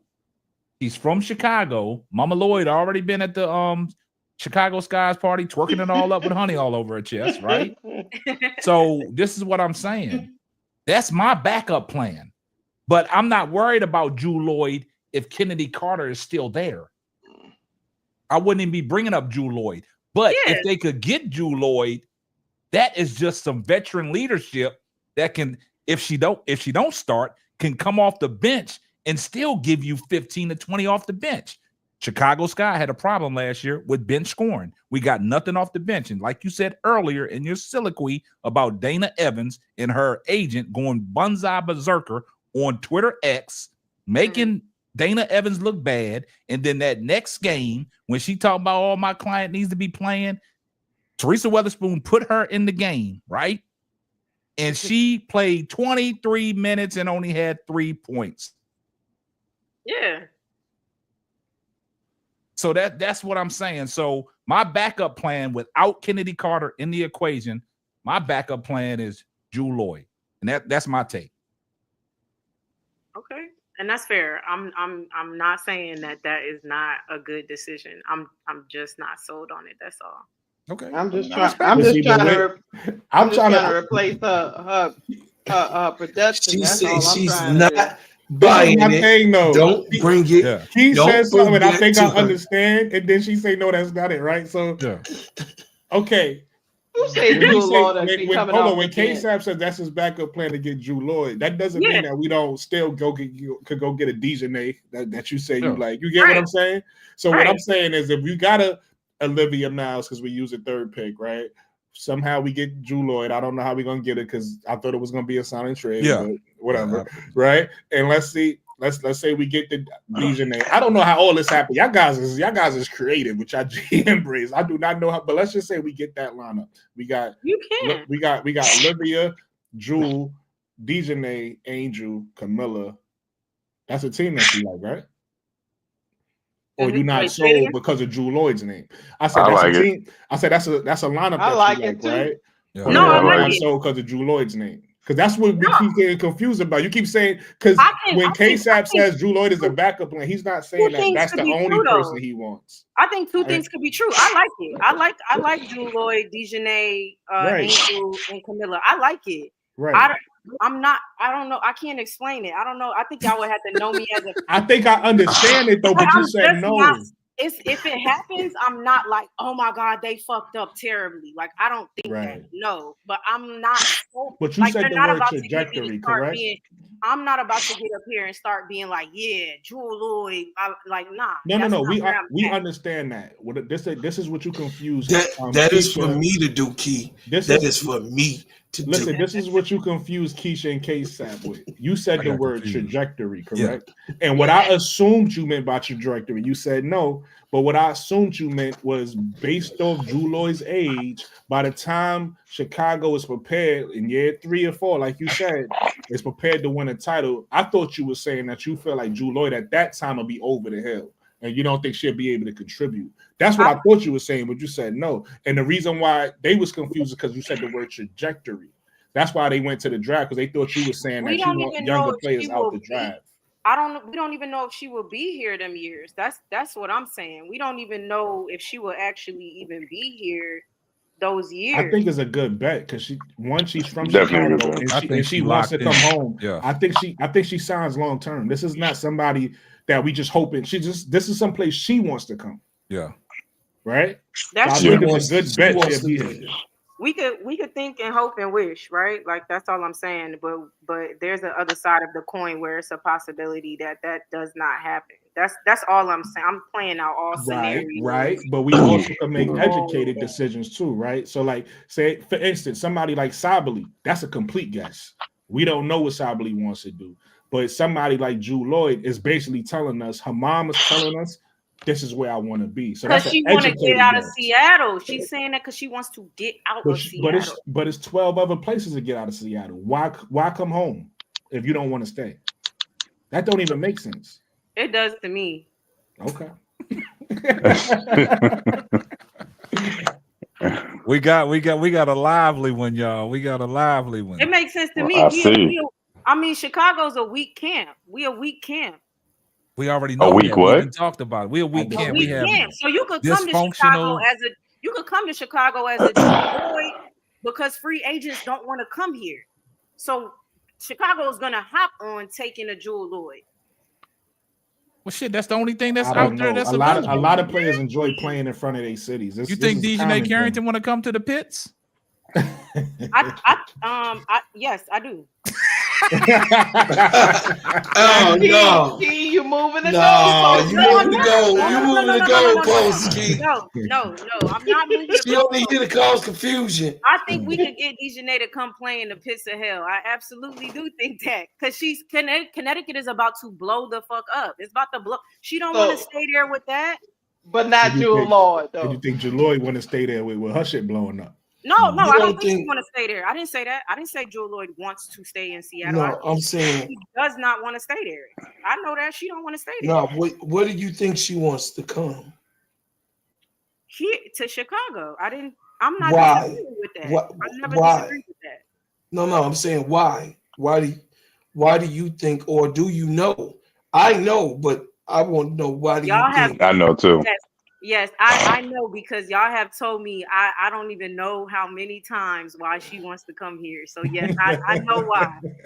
I do know why. Nate, tell us why. I like that. What's going on? I like that. What's up, Nate? What's going on, KZAP? All right, so I'm pretty sure Brokar kind of gave y'all the insight on what was going on with Kennedy about some of her people was acting the fool. Also, I can't even tell you the source, but also heard like a few people saw her throwing tantrums. It wasn't just also her people. It was a few like tantrums being thrown, and a few players were irritated with Teaspoon constantly babying her, and that was a real thing. But also, I said part of Key soon getting fired was Kennedy. I said that earlier. Yeah. Jeff didn't like that either. Yeah, he didn't like, and it was also the free agent thing. It was also hearing free agents didn't like that. They didn't like the catering, and you know what I'm saying. So that's why that was also a reason. Like, hey, you got to go. I believe I was heard Kennedy. They kind of negotiating still with her people.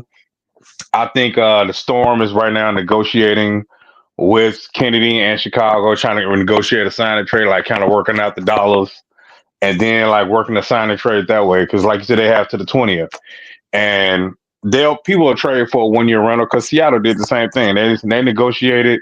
They traded the 4th pick to the Sparks, for NECA. But even though she was an unrestricted free agent, it was like hey, how about you give us a pick because we finna get NECA, and so she's not just walking off. And it was like a backdoor negotiation. They sent Kia Nurse, so it's a lot of backdoor negotiations that's going on. I do believe Jewel Lloyd comes for the 1 year and also resigns. I think Dejanay, like Chicago doesn't look as bad as y'all think it does, especially according to a lot of places. LA looks worse than Chicago. Like at least Chicago already broke ground and they know when the facility will be ready. Yeah. Connecticut has clearly said they're not building a facility and no one's moving this organization. They said, we ain't moving to Boston. We own this.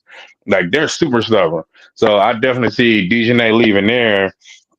As far as the draft, I still think Flo coming out. It just every time I see her play and I hear her talk, I feel like she coming out like she like, oh, they set. She's like, yeah, we got so many scores out here. Yeah. Hey Nate, if Flo gonna come out, she better start making some layups. I'm getting tired of layups. Hey, they said Angel couldn't make a layup. All she could do was rebound, and she still can. You know what I'm saying? That's different.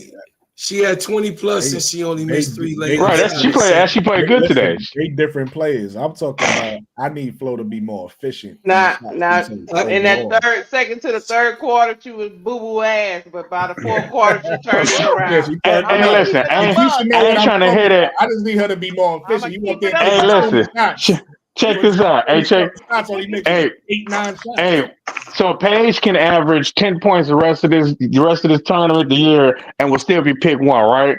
So it's all about the machine, the star that sold tickets. So I don't think it'll matter per se because Flo is still Flau'jae still playing pretty good. If LA tell her, hey, we picking you at 2, it's also off court. Remember, I forgot who made that point of off court. I think that was Brass. You know what I'm saying about the off court too. You know, off court star. Believe Yeah. LA would pass up on Olivia Miles for Flau'jae? Absolutely. If Olivia Miles and Flau'jae, their talent is different, but their off court talent, Flau'jae's off court stardom is, you know what I'm saying, bar none. She's a rapper, entrepreneur. She own land. Yeah, you're gonna pick the actual Hollywood star for Hollywood. Olivia says she's an introvert. She's not into the sparkling stuff. She stay in her dorm. That's not your Hollywood fit. You know what I'm saying? That's cool on the court. Yeah, I mean that would make sense. But if you telling Flau'jae you come out, we picking you, and you don't, come on now, you ain't finna do that. You're gonna pick Hollywood for Hollywood. Because they call her Hollywood. They keep losing, it ain't gonna be Hollywood. But go on. No, you stick Flau'jae with Cam Brink and Rakia and De'Erica, they're not gonna keep losing. I think they want Juju anyway. But they've been ready to win. And as far as Key was saying, you're not gonna win after 1 year. Seattle was the worst team in the league last year before they added Skylar and Necker, weren't they? Yeah, they had the worst record in the league. All they had was Juju. All they had was Juju. But didn't they go to the playoffs? They went to the playoffs though, right? Oh, okay. They still won. What was their record? 24 wins. They're the worst team in the league. I thought that was Chicago and Phoenix. No. The year before, Seattle Storm only had 8 wins. And all they had was Jewel. That's when Jewel's like scoring every night, and she had 23 points. She led the league, the entire WNBA, at 30 years old and scoring. The next year, she had more talent around her, and you know, so they were 24 and 17. You know, their big mistake was adding Gabby Williams midseason. They didn't need to add Gabby, and that's when Drew Lloyd was checked out. Yep, when they added Gabby and started on the extra, because Gabby and Jordan Horston was like the same people. It started when Jordan Horston, the rookie, the younger players started going to Jewel and was like, "Hey, you see this mess going on?" And that's when it started. She was like, "What you mean?" Because Jewel, not the, hey, get in your face, that's Skylar and Necker. So that's when they flipped. And you start hearing Skylar, you know what I'm saying? We came here for Noelle. She never said Jewel. So that basically came in, she like, and Jewel heard that, like, oh, for real? So when she started talking to press conference, and the younger players flocked to Jewel, like, hey, this is what's happening. And Jewel kind of stuck up for him, like, hey, there's some crazy stuff going on. It wasn't to Jewel, it was to the other players. And that's what Skylar was bullying Jordan and everything. Like, man, this ain't your spot no more. And that's how it started. So Jewel was like, oh, I ain't got time for this mess. I'm the franchise player, and y'all gonna take this 35-year-old over me, and she just got here? I bet. I ain't here no more. So, but you can still, you make the right moves in the W in an off season, you can win. The Sky were a first-round playoff team before they got to Kansas, and then they won the championship. So you can't tell me you're not winning until year 3. No, you make the right moves. Like you said, Olivia Miles, Jewel, Dejanay, that's 5 right there. What a decent bench. You had Janelle Salone coming off the bench. You have the right pieces. You're at least a top 5, top 6 seed. Easy. So you make the right moves, which I believe Jeff P isn't going to let her walk away. He letting her negotiate her contract. I keep telling everybody.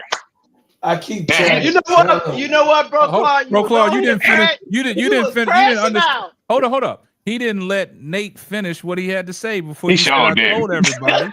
So go ahead and finish what you said, Nate. Just to bring you right back to reality.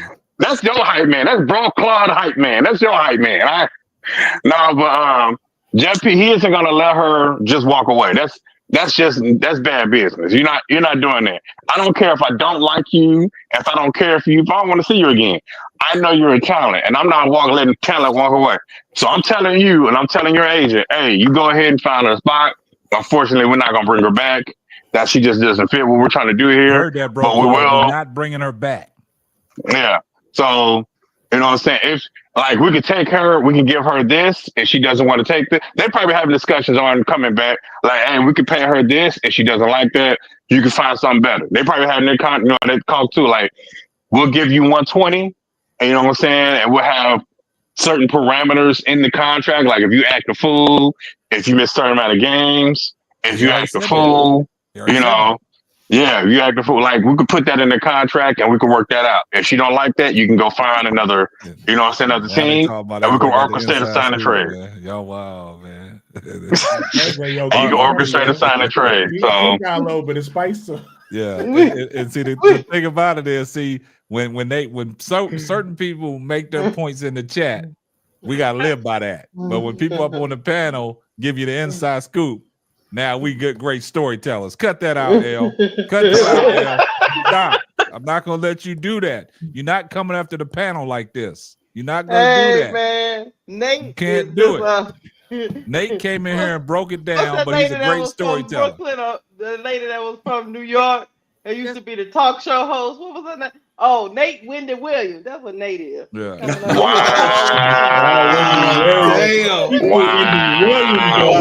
Williams. Crazy. Wendy?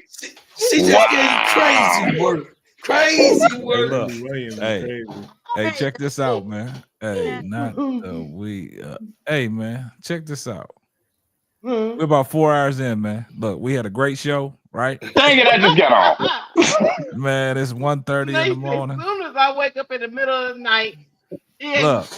kicking him off. Hey, Nate, look at the bright side. You was able to get your whole takeoff. Yeah, you was able to start your plane. You was able to fly to New York, pick Brooklyn up, come back to the panel, and land the plane at the same time, man. You don't understand. Nate was out there getting the scoop and the tea. Y'all, he needs that. They got their ears to the street, man. Come on, L, don't do that, man. Listen, Nate was listening to us while he was at work. I was listening. He done came on with points for everybody. Ain't nobody. Nate, you on the night shift or something? Yeah. I mean, I'm night shift. Yeah, I'm night shift. Okay, that's why you live in effect right now. Yeah, I'm super energized, man. Had my 4 Red Bulls. So look, so this is pretty good podcast tonight, man. So we gotta ask Key, man. We used to have a segment on here called Final Thoughts. We gotta take it back to the final thoughts, guys. And we gonna let Key give her final thoughts, man. Key, what's your final thoughts? My final thoughts. She didn't expect this, guys. I didn't. My final thoughts are we get Olivia Miles at 3. We sign Kennedy back. We get Dejanay. We got Camilla and Angel. And it's a fucking free smoke tour next year. Let's go. Everybody. Okay. We all meeting up in Chicago, right? Yeah, that's my thoughts. I went to a game last year. I went to the Man, Bro Club picking y'all up. Picking y'all up, yo. Nate, I need you to get us some tickets, Nate. Yeah. Hey. Where you at? You in Chicago? L said I said what I said. ADP, you didn't put your jacket on. It must have got cold out there in Georgia. Know what game you want to come to?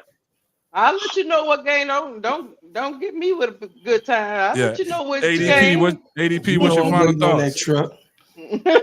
ADP, what's your final thoughts? thoughts? I always thought, man. See him over there.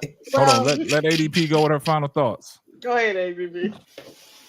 I just want to enjoy Unrivaled on Friday, everything, because this Kennedy stuff has got honey all on my chest.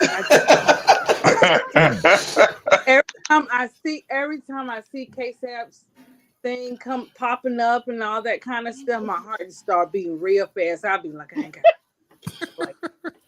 ADP nervous. I love my ADP. And that honey is hot too. I look at you differently. So you all mild mannered and sweet, but you be in the chat and you be causing confusion. I wish everybody the best in this. I think Morrow's gonna go at 3 unless Flage comes out. No. Leave Flage out of it.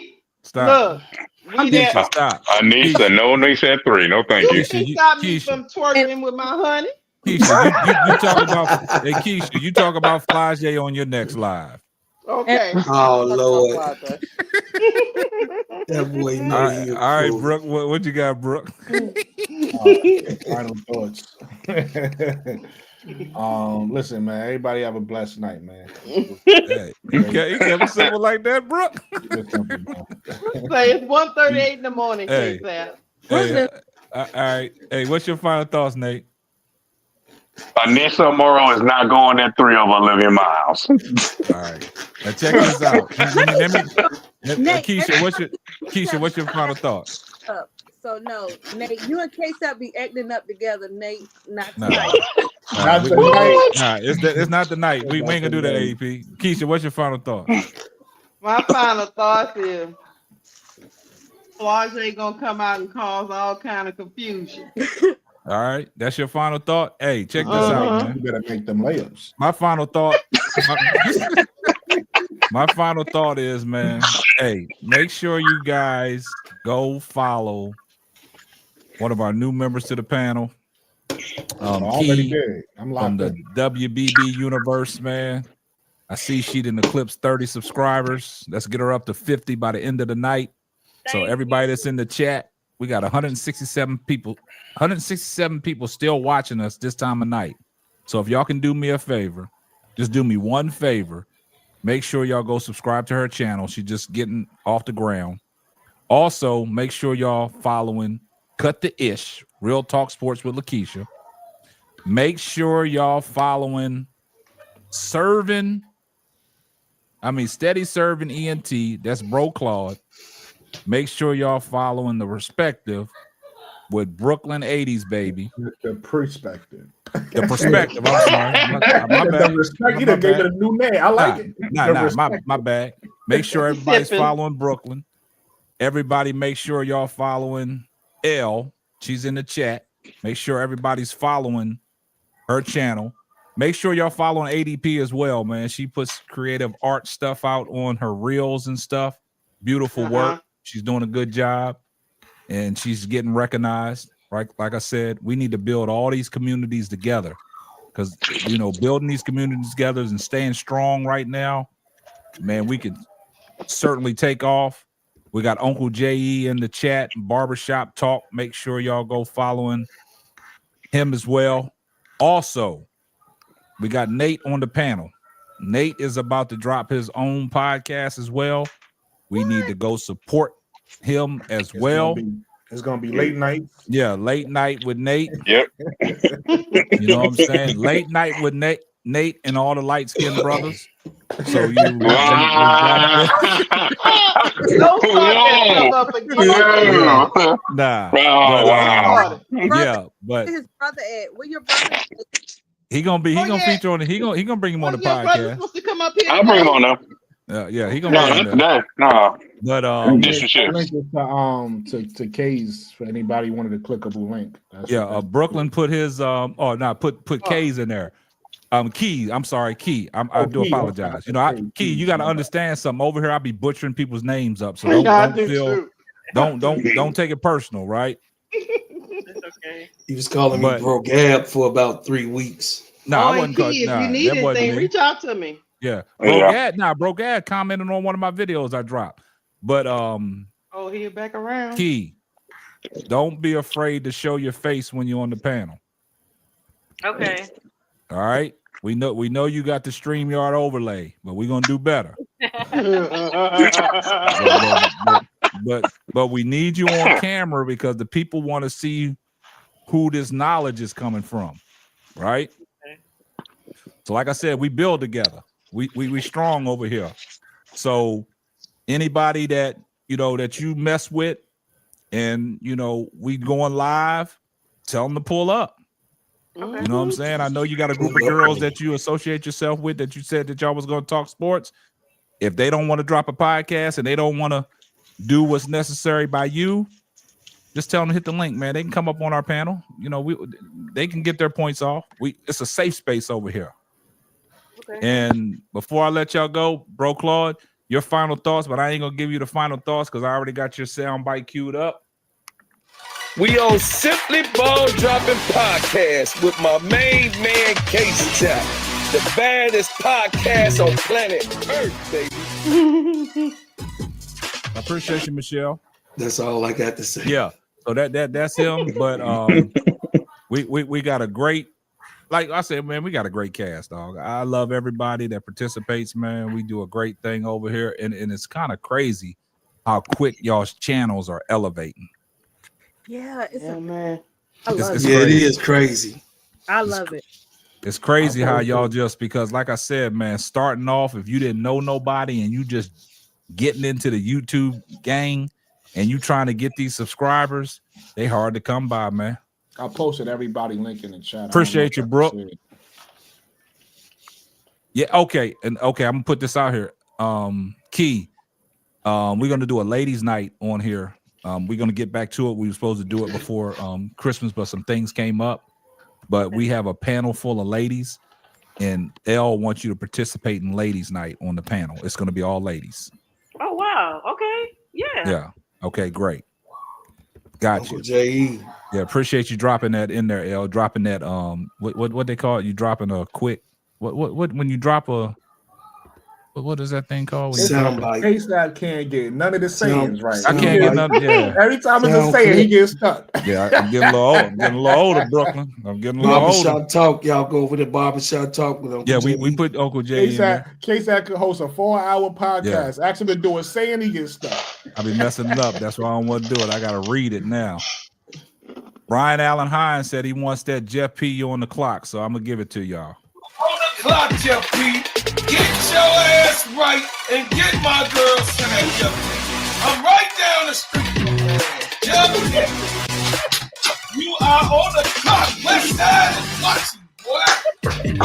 Get your shit right, Jeff P. And we also Is that Lakeisha laughing on the recording? Is that Lakeisha laugh? I know they giggle anyway. That's Lakeisha. And we got to give Brooklyn a shout out for his favorite player. Because there's not enough teams, there's not enough spots. That's going to go in the second round and be nice. A la Isaiah James. Nobody's talking about Isaiah James, and she's my favorite guard. Olivia Miles, the best guard. Isaiah James is my favorite. KSAP is like the government. He always listening. Yeah, ain't nothing gonna get by me, man. Listen, man, go check out Isaiah James, man. She's dope. She is dope. Tata said, appreciate you for the $2 super chat. She said, I'm gonna hop up on there one day. Nah, it can't be one day, man. What you waiting for? Tata, what you waiting for? Come say good night to us. Hop up here now and say good night. 365 days, Jeff will be gone by the end. Yeah, Lord. come on. Yeah, come on. Yeah, hit the link real quick. I'm gonna give you the link. I just want you to come over here and introduce yourself. I'm gonna drop down. Hey, nah, y'all. Okay. Hey, appreciate you. Y'all. All right. Drop down. Go ahead, hit that link, Tata. Just come up here and introduce yourself, and then we'll get up out of here. This way you could break the ice. This way next time you can feel comfortable. Yeah, just break the ice, man. Get your voice out there, and we can do it. Let me give you the money sign. Here comes the money.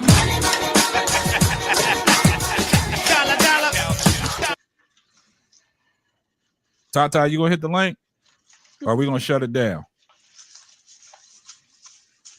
All right, she ain't gonna hit the link. I don't know if she's a little delay, but it's all good. We do appreciate the $2 super chat, all the donations, like I said, man.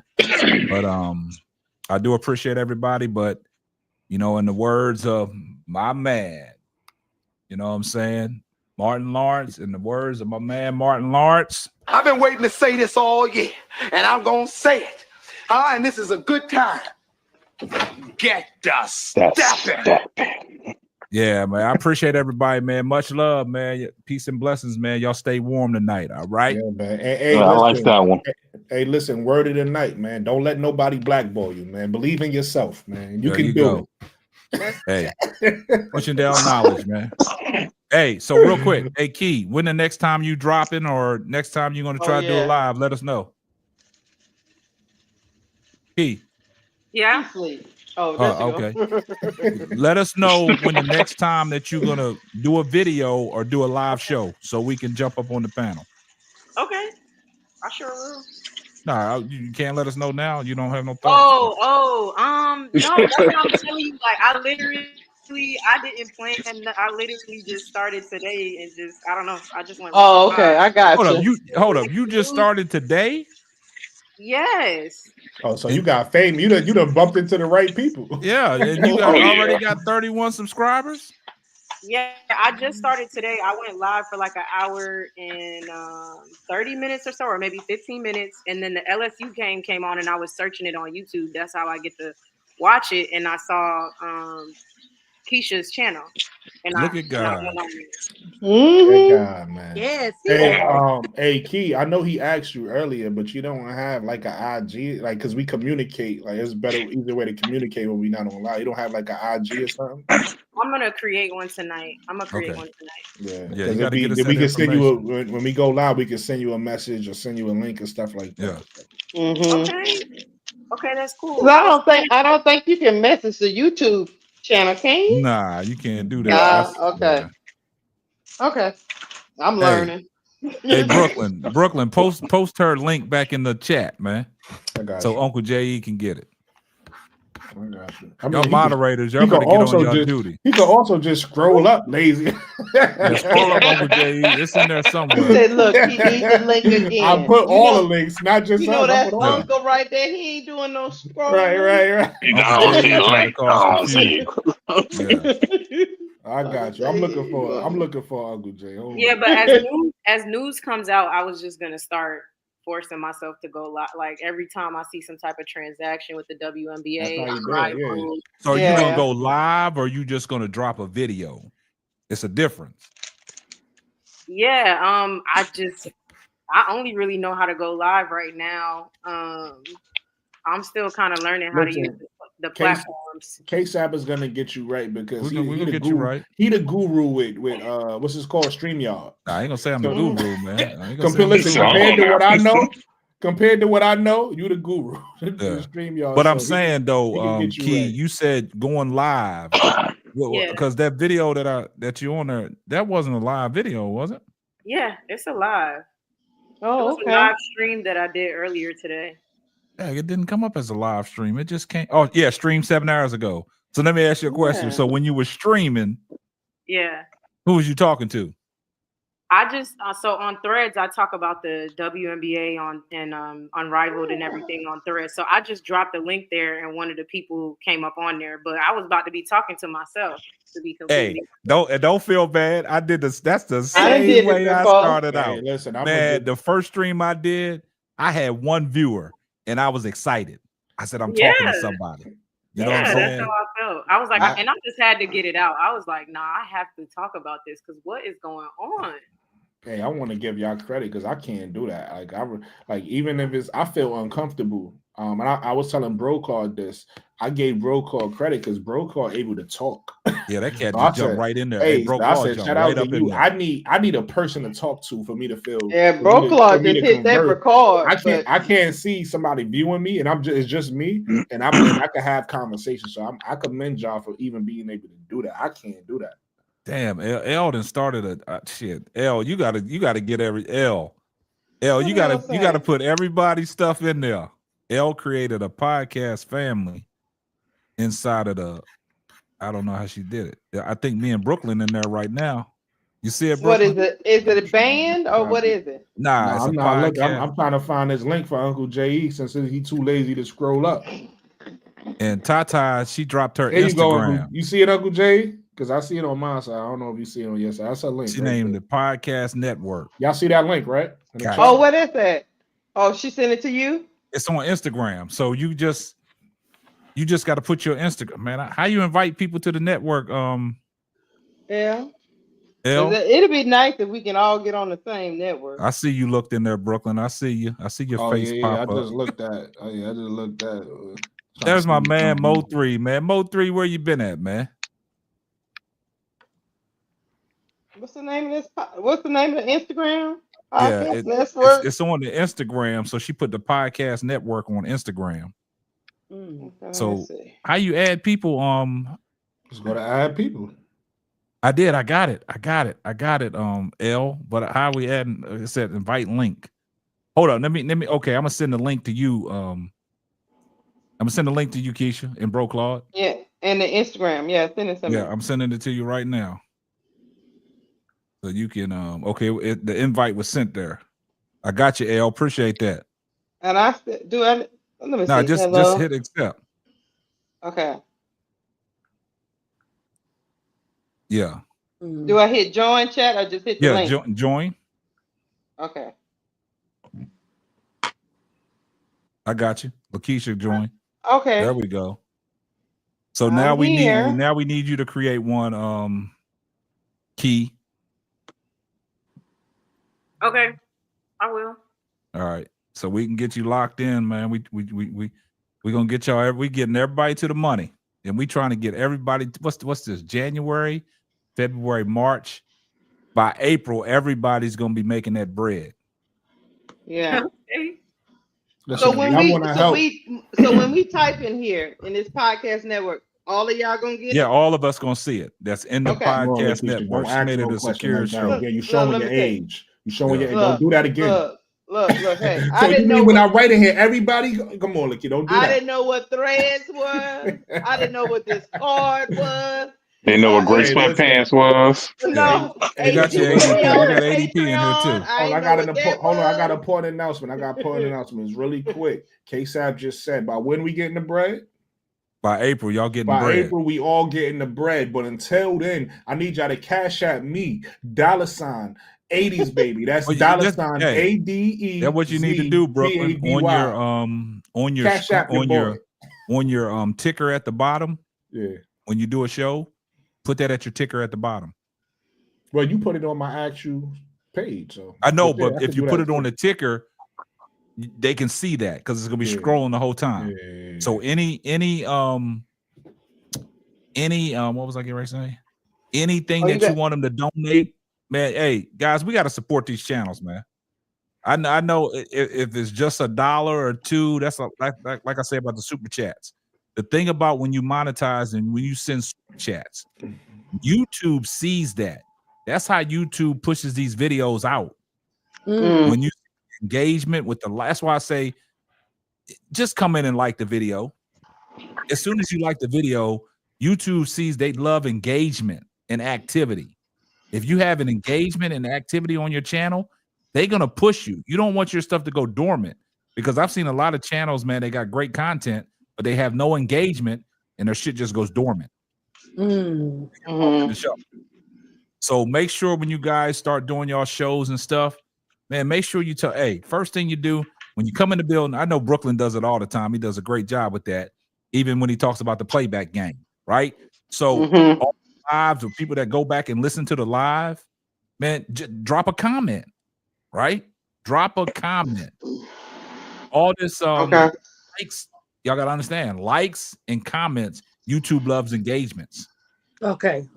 That's what it's about. When you engage in people's content, they're gonna push it. But if you're not engaging in nobody's comments, this shit gonna go dormant. Because I've had videos that, like I told y'all before, when I did that Deion Sanders video back last September, and I took a stab at it. Did it because Jason Whitlock was hating on him, and that thing just took off, and everybody started commenting, liking it, and it just kept on building up traction.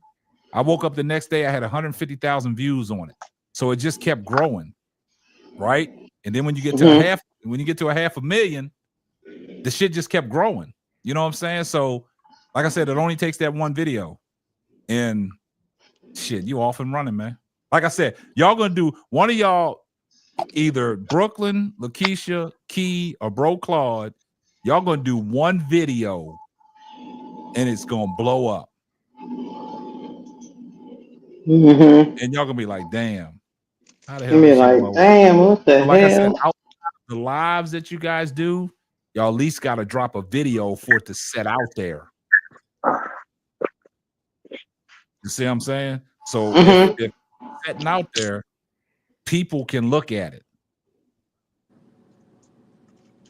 What I do is, I'm kind of like Key. I'm not too savvy with the video making. So what I do is I do a live and I chop. And then you up. cut your chips up. I chop it up from the live. Cut your clips up. But now when you do a regular video, just hit the create instead of going live. Just do a recording. Like if you say Brooklyn, you want to talk about the hate that Angel Reese is getting. You could just do a basic video on that, and you can critique it, and you can spin it any way you want to spin it, and then upload it. And that video is going to be out there. Like outside of my lives, I drop podcasts each day.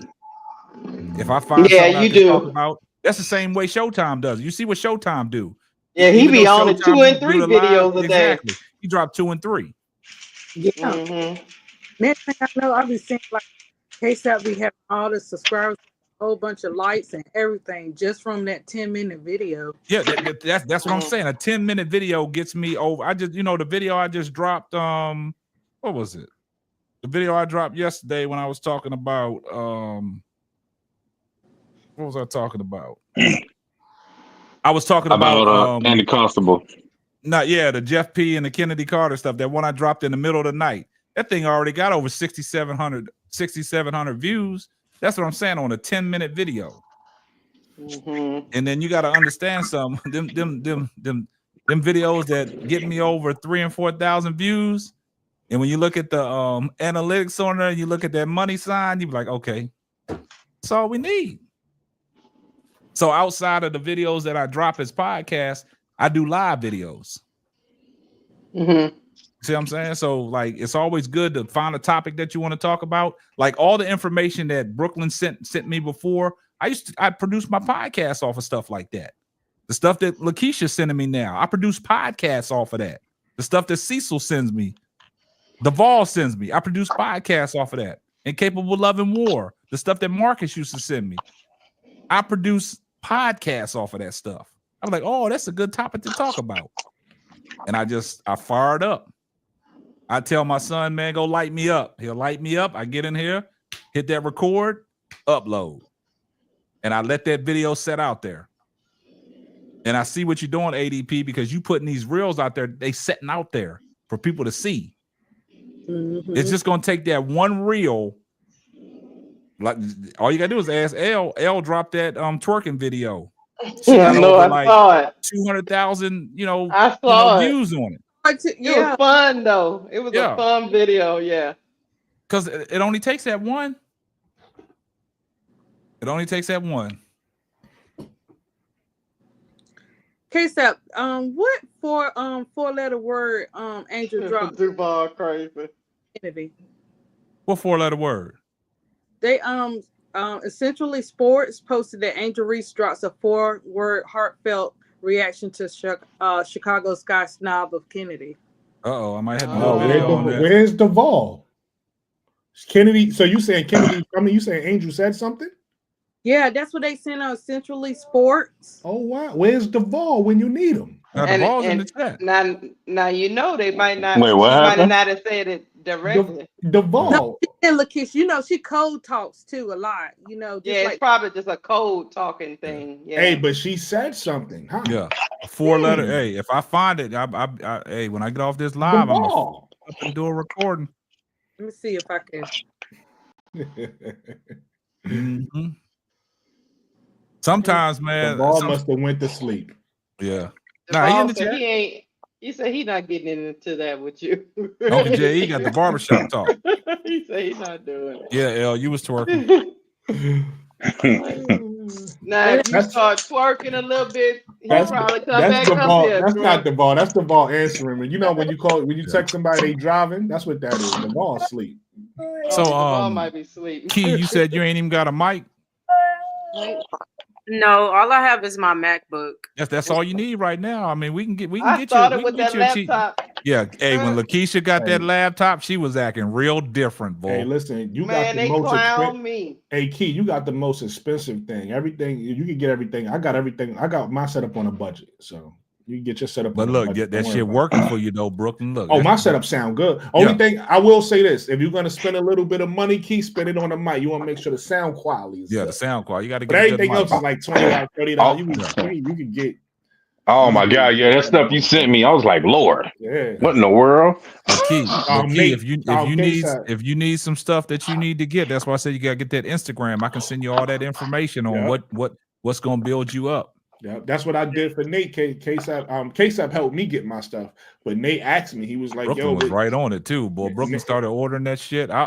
Nate asked me. He was like, "Yo, Brooklyn, what's your setup?" I sent them everything. I said, "Listen, that's this, and this." Yeah, I ain't think you saw my comment. Yeah, but check this out, Key. If you get a chance, man, get you one of these Rode mics. Yeah. These they expensive. They $99 a pop. Yeah. But they worth it. You know what I'm saying? Money. I got 4 of them up in here. Me. You said Rode mic? Yeah, Rode mic. And then what do you plug it? Like I will plug it into my MacBook. MacBook. I'll show you everything that you need. Okay. And then also I got this Shure SMB. This thing costs like $400, man. So like, hey, what you say? You gotta pay to play. Yeah, you got to build up to that. We not on his level. Okay, come on, stop. Hey, we gonna start ground level. Let him splurge and like 400. We ain't doing that. Yeah, I got the Rodecaster Pro 2 hookup for my sound. All that. That sound expensive. I didn't even have a laptop. I had to buy a laptop, so I literally had to. Yeah, it sounds expensive, don't it, Nate? Rodecaster Pro. That sound expensive. Was like what, 2,000 or something? What's that? I forgot what it was. I forgot what I paid for the laptop. Oh yeah, I got that like MacBook Pro. Like yeah, that thing. Hey, yeah, this is about $2,000. That was the most important, most expensive thing. Everything just run more smooth. Yeah, everything just runs smooth on the MacBook. The lighting is only about $40 something. I bought the mic arm is also expensive. That's $100 and something. The mic is $100 and something. But everything else was cheap. Yeah, I got the Canon camera. I got this big old boom I got a arm. second monitor here. You got to get the second. The second monitor is like so you can see everything. Yeah, you know what I'm saying. I got the lighting. My laptop into my TV. I got my backdrop gonna be my army flag. I mean, you can do anything, but the thing about it is, I like I said, our guy Profan Sports Talk Marcus, he uses OBS, so he got all them creative graphics in the back. Like I said, when I was on Twitch, I did the OBS. I just ain't figured out how to do it for my podcast, but I got the green screen and everything, man. But sometimes that green screen, like I see Bro Claw with the green screen, but sometimes he'll go in the green screen. You can't see him. You know what I'm saying? So I don't mess with that green screen. You was just rapping. I don't know if you noticed that. What's that? You said sometimes he going in the green screen. You can't see him. But I don't be But yeah, everybody's gonna get there, man. Y'all just gotta grind. Like Keisha, you did your first video and then you stop. Come on now. I can't hear you, Keisha. Can't hear you, Keisha. I know. I'm gonna drop me about 2 tomorrow. Drop on it. Drop you 2 videos. AD say just talk. Yeah, just talk. Just talk, man. Just produce your video. Live all the time. He stay live. He stay live. Okay, Elle says she gonna share her podcast planner to those who are serious about dropping these podcasts. I want everybody to eat, man. Yeah, but look, check this out. Her Active Life. I don't know who that is. Her Active Life. Are you new? Are you new to the chat, or you've been around for a minute? Y'all gotta help me out, man. Panel, y'all can't help me out. Y'all seen Her Active Life? Nah, she asked me the question earlier, but that's the only time I seen her. She don't want to ask. This the first time being on the platform. Her Active Life. I've seen her before. Cause she was talking about at KL. I'm serious. Like I'm missing something. Dang, I'm missing something. Active. Click the link, man. That's why we could. It's too late. Click the link. Her Active is new, I think. Gotta be. First time I seen that name come across the chat. Maybe she's been listening to the show, but the first time came up in the chat. One of them, like we say, Brooklyn, one of them back in the pews and stuff looking. Yeah. But we're gonna end the show. I know all y'all got to get to bed. Hey, what part of town you in, Key? I live in Atlanta. You out ADP, that's where you at, right? Yeah. Well, I'm outside of Atlanta. Okay. Her Active Life said I'm following everybody. I've been around just comfortable messaging. Okay, I respect that. But she's following everybody. Hey, we do appreciate the support. Yeah, we appreciate the support, man. Yeah. We ain't mean to keep you up this long, Key, but this is how it gets, man. So hey, this podcast life is a grind. It's not for everybody. Yeah, I understand. I work from home. I'll be okay. Okay. But in your I first work from day, home too. how many subscribers? You said you put your first video out today. Before you put a video out, how many subscribers you had? None. You had 0 subscribers, and now you got how many? Yeah. I think How many now right now? I have. Let me see. I got jury duty in the morning. You said what? I have 37. Nice. There you go. See, look, you building. One day, that's dope. That's all because of y'all, and I really do appreciate that. That's Nah, that's y'all. If I fire. would just did the video alone. Listen, they did it for me. So this is love. Brooklyn, they spread love over here. you growing rapidly. I don't care what you say. You sitting back trying to be humble, but you getting it in. That broke him and that broke Claude. Yeah. Because when Bro Claude first launched, man, I think he launched like three or four videos all in one night. He did. All in one night. He was just talking. Yeah. That's how I did it. I was like, man, who the hell am I talking to though?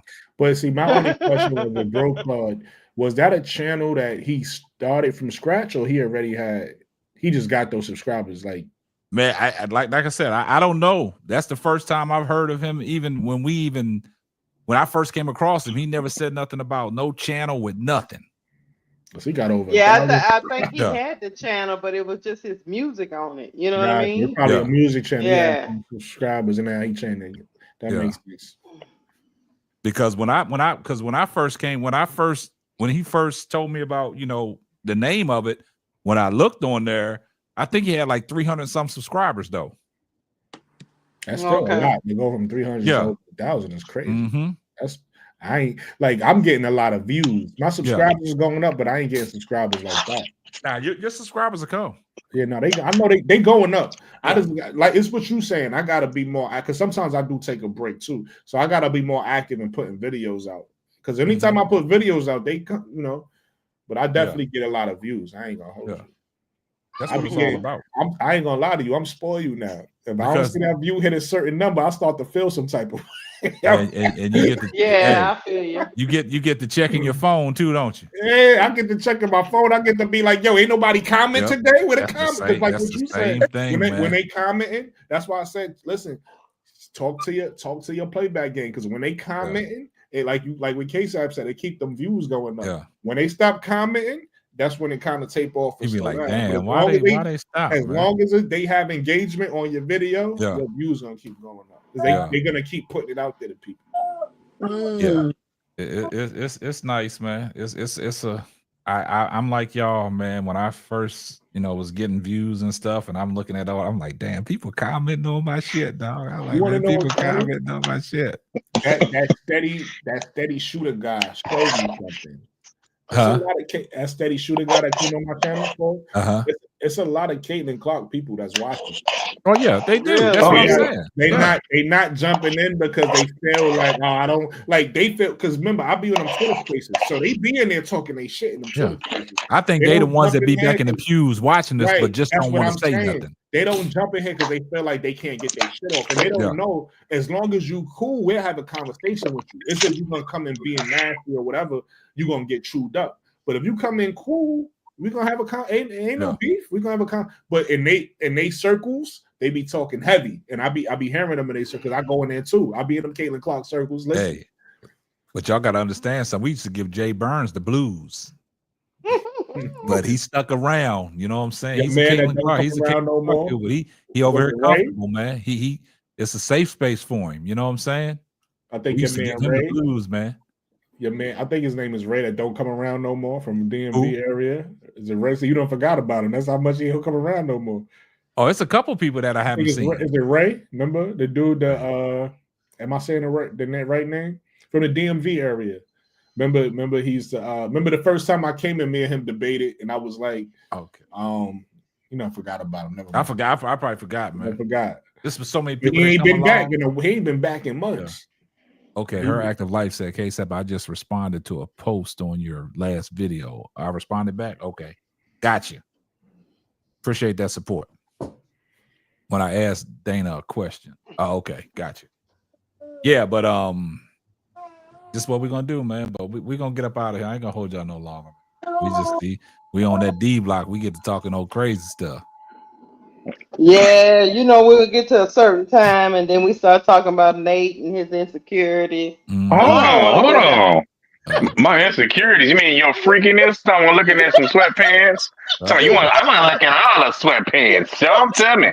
I'm talking about insecurities. Nah, your freakiness. That's what we talking about. That's what that is. K-Sap sent you one link. You was giggling the whole night for 4 hours. Come on now. I'm sorry. I had to mess with Nate. I told you, Nah. Brooklyn had a twerking in the chair earlier. I was surprised. I ain't never see Lakeisha get up and Bro Claude is a whole vibe, y'all. What happened? I missed it. What I gotta watch it on the playback. It caught me off guard out of nowhere. I just see Lakeisha in the chair. Like I said, okay, she over there twerking. She had your T.O. pom-poms. She had the pom-poms like T.O. I did. You know, I was with Bro Claude and he was already hyping up Flage and all I of them. heard him. I was at work. Now you got him to tell you an LSU fan. And you let him pronounce Anissa Morrow's name wrong all day. He keeps saying Merrill. I'm like, who is Merrill? I tried to tell him, but he was cooking, so I just let him alone. He said Anissa Merrill. He said Merrill with the rebound. Who is Merrill? I'm like, please, somebody tell him it's the wrong name. It's Morrow. Had honey coming out her neck. All of them. It was getting rough in that fourth quarter. Hey, not a problem, Key. Anytime, man. Pull up when we live. Anytime. Yeah, we need to know when you live. Yeah, if it wasn't for Brooklyn's like, that boy trying to go live. I went and looked over there in his channel. He said 8 o'clock. I said, game on now, Bro Claude. Yeah, y'all 8 o'clock. Y'all was calling the same game, man. Listen, that's why I gave them both. He done hit me. Bro Claude done hit me. First of all, I don't even know. Listen, I guess I'm just the go-to guy because I didn't even know they was going live. This is something they had going on, right? I'm chilling. I'm tired. I'm like, I'm not getting on today, right? Bro Claude hits me up in the IG talking about, oh, I need Lakeisha's IG. He so hit I'm me like, the same thing. You know, I'm respectful, so I'm like, let me ask Lakeisha. I know it was okay, but I said, let me ask it first. She said it's cool. So I sent it. He still ain't messaged her, right? So now I'm sitting there telling Lakeisha talking about, well, tell Bro Claude. I said, here's Bro Claude's IG. Y'all work it out. Y'all saying they're making me the I said, Bro Claude ain't accepting me as a follower, so it won't let me send him another message. Yeah, that's what Keisha sent me. Said, tell Bro Claude to accept my request. Right. And then after all that, next thing I know, I see Lakeisha live and I see Bro Claude go live. I'm like, what the hell is they doing? Can't stop it.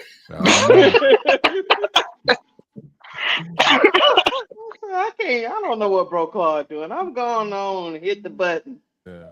All right, y'all. We're gonna wrap it up, man. I appreciate everybody in the chat, man. Appreciate all my moderators, all my members, man, in the business. for doing y'all's due diligence, keeping everything right. But y'all moderators, y'all got to get on your job, man. Y'all got to start be posting these links for these channels, man. Y'all got to stop that. Y'all get paid the big bucks and y'all ain't doing your job. Did you say the big bucks? Yeah. I might take some of y'all off the payroll, man, if y'all don't do your job. They don't care if they get fired. Look at Bro Claude in the chat. Bro Claude in the chat. Why is he in the chat? I got to take some of y'all's wrenches away, man. Y'all not doing your job. Wait. Now the ball in the chat. Now the ball in the chat talking about that ain't nothing new. Angel speaking up for Kennedy. He just was up here talking about how Angel don't speak up for Kennedy. He said I was supposed to wrap it up an hour ago. We can't go back down this road. Nah, we done, y'all. But we went. God bless. All our points are valid. And make sure y'all say a prayer for Los Angeles, man. Yeah. Yes. Okay. All right, everybody. I appreciate y'all. God bless. Good night. Yes. God bless. Night. All right. Night.